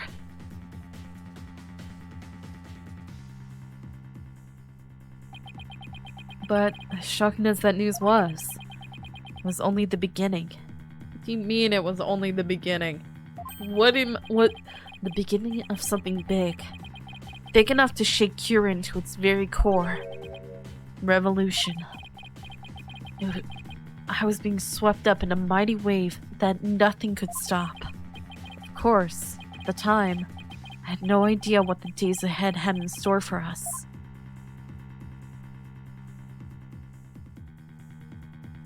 To be continued. Apparently this entire thing was just the beginning of the revolution. And now we're getting into the actual revolution. What do you mean investigation? What am I investigating? I'm back here. May 17th, District Court.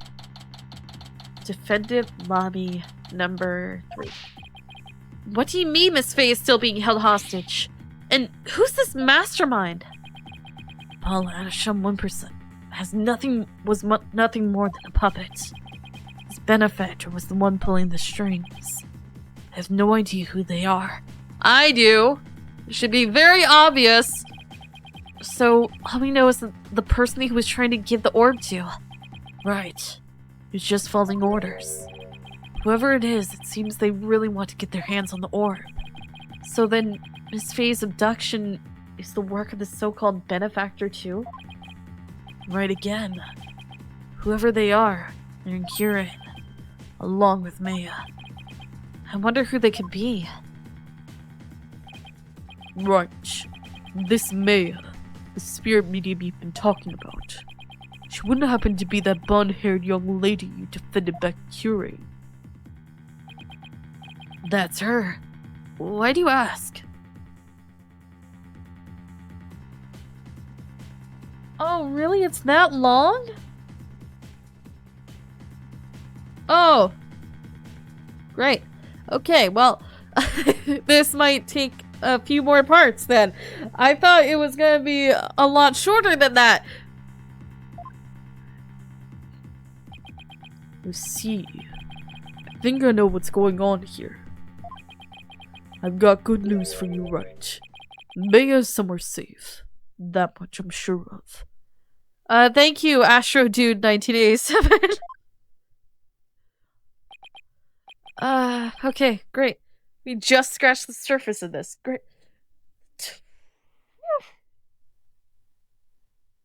That's like 5 hours of gameplay for one trial!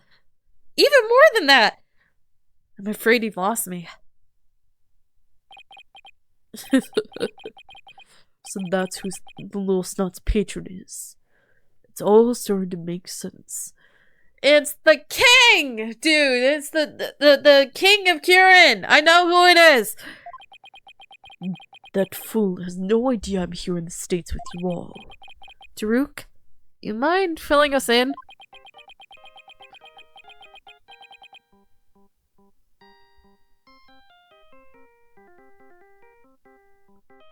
Is that mine or Wright's? It's yours. No caller ID. I wonder who's calling. Could be Maya. Beep. Hello? Mr. Phoenix. Right. Yes? Let me start by thanking you. Yeah, Justice Minister. He's a king consort? Okay. He's married to the queen. For taking such good care of my subordinate. Who is this? I believe you know me as Mr. Adisham's benefactor. Sounds like they're using a voice changer or something to disguise themselves. Where's Mia? Is she safe? I had my ears on today's proceedings. What a shock it was to hear that the key to solving the orb's riddle is a spirit medium. I admit, I did not see that coming. Wait, did they plant a listening device in here somehow? Nevertheless, don't think for a minute that it will guarantee Maya Faye safety. She is not the only medium within my reach, you see. You harm a hair on Maya's head and you'll have to answer to me! I'll send you a bottle of champagne for finally doing a job that I wanted to be done forever ago! Right. Give it here a sec. Wait. Hey there. How's it going, stranger? Who is this? Why, it's your friendly neighborhood dragon. I just happened to be in the US on a little trip. Minister of Justice, Inga Kirkle Karain. Inga! What? Maya's kidnapper? Yeah, I remember him. It's Kurain's Minister of Justice?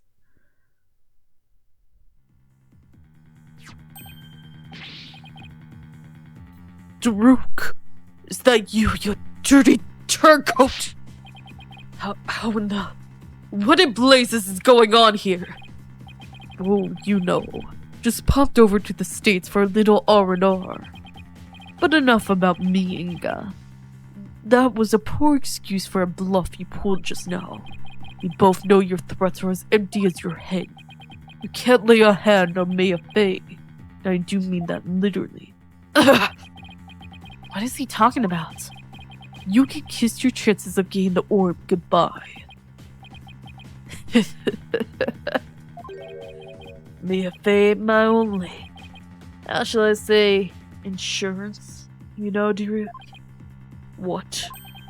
I've got something dear to you right on the palm of my hand, see? Now that one, well, you can imagine what kinds of things I could do, right?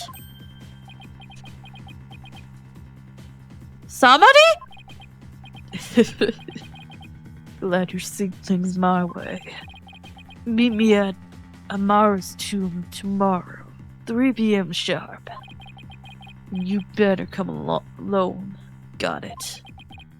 If all goes well, the orb is all you'll need to get Maya Faye back.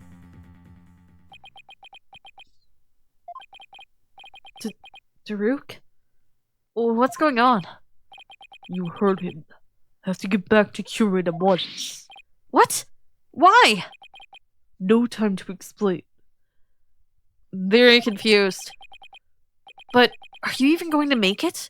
Why are there no seats left on the next flight? Plus, you're a wanted man. They're not going to just let you get on a plane. This was my question before. How did he even get here? Let me worry about that, Mr. Justice. Larry? Oh, you're not.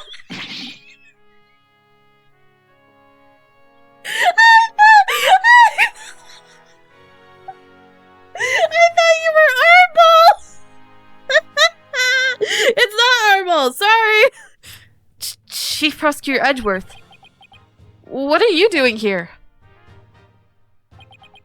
Taking care of the hostage situation. Oh, now that you mention it, Pearl did say that she saw you around in Kirin Village. I had to look into a few things while I was on my way back from Kirin. Including Maya's situation, of course. I was astonished to hear she was still in Kirin earlier. But explain why I found a connection between her and Mr. Adishon. Sorry to interrupt, but going back to the plane situation, I've taken the liberty of chartering one for us. It's ready to take off at any time.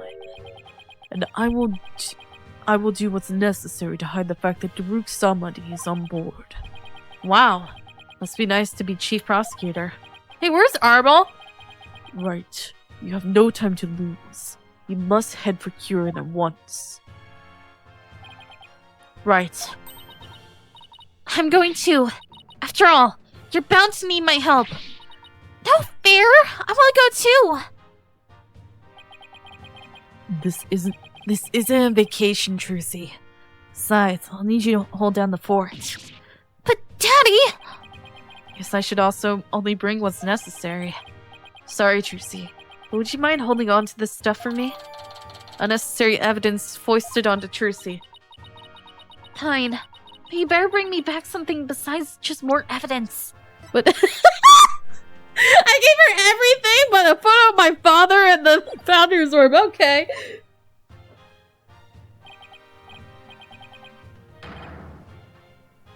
Yeah. Yeah, Phoenix is always broke. We have yet to see any money. You think that I'm not broke?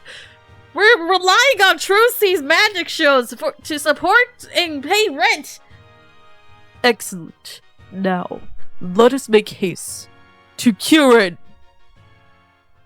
We've already discussed this. And that's how our sudden trip to the Kingdom of Kirin began. Never imagined I'd return to the country of my youth under such circumstances. Circumstances, though. Is it gonna reveal who my mother is while I'm here? Because I know who it is, but no one has decided to tell me. Phoenix? You know who my mother is, but you have yet to tell me, and I have met her, but you've still not told me! May 18th, 2:30 p.m. Temple. And you still haven't told me Trucy is my sister! What? What is really something?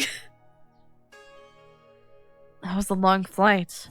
It's already 2:30 in the afternoon. Talk about cutting it close. Dude, trying to be on a plane for 24 hours. The Kingdom of Kirin. What I just said? It's true, though! Phoenix knows Trucy's my sister!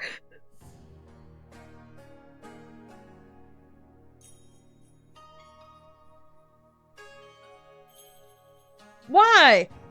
Why can't we say who the mother and sister is? I've already said who the sister is. I've got the mother's name, so it's okay with that one. I know who it is.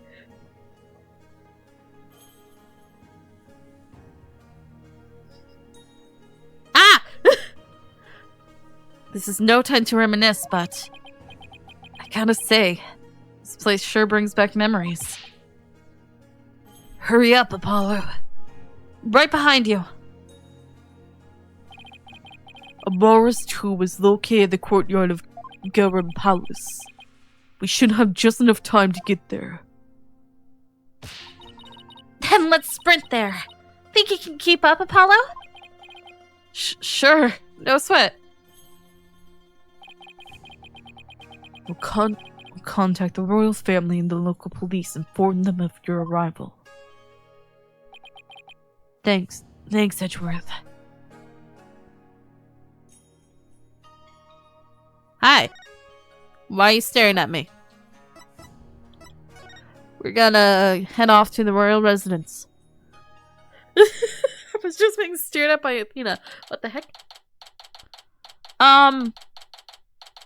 Has there been a murder? Is Maya finally dead? May 18th, 2:45 p.m. Girion Palace, royal residence.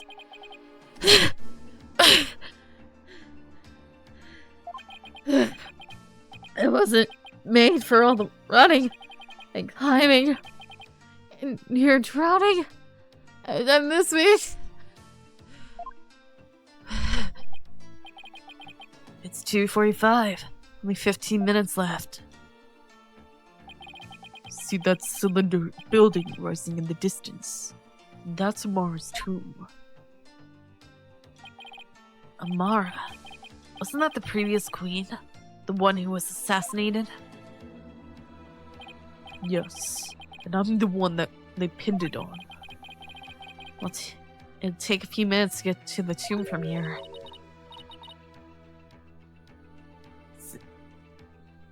What? Who? So you have returned, Barbed Head. Ah! Who? Oh, it's you! So you have returned, Barbed Head. I've seen her before on the news. If I remember correctly, this is the Crown Princess Rafa Padma Kurin. I forgot who said Barbed Head. I was thinking for a second that it was Pain. And then the next one, I thought it was somebody. That was my bad. What are you people doing here? This is the royal residence. Commoners are not allowed entry without permission. A prosecutor from the States should have already called and requested permission for us to enter. As to why we're here, Your Benevolence, have you seen Minister Inga? If you seek my father, I just saw him heading toward Amara's tomb. Was he with anyone? You know, like some shady-looking underlings or something? No, he was alone. Why do you ask? Looks like she had no idea Miss Faye's induction. You hear that? I think we have company. We do?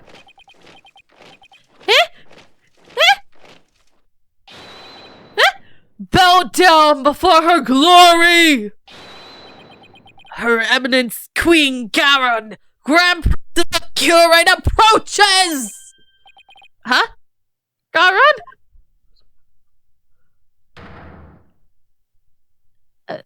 Hello, Your Majesty. Ah! It's... Queen Garon.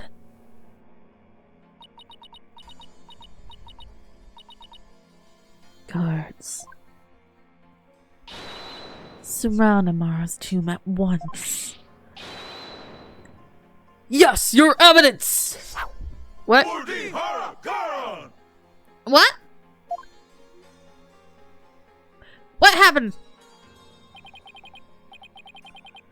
Yogama chose the wrong time to go to the bathroom! Ah! What's she doing?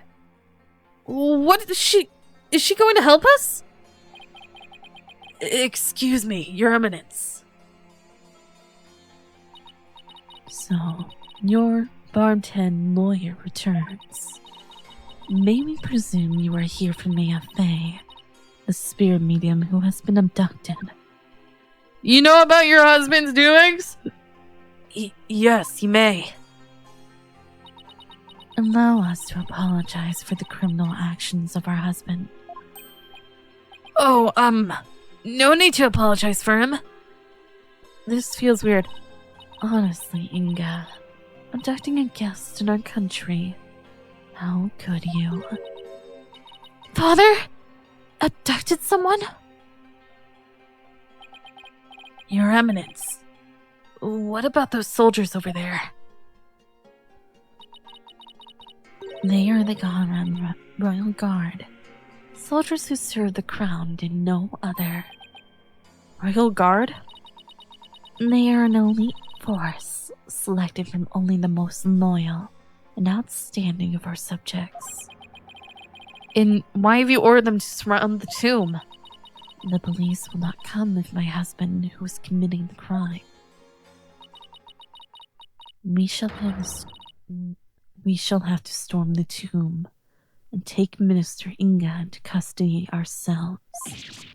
What? You mean... Garon, no! His hostage is in there. Daruk, how dare you set foot in the palace? Have you come to turn yourself in? Listen, we need to call a truce for now. Garan Royal Guard, seize this traitor of the crown. As you wish, Your Eminence!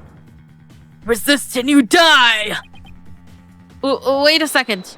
Hold it? Who's holding? Slow down there, Garon. I'm here to conduct a hostage exchange. Freaking use hockey! But if you take me in now, Maya Fey is as good as dead. A hostage exchange? And why would he choose to do such a thing with you? We can talk about that later. Right now, I need to get in there before it's too late. If I can't resolve this in 20 minutes, you can storm the place. Now then, if you'll excuse me. Bye.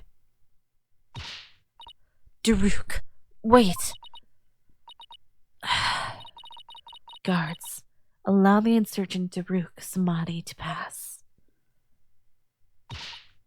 Barthead, you have some explaining to do. Right. Well, while we're waiting here, Apollo, why don't you explain the situation? Why me? What? Me? I technically Apollo only knows half of it. Leave nothing out, Hornhead, or I'll dehorn you where you stand. Hornhead? She doesn't waste any time coming up with nicknames. And what's with the attitude? Her father is the one who's abducted Miss Faye.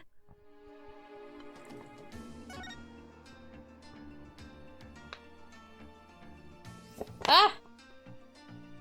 Hostage taking by Inga. Do my ears deceive me? Did I hear talk of my father abducting someone? Oh, you heard right. He abducted Maya Fey and... Insolent fool! Pardon my rudeness. A gentle soul such as my father could not possibly have committed such a crime! Gentle? You think he's gentle? I'm afraid it's true, Your Benevolence. He's holed up in the tomb as we speak. Really? I find this difficult to believe. Why would he do such a thing? Because he's a terrible person. Inga Karkol Kuren. Your Benevolence? You saw your father heading toward the tomb? I did. I was over on the veranda, deep in thought. When I saw him hurrying toward the tomb, I'd say it was about 10 minutes ago. Why was he rushing? Maybe he was worried he'd be late? Did you see anyone else heading for the tomb? I saw no one else after he entered. So Minister Inga and Miss Faye are the only ones in there besides Daruk? Who knows? But I wouldn't be surprised if he had a minion or two with him. Daruk. I sure hope he's alright. It's only been 5 minutes? It feels like an eternity. Patience, Apollo, patience.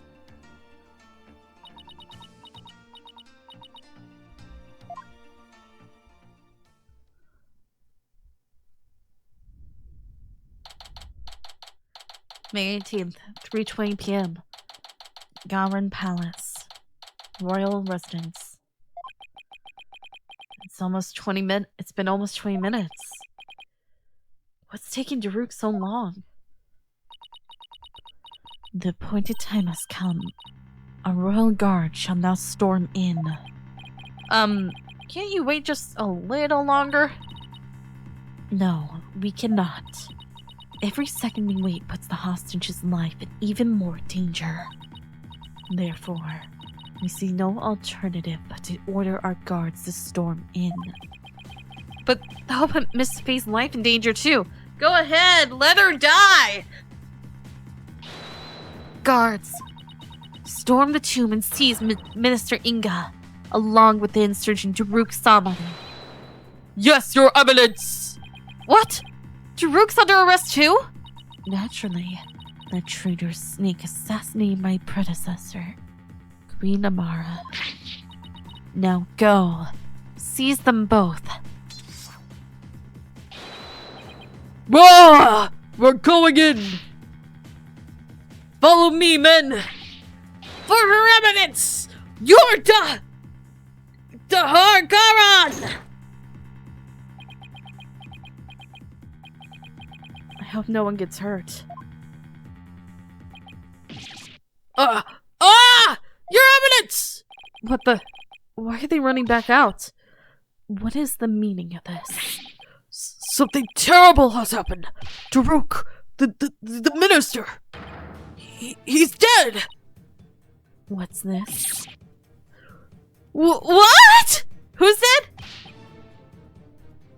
Apollo, quick! I'm right behind you. What? No one enters without our...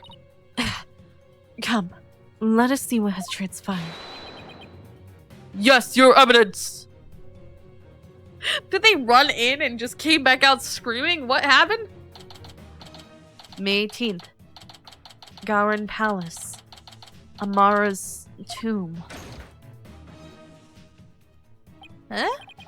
Where's Daruk? Apollo, over there. Over where? Am I look? Daruk?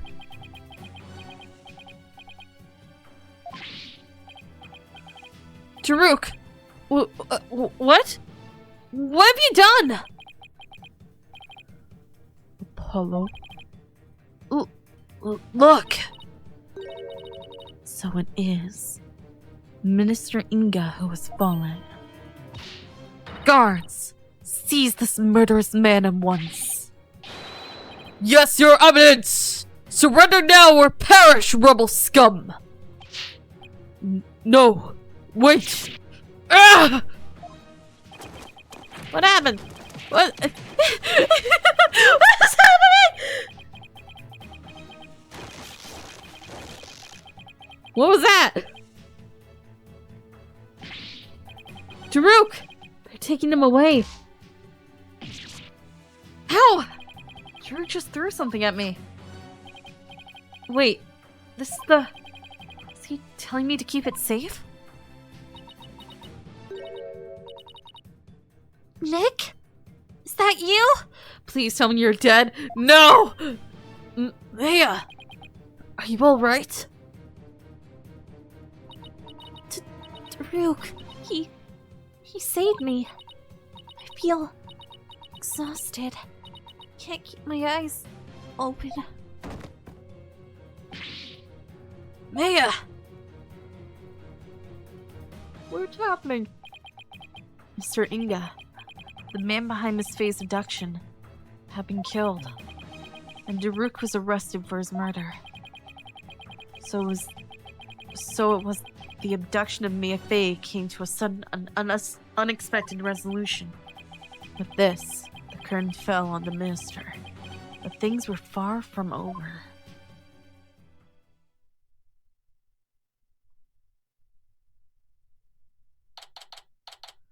May 18th. Garon Palace. Royal Residence. What?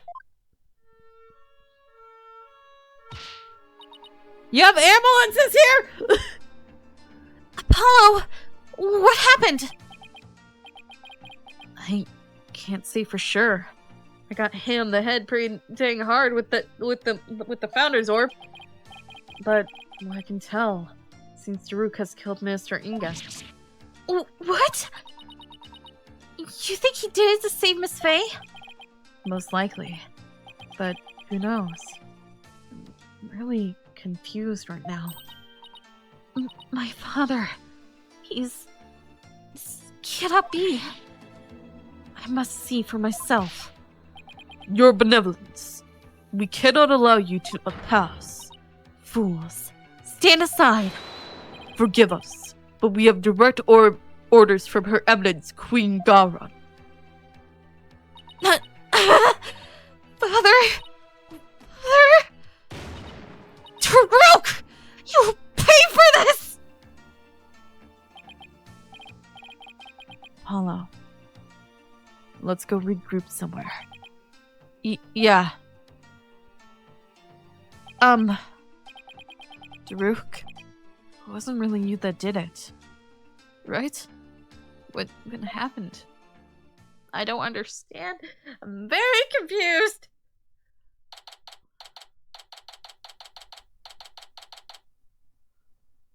May 18, Temple.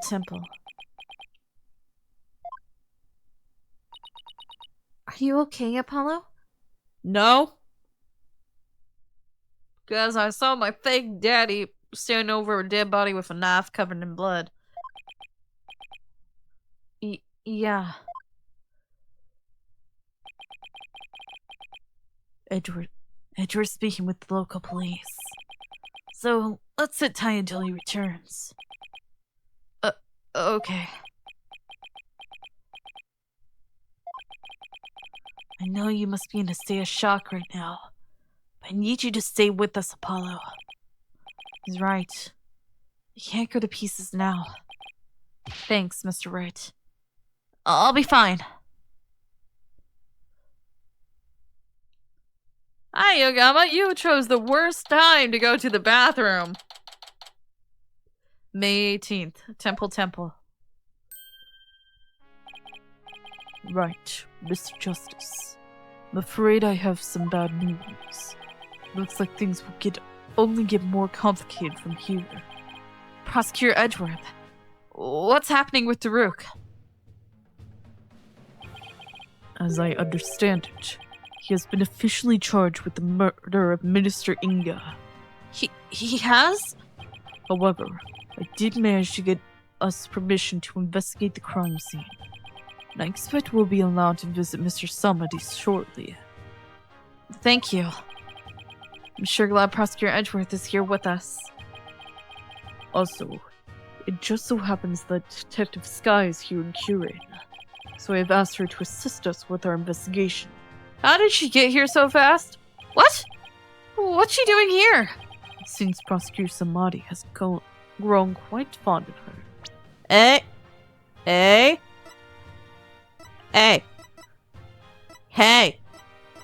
Okay, it's fine, but still, hey! I knew Emma when she was a kid! Don't you be doing that, somebody! He's been ferrying her around all over the place. A few days here, a few days there. They're almost become a team of sorts. What? What that? Oh!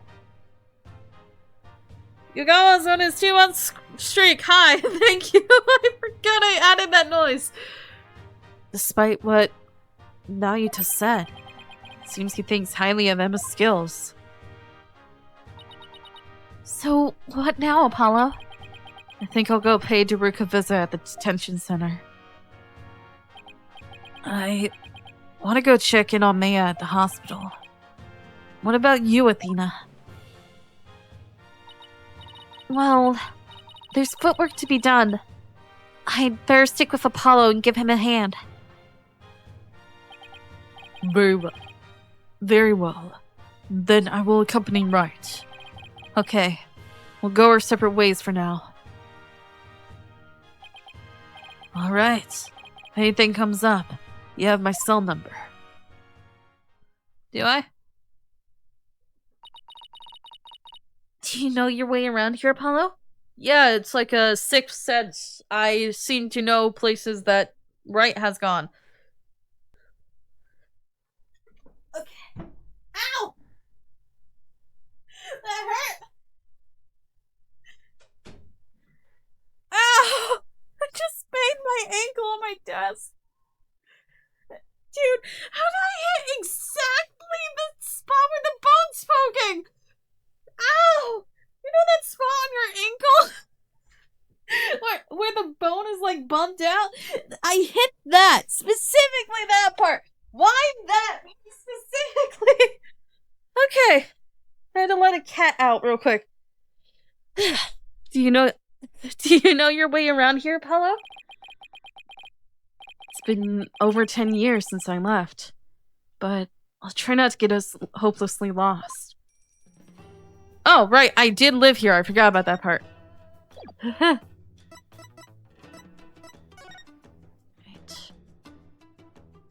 Go to the detention center and talk to Daruk.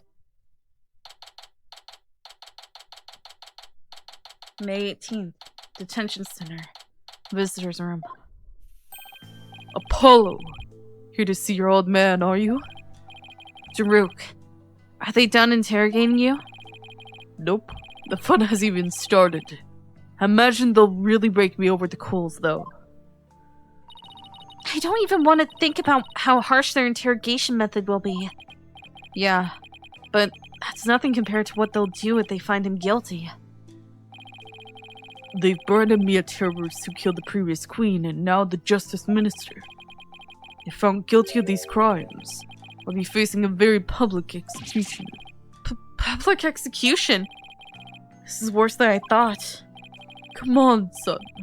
Turn that frown upside down. You'll jinx us. As soon as I get out of here, I'll take you to this tasty hash house I found. Hash? What? I'd like that. I really need to focus on what happened. Time to switch to work mode. Daruk, can you tell me what happened? Oh, and there's also something I want you to take a look at. What? What am I presenting to him? My dad! That's the only remaining photo of your father. Take good care of it. I will. I'm just surprised to see it after all these years. I had a tough time tracking it down and retrieving it. It was taken by some European tourists who just so happened to be watching your father. I had one of my men go to Europe to look them up and ask whether we could have it. You went through all that trouble? I did. So, don't go losing it or anything. I said I'd take good care of it, didn't I? I see you got it safely out the tomb. Why did you throw it at me like that? I want you to listen carefully, son. The orb must not fall into Garon's hands. Not ever. I thought Mr. Ingo was the one who was after it. He was the one who lent it to Prosecutor Buff to study, after all.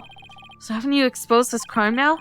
I have, but there's more connected to this relic than meets the eye. Much more. Whatever it is, I can't help feeling that it would turn this entire kingdom upside down. You said something like that before. Looks like Daruk's intuition is at it again. Garon will do anything to retrieve this. So guard it well, son. At least until tomorrow's trial. Why are you giving it to me?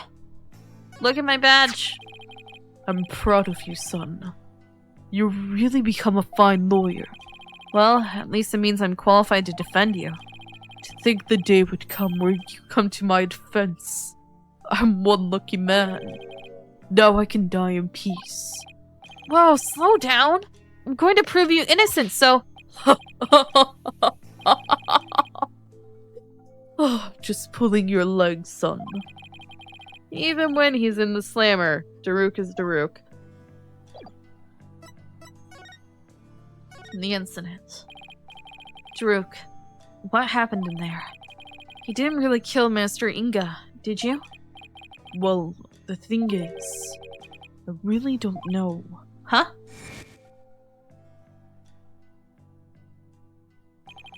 I remember seeing the mural of the founder right as I entered the room, but I got all dizzy immediately after that. The next thing I knew, I was standing there, with a bloody knife in my hand, and covered in Ingo's blood. So you don't remember meeting with him? No. The last thing I remember after entering the tomb is feeling really dizzy. There's no way we can explain what happened if you can't remember anything. Yeah. I suppose there's no getting out of this one. But we can't give up yet! I was just messing with you, son. Well, stop! It's not funny! Sorry. Sheesh! Nothing seems to faze him, not even being arrested for murder. Alright, that's good. That's alright, bro. This is going to be one tough case, Apollo. And one very long one, the entire span of the first game, apparently. Not only have I been charged with Inga's murder, but I've also been charged with Amara's assassination from 23 years ago. You're on trial for 2 charges? The Galron is practically licking her chops just thinking about my public execution. Guess it means we can't afford to lose our heads, huh?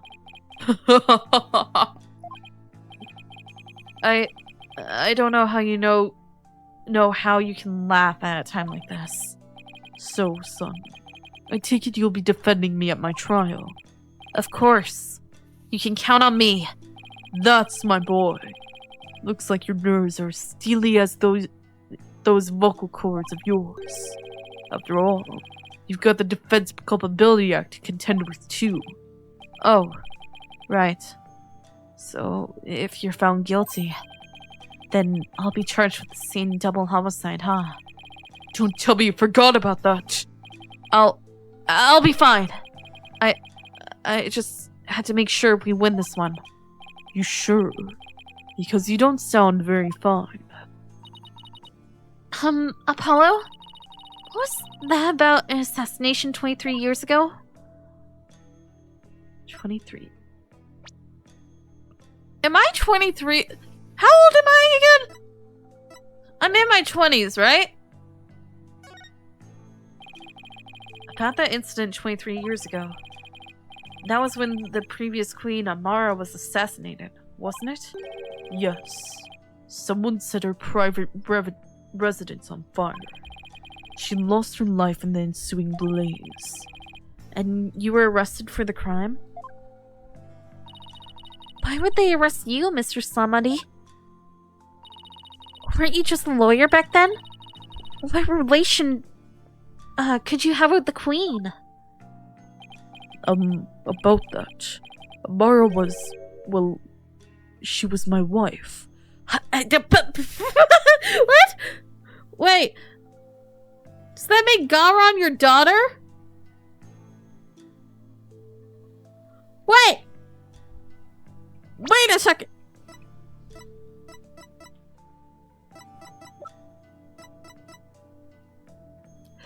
Okay, that doesn't match.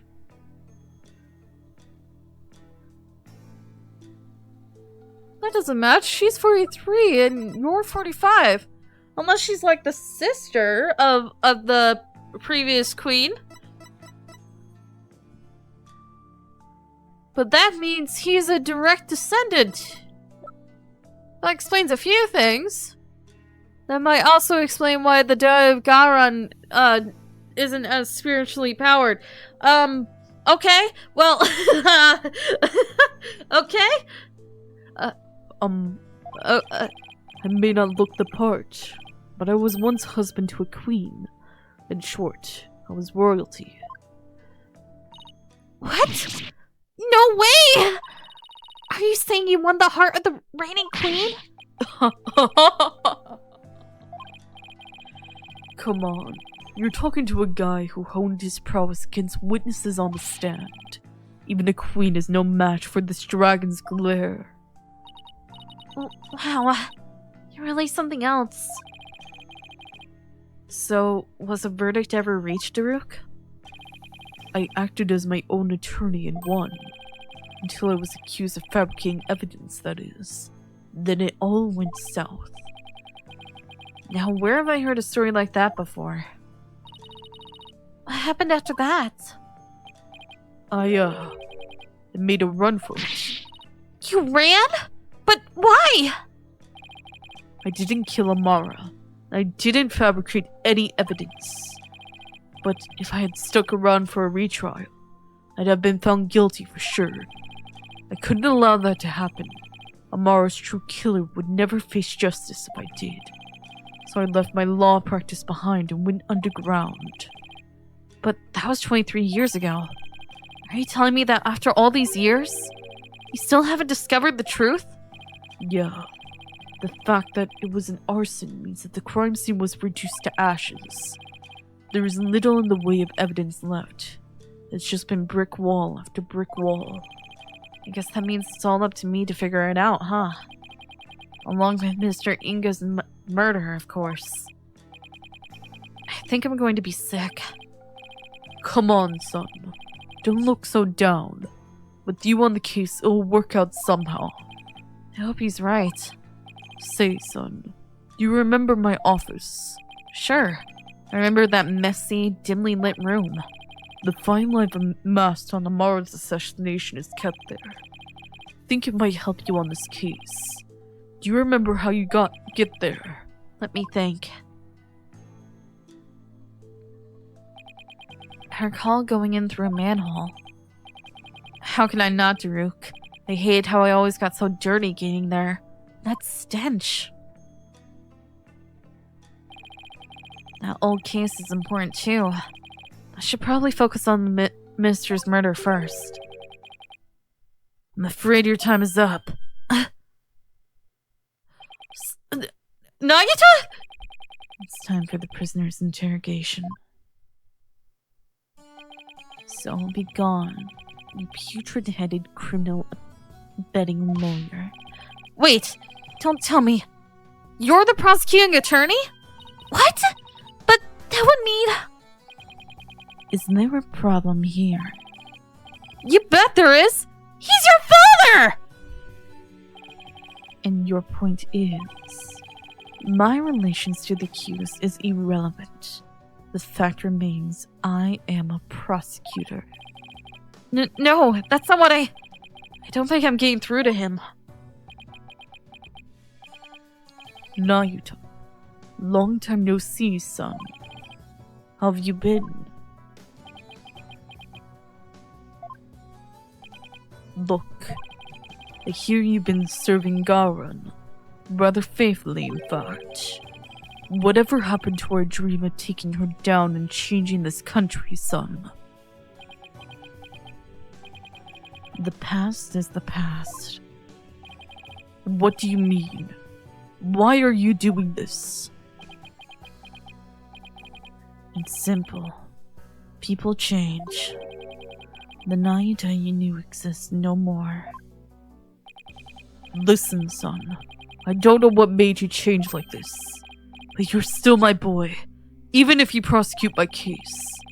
The rest of the Defiant Dragons and I eagerly await your return. Whenever you're ready, we will welcome you back with open arms. As I said, I've moved on. Now, let us waste no more time, for flowers do not blossom simply from talk of the past. Nagita, why do I get the feeling there's something he wants to say but can't? Guard, move the accused to the interrogation room. Yes, sir! This way, you rebel scum! Oh! Watch it! Not so rough, will you?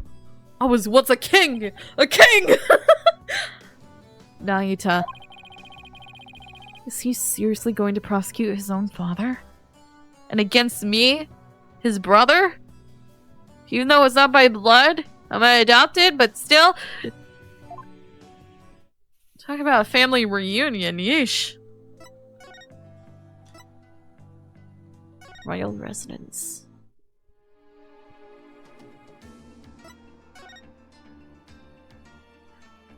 Huh. Somebody got a little carried away decorating this place. There's a golden lion keeping watch at the entrance.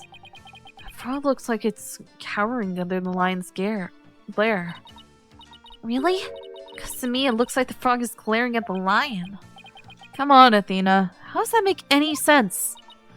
Huh? I just call him as I see him.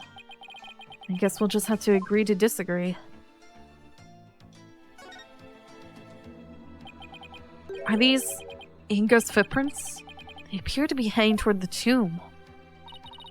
Didn't Princess Rafa mention something about that? You know, something about him rushing over to the tomb before we arrived?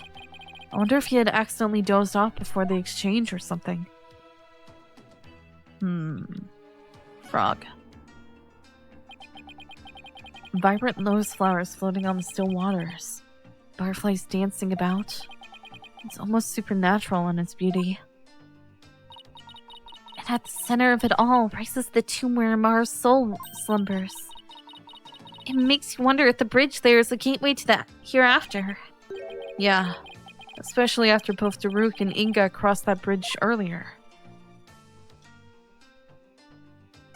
Palace. The palace of Queen Garon is built to impress. Its white walls and gold ornament lend it an imposing air. It makes Minister Inga's residence look downright humble by comparison. Yeah, it shows the difference in their taste. And which one wears the pants, so to speak.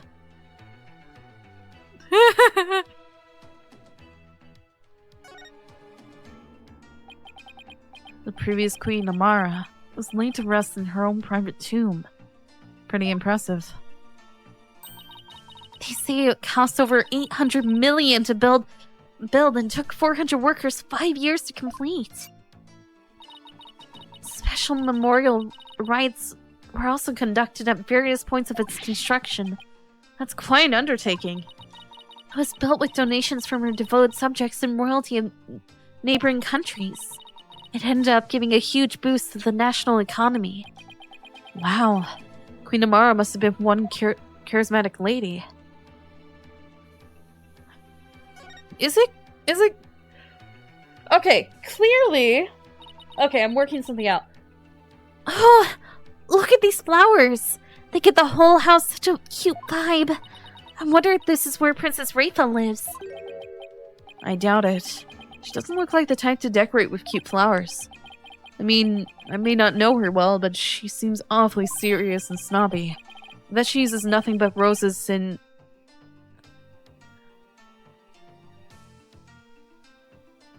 ponies? Peonies? Stuffy old people flowers, you know? Apollo? Guess it's too much to ask that you not judge a book by its cover, huh? What's that supposed to mean? What you mean by that? But I'm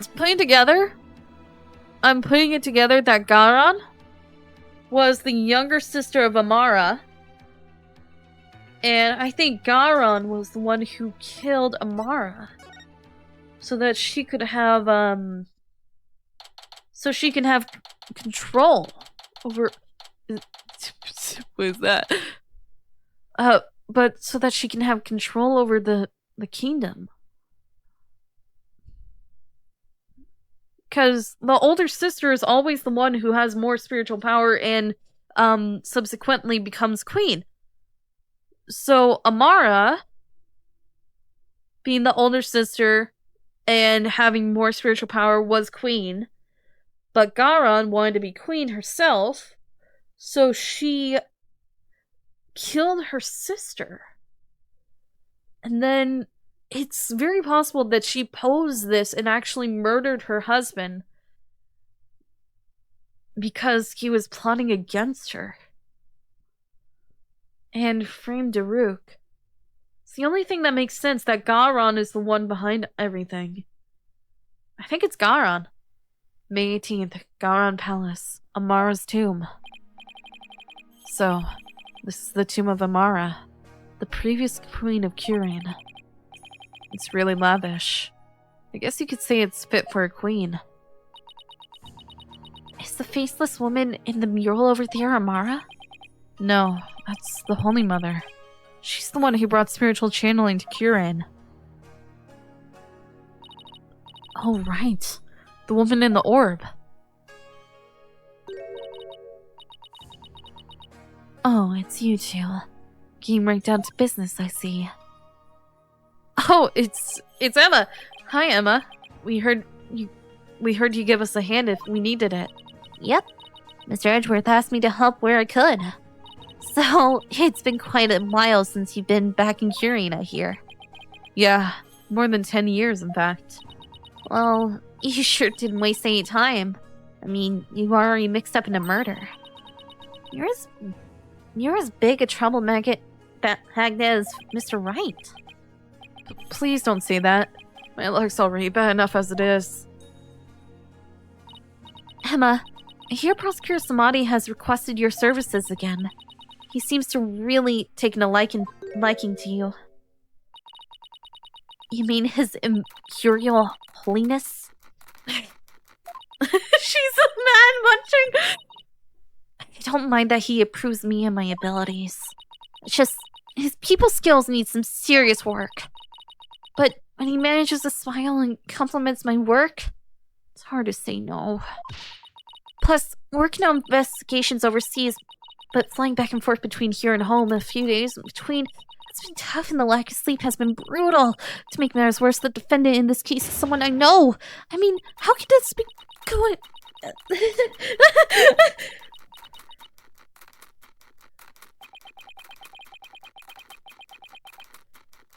Alright, that's okay, Yogama. She's still munching! It would be funny if there was just an animation of, when she finally runs out, she, like, shakes the bag. Sounds like they got one complicated prosecutor-detective relationship going on.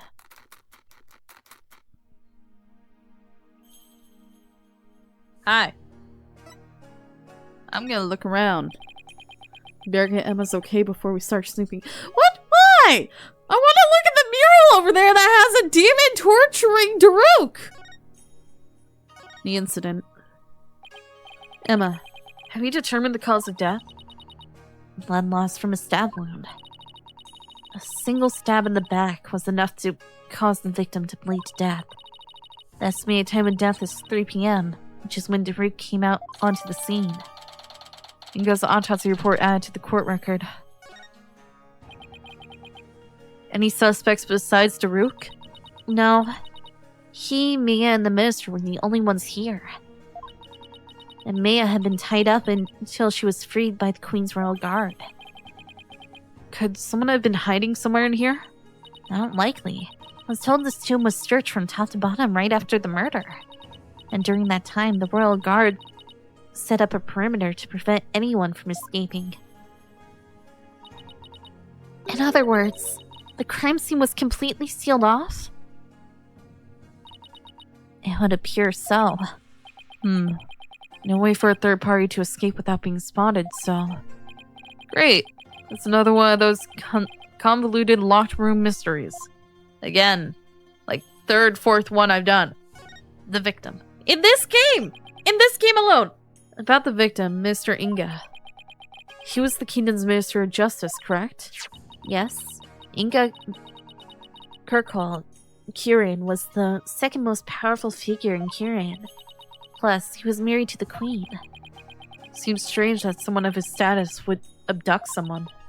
Apparently, he only told a few of his most loyal subordinates about his plan. That way, there was little chance of the police or even the Queen finding out. What was Inga hoping to gain by getting his hands on the orb? That, I don't know. I'm working on it. I wonder if it really was for that Paul Adisham Wimpersum said. I must deliver it to my benefactor at all cost.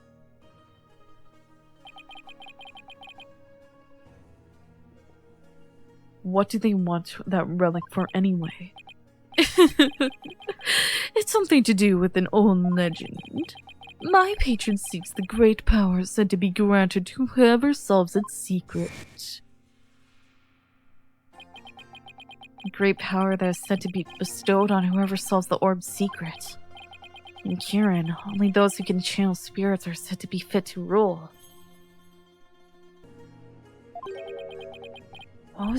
Was that why Inga wanted such power? Did he want to be king? Amara's tomb. So this is the tomb of the previous queen. Yes, Queen Amara was laid to rest here. She lost her life in an arsonist blaze. What a tragic end. I heard this tomb sits on the actual site of her residence before it was burned down. They built it on the same spot so her soul could rest in peace. So this is where the fire happened, huh? Why do you think Mr. Inga was holding Miss Faye captive here? It's the perfect spot if you think about it. It's close to his private quarters, which made it easy for him to keep an eye on his prisoner. And the courtyard is only open to the royal family, so he had little fewer prying eyes. Plus, the tomb is normally locked. Only the royal family is allowed access.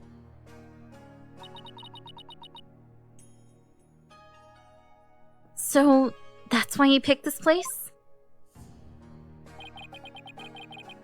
How long had Miss Faye been held captive? About 6 days.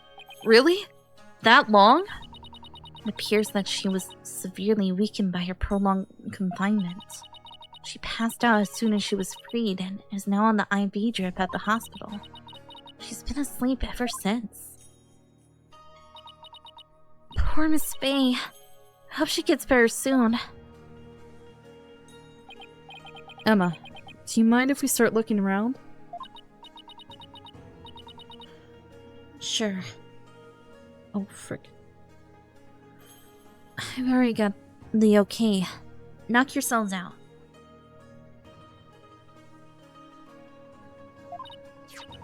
Oh, and here. It's a diagram the police drew of the tomb. Why is there a smashed... I thought I'd give you a copy to help your investigation along. Thank you. Tomb diagram added to the court record. Oh, and let me know if you need my forensic expertise. Don't you dare keep all the fun to yourselves, you hear? You don't need to worry about that. Besides, I'd hardly classify this as fun. You can take any 3D objects and dust them for prints that you want. I'm not leaving yet. Okay. There's the dead body. There's blood on here. And that one's smashed. Interesting. Okay, what's in here? What's in here? So this is Amara's sarcophagus. Let's take a closer look.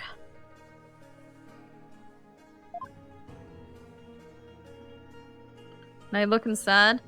I'm looking inside. Hey, these curtains open, Apollo. What? That's one big sarcophagus. They say the mummy of Amara, the former queen, rests inside. A mummy, huh? Rats, it's locked. Hey, don't touch that! You mean we can't search inside it? Not a chance. Besides, it's not something anyone try opening anyway. What if the real killer's hiding inside? Hey! Anyone in there? Don't do that! You're going to get us cursed! Cursed! The queen likely bears a grudge toward the living after such a violent, painful death. So no one dares touch the sarcophagus for fear of incurring her wrath. Oh no, Apollo! What am I going to do? Don't look at me. In any case, the sarcophagus is temperature controlled. And it's kept really cold to preserve the mummy. So even if someone did decide to open inside it, they would eventually freeze to death. I see. Still, they bundled up. I bet a person could hide in there for a little while.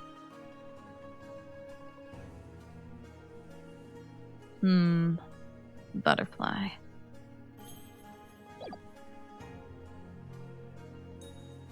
Okay, just close. Okay.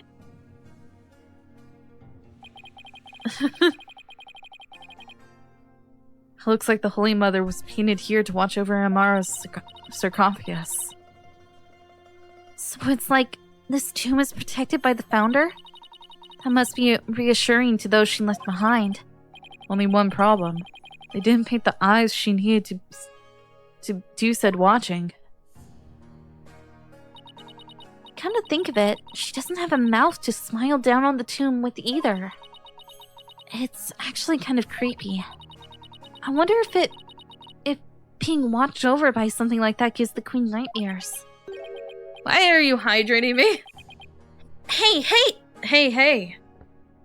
Keep that up and the founder just might come and watch over you too.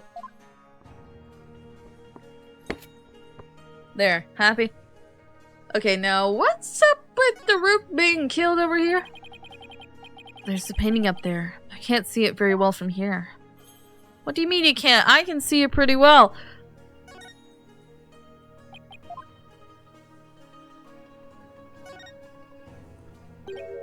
Look, one of the statues is broken. Yeah, but it's kind of hard to see from here. Let's check it out. Check out when we get a little closer.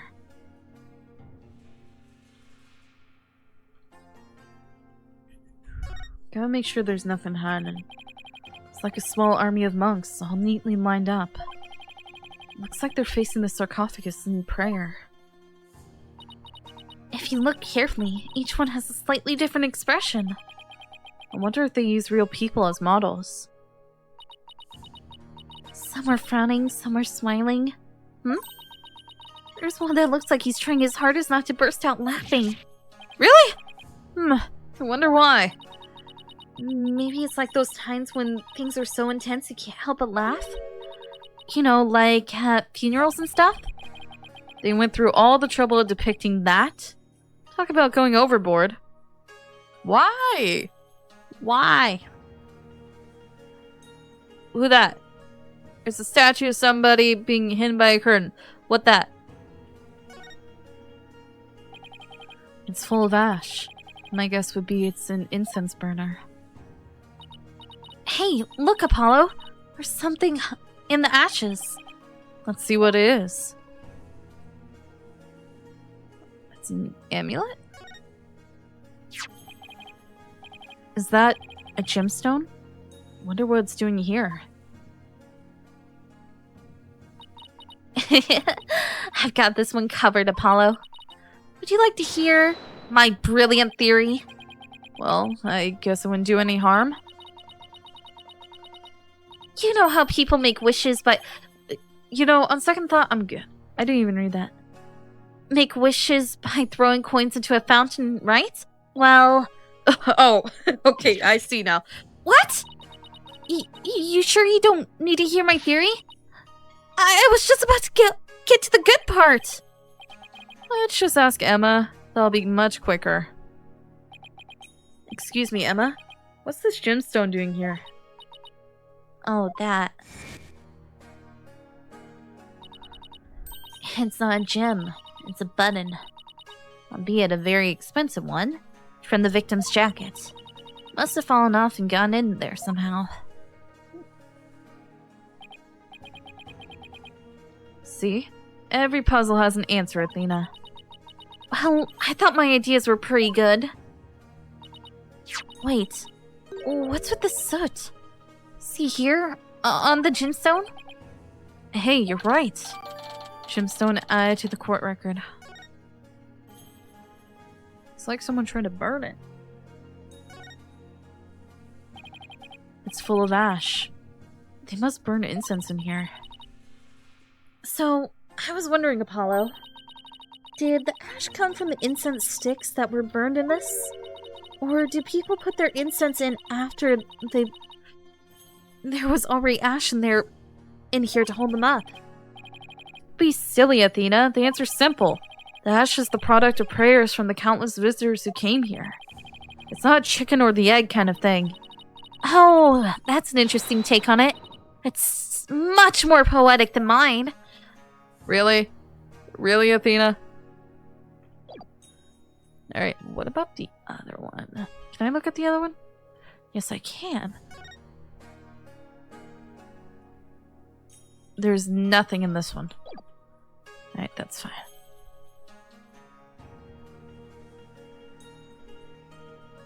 Alright, now it's time to turn. What is this?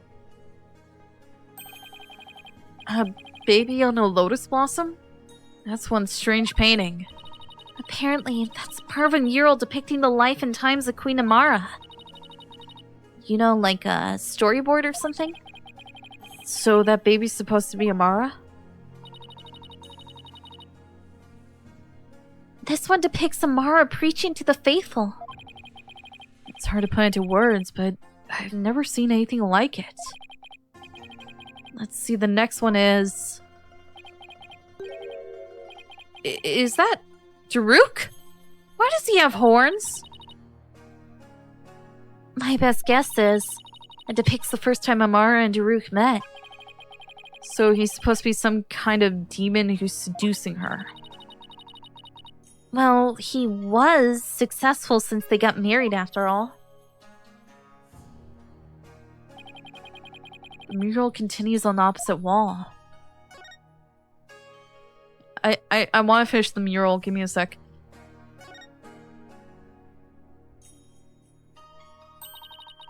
Is this supposed to be Amara channeling a spirit? Looks like the spirit is some country's sultan or something. And he seems to be conveying something to his retainers. She's on fire! This must be Amara's assassination as allegedly carried out by Daruk. They really made him look evil. This is the weirdest one of all. Is that supposed to be Daruk facing his punishment in the afterlife? Anyway, I guess that's the last one. Yeah, they did. I guess we're supposed to see this as a happy ending? Yeah, except nobody came out of the story happy. Okay. I'm gonna turn this way? I could have pressed M. That would have been much faster, but no, I'm dumb. Oh, I wasn't looking at the candle, I was looking at the broken statue, thank you! One of the statues is broken. Let's take a closer look. What the frick? What is that? Oh, there's something shiny down there. Look, there's a bullet here. It's from the pistol the victim was... it's from the pistol the victim was carrying. My guess is he tried to shoot his attacker but missed and the bullet ended up here. We've already determined the rifling marks to be matching to his gun. Rifling marks? Aren't those... Oh, shall I explain? The science behind it is absolutely fascinating. No, we're good. Lawyers. I think they're so smart. You do realize we can hear you?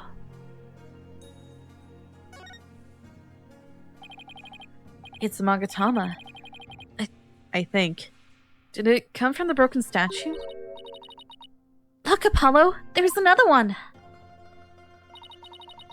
But the other statues only have one each. Hey, you're right. Maybe the statue has something special or something. Okay, look at the shiny thing. Shiny! There's something shiny down there. That.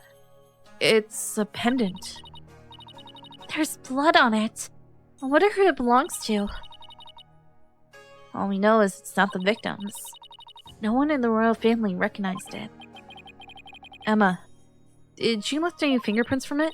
I did, but wasn't able to get a clean one. That's too bad. But the blood turned out to be the victims. That meant it must have fallen here in the course of the murder. It might be Daruk's. I should ask him about it later. Adorned with pink butterfly, the fingerprint has yet to be analyzed, but the blood belongs to Inga. This thing's more splintered than statue now. The bullet from the victim's gun did a real number on it. Seems like something you get cursed for, you know? In Mr. Inga's case, I'd say getting your ticket punched is curse enough. Yeah, but don't curses extend to the afterlife? You need to stop thinking what Anayuta says so seriously. I'm perfectly capable of thinking for myself. Are you? Are you, though? That's a candle. Anything else interesting around here or no? Doesn't look like it. Alright. We looked at all of that. And look at the sarcophagus. Wow, it's covered in blood. With the blood spatter this large, it must have gone all over the killer too. Come to think of it. There was blood on Daruk's clothes. The circumstantial evidence points to Daruk being the killer. That's why I'd conclude if I were a cop too. Why are things always so bleak for me? Huh. Guess this is where Inga collapsed when he died. Better take a closer look. What? He did have a gun. I found the bullet before I found the gun. So the minister was armed, huh? Mm-hmm. Uh-huh. There's a 4-shot... That's a 4-shot pistol. He had it for self-defense, apparently. But it won't be firing anything anytime soon. Huh? He was carrying a broken gun around for show? No, we recovered a bullet here. Which means the gun probably broke as the minister fired its last round. Thing is, the gun's chambers are all empty. Yet that one bullet is the only bullet we could find. That is strange. Where did the other 3 go? Maybe Daruk ate them? What? We can ask the next time we see him. Just be ready for his predictable, shocking answer.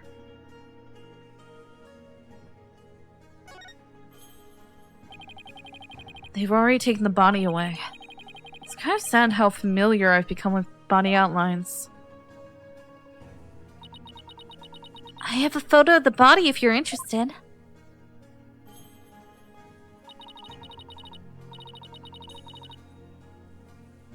Huh. I have a photo of the body if you're interested. So much blood splatter. He was stabbed right in the back. Poor guy was practically skewered. What's he wearing on his arm? On his arms? Those are the cuffs of justice. Seems to be a tradition here for the Minister of Justice to wear those forearm cuffs. They look like they're made of thick fabric, so I guess they aren't for protection. Maybe they're for keeping the sleeves out of the way when handling documents? Yeah, that's probably their original purpose. Over the years, the reason for wearing them are probably forgotten. So now they're just one of many traditional things that people do without knowing why. Oh, I get it. Kind of like the way you roll up your sleeves, huh? Or your psychology, if we're going there. I happen to know why I started, thank you very much. Tomb crime photo added to the court record.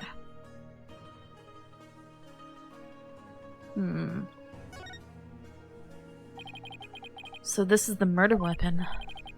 Emma, did you find any prints on it? Yep, and they were super clear. They belonged to one Daruk Samadi. That's not good. Were there any others? There was one print from another individual. It was too smudged to identify. It's probably an old print from someone else who handled the knife. Oh. Yet another piece of unhelpful info to add to our ever-growing pile.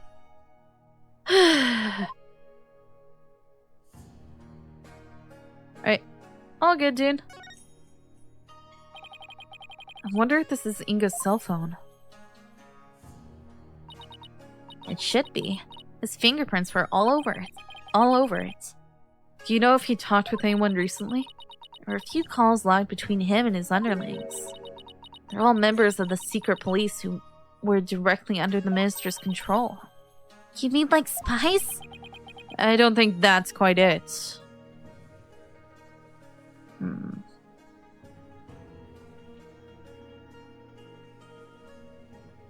look at that? No, I can't. Okay. Well. Oh, look at the chair. I think that's where Maya was tied up. Miss Faye was apparently tied to the chair. Let's take a closer look. We should try to cover every angle possible here. Wait. Use WASD to look around. Poor Miss Faye. She must have been tied up to this chair.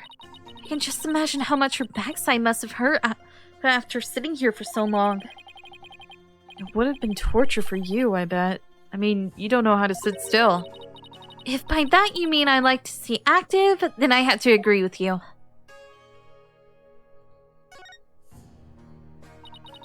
I bet you didn't know, but I happen to be a bit of an escape artist myself.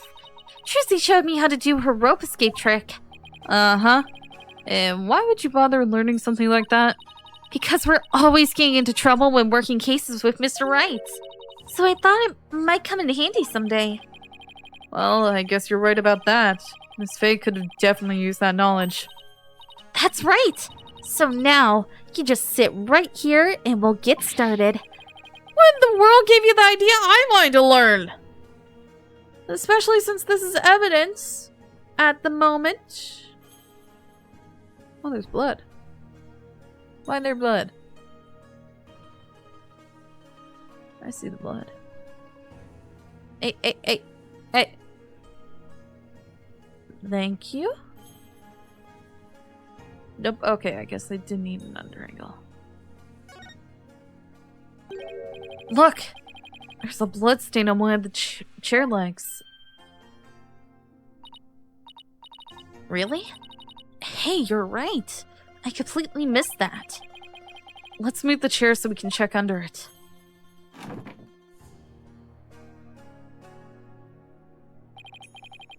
There's more blood under the chair leg. I wonder what it's doing there. I have some luminol here. Why don't you do some testing around it? Okay, no, I don't need to be facing the floor. Thank you.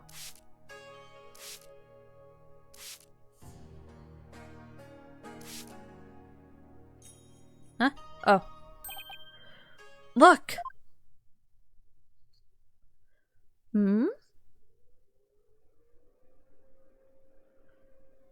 What? What? The bloodstain leads all the way to the sarcophagus. Emma, is this Mr. Inga's blood? Hold on 1 second. Huh? That's strange. I didn't get a match. So then, whose blood is it? Daruk and Miss Faye were wounded as far as we know. And the blood's been wiped up by someone for some reason. Yeah, that's strange too. Mysterious bloodstain added to the court record.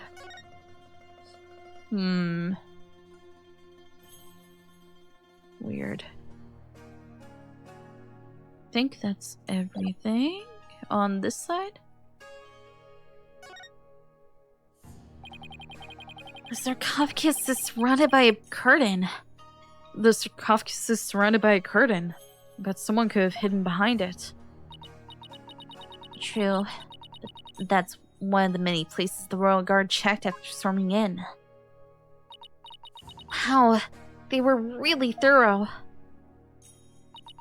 Yes, well, apparently one of their members loves mystery novels.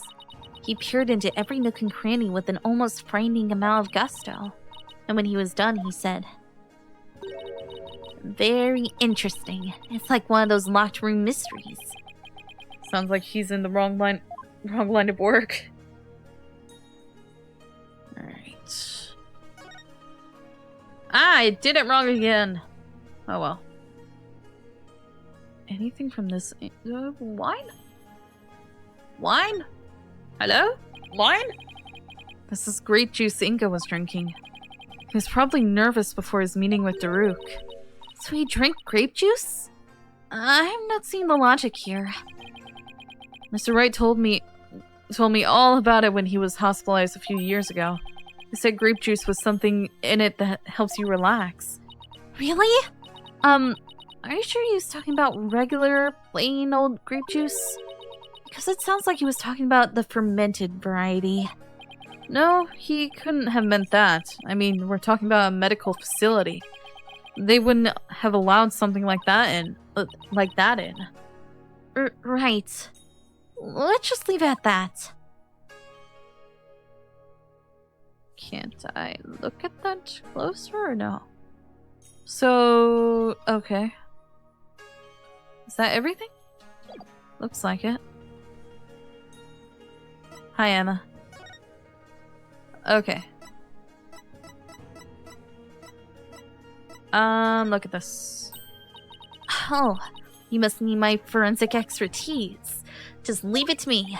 Oh, actually, I was wondering if you see anything strange about this? Oh. She's upset. Why isn't she saying anything? What about my badge? Your attorney's badge. Huh. What? That normally gets a better reaction from you. I'm tired of collecting your fingerprints. Kind of lost its luster. Yeah, but who knows? There could be other people's prints on it. Oh, that's true. Hit it over, buddy. Ah.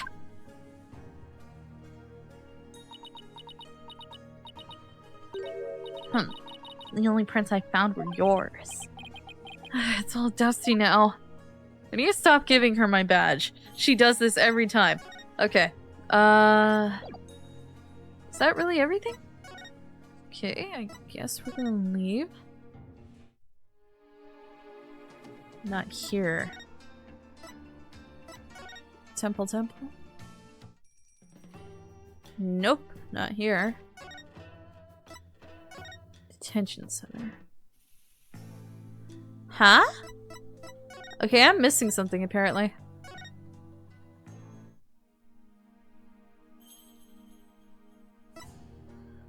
I've examined and I've talked. I've examined everything, haven't I?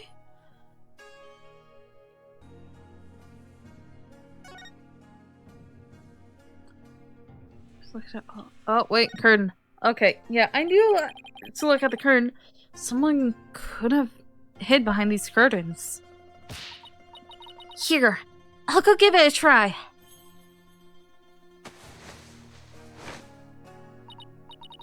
Well, can you tell I'm hiding here? No, I can't tell at all. That's it. That's a perfect hiding place. We did it, Apollo. We solved the case. What? What? Sorry to burst your bubble, but the royal guard searched the tomb high and low right after they stormed in. And they said no one was in here besides Minister Inga, Daruk, and Miss Faye. Well, back to the drawing board, I guess. My brilliant deduction. Destroyed in 3 sentences. Okay, that was the last thing I was missing. It was Athena's brilliant deduction. I think we covered just about everything. Maybe we should go over what we've learned so far. For starters, we're dealing with a locked room murder.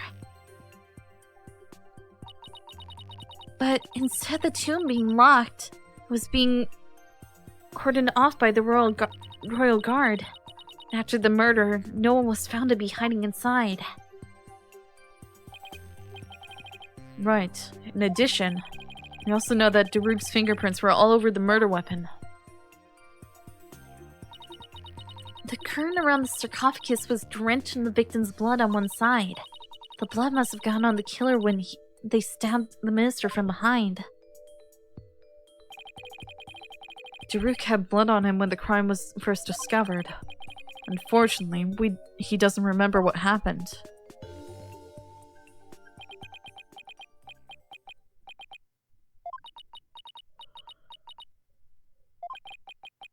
This is not good. This is not good. So, what we know so far is things couldn't be worse for our case. And that's still an understatement somehow. Yeah, it's looking pretty grim.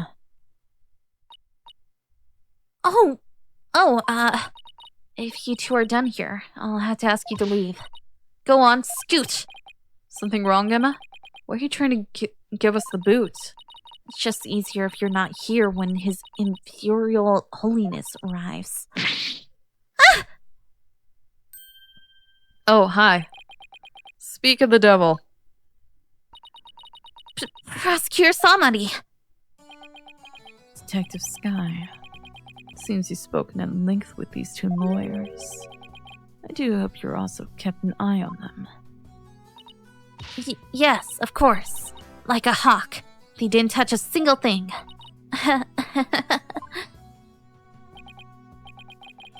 Give a lawyer an inch and they'll take a mile. Never forget that. There's the look of distrust again. Hey, Nayuta? Do you really believe that Daruk's guilty? And are you seriously going to prosecute this case? I mean, he's your father. Our father. My fake father. I'm your brother. Adoptive brother. You were once part of the Defiant Dragons, weren't you?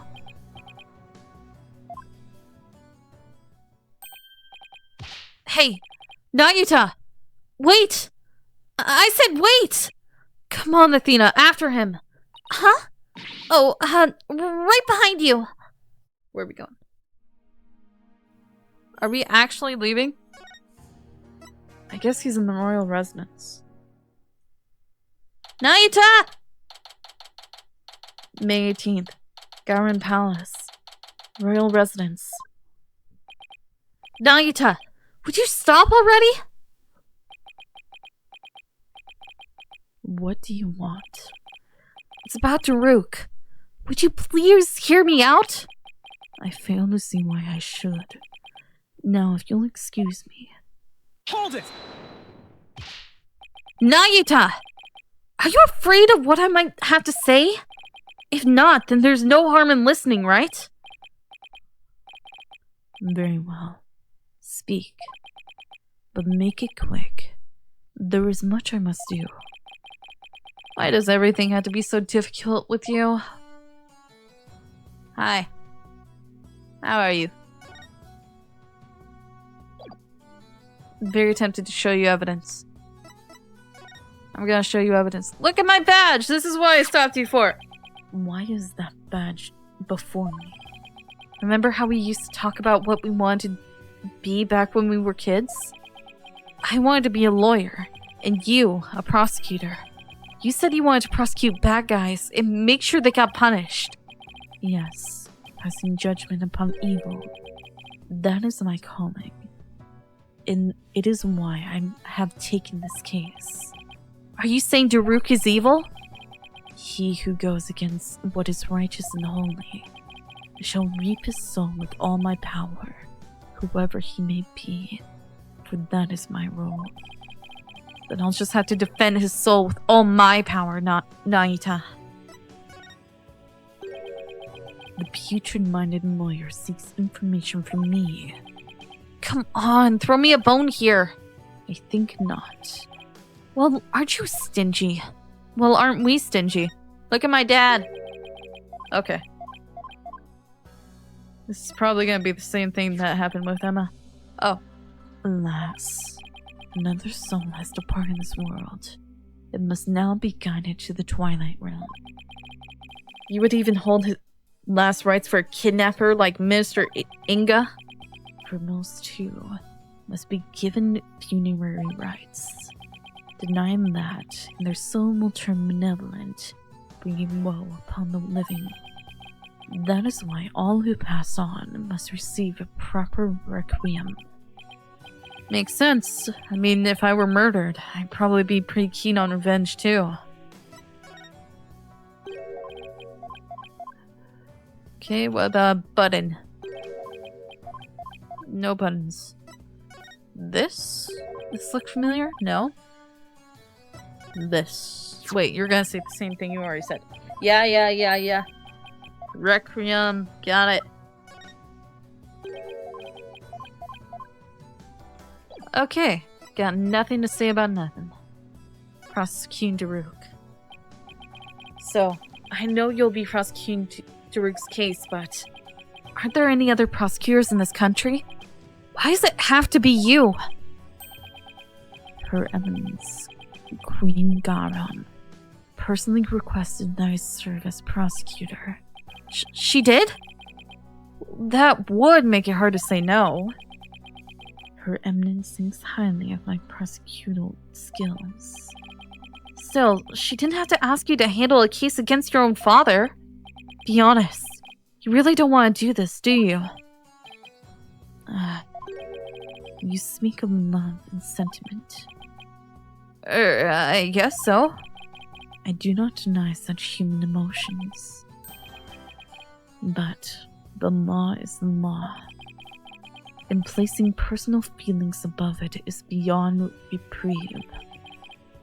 Do you disagree? Well, no. I don't disagree, but civilizations only exist due to the confines of the law. Without them, love and sentiment would lack the fertile soil they need to flourish. Do you disagree? No, but the law must be obeyed. This truth sits above all else, including personal feelings.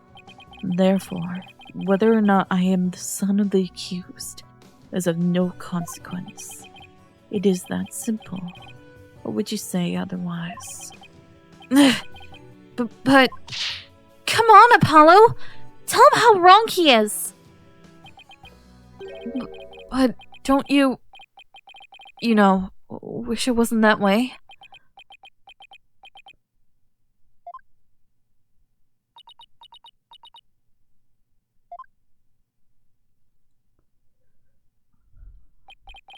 It appears I wasted my breath on you.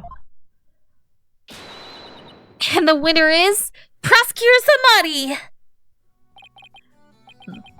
Still spewing empty words devoid of meaning or consequence, I see.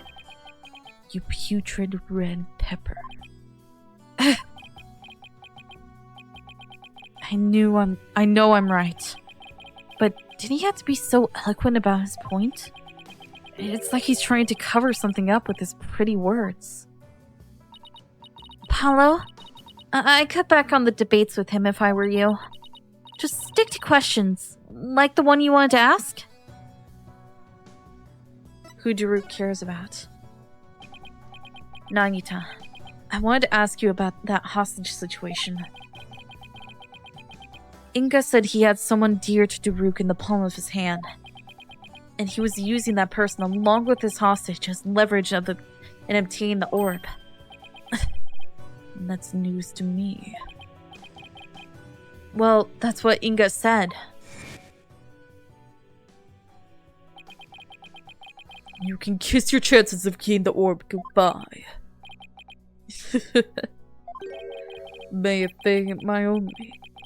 How shall I say, insurance? You know, Daru? What? I've got someone dear to you right in the palm of my hand, see?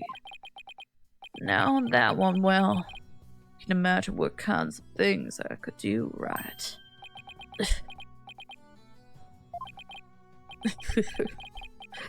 Glad you're seeing things my way. I got the impression Daruk had no choice but to follow Inga's demands after he heard that. So, who do you suppose this special person is? I wouldn't know. It's you, isn't it? My bracelet's reacting. Hey, Naita? About what you just said. Are you cursing me again? Your own brother? Ow! Ouch! My bracelet is crushing my wrist! Yeah! That really hurts! What the heck's going on? I'm wise to your tricks, you putrid pepper. That bracelet reacts to the anxieties of the people around you by squeezing your wrist. But now that I know how it works, I can make it tighten around your wrist anytime I wish. Consider this a warning. I don't know how much he did it. how he did it, but this renders my bracelet useless.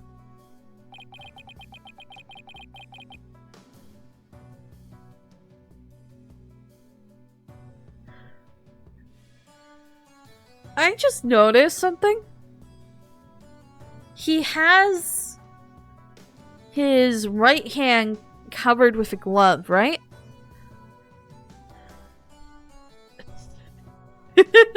Yeah, he did.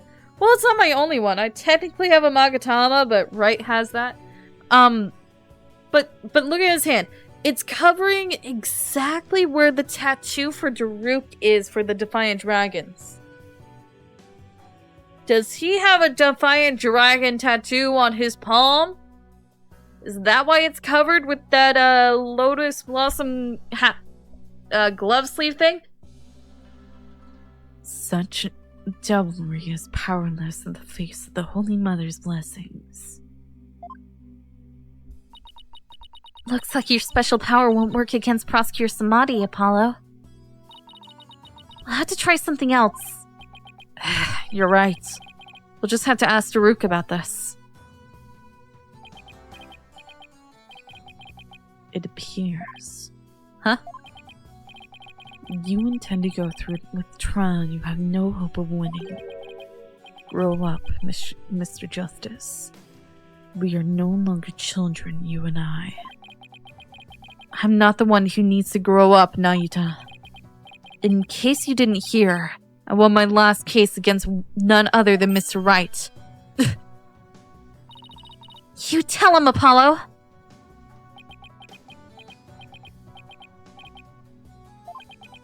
Is he mad? I can never tell with him.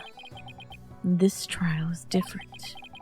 Your foolishness will only earn you a death sentence for aiding and abetting a criminal. And those who die as criminals are doomed to be reborn in the next life as something lower than a bug or vegetable. You would be lucky to return to this realm as a patch of mold. Mold? That's pretty harsh. If you wish to avert such a fate, abandon this folly before it's too late. I don't care if I end up as a dollop of blue cheese dressing in my next life. I'm going to defend Daruk in court. A dollop of blue cheese dressing? What? You fool. Know this. I intend to prosecute this accused with all my might. No matter what you say or do.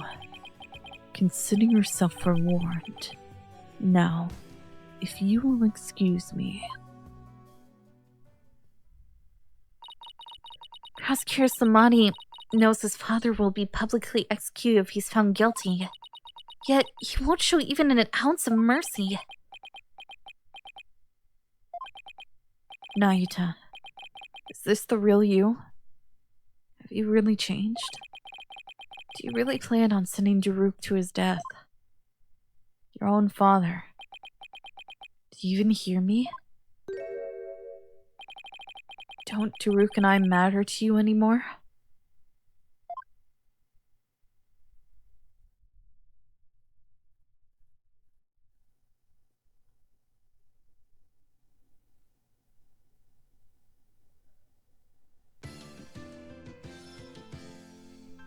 Okay, well, since this revolution is like super Wait, we're actually seeing what's going on with the other teams? What? Really? Why? Dude, it's going to take like 10 hours in order to finish this.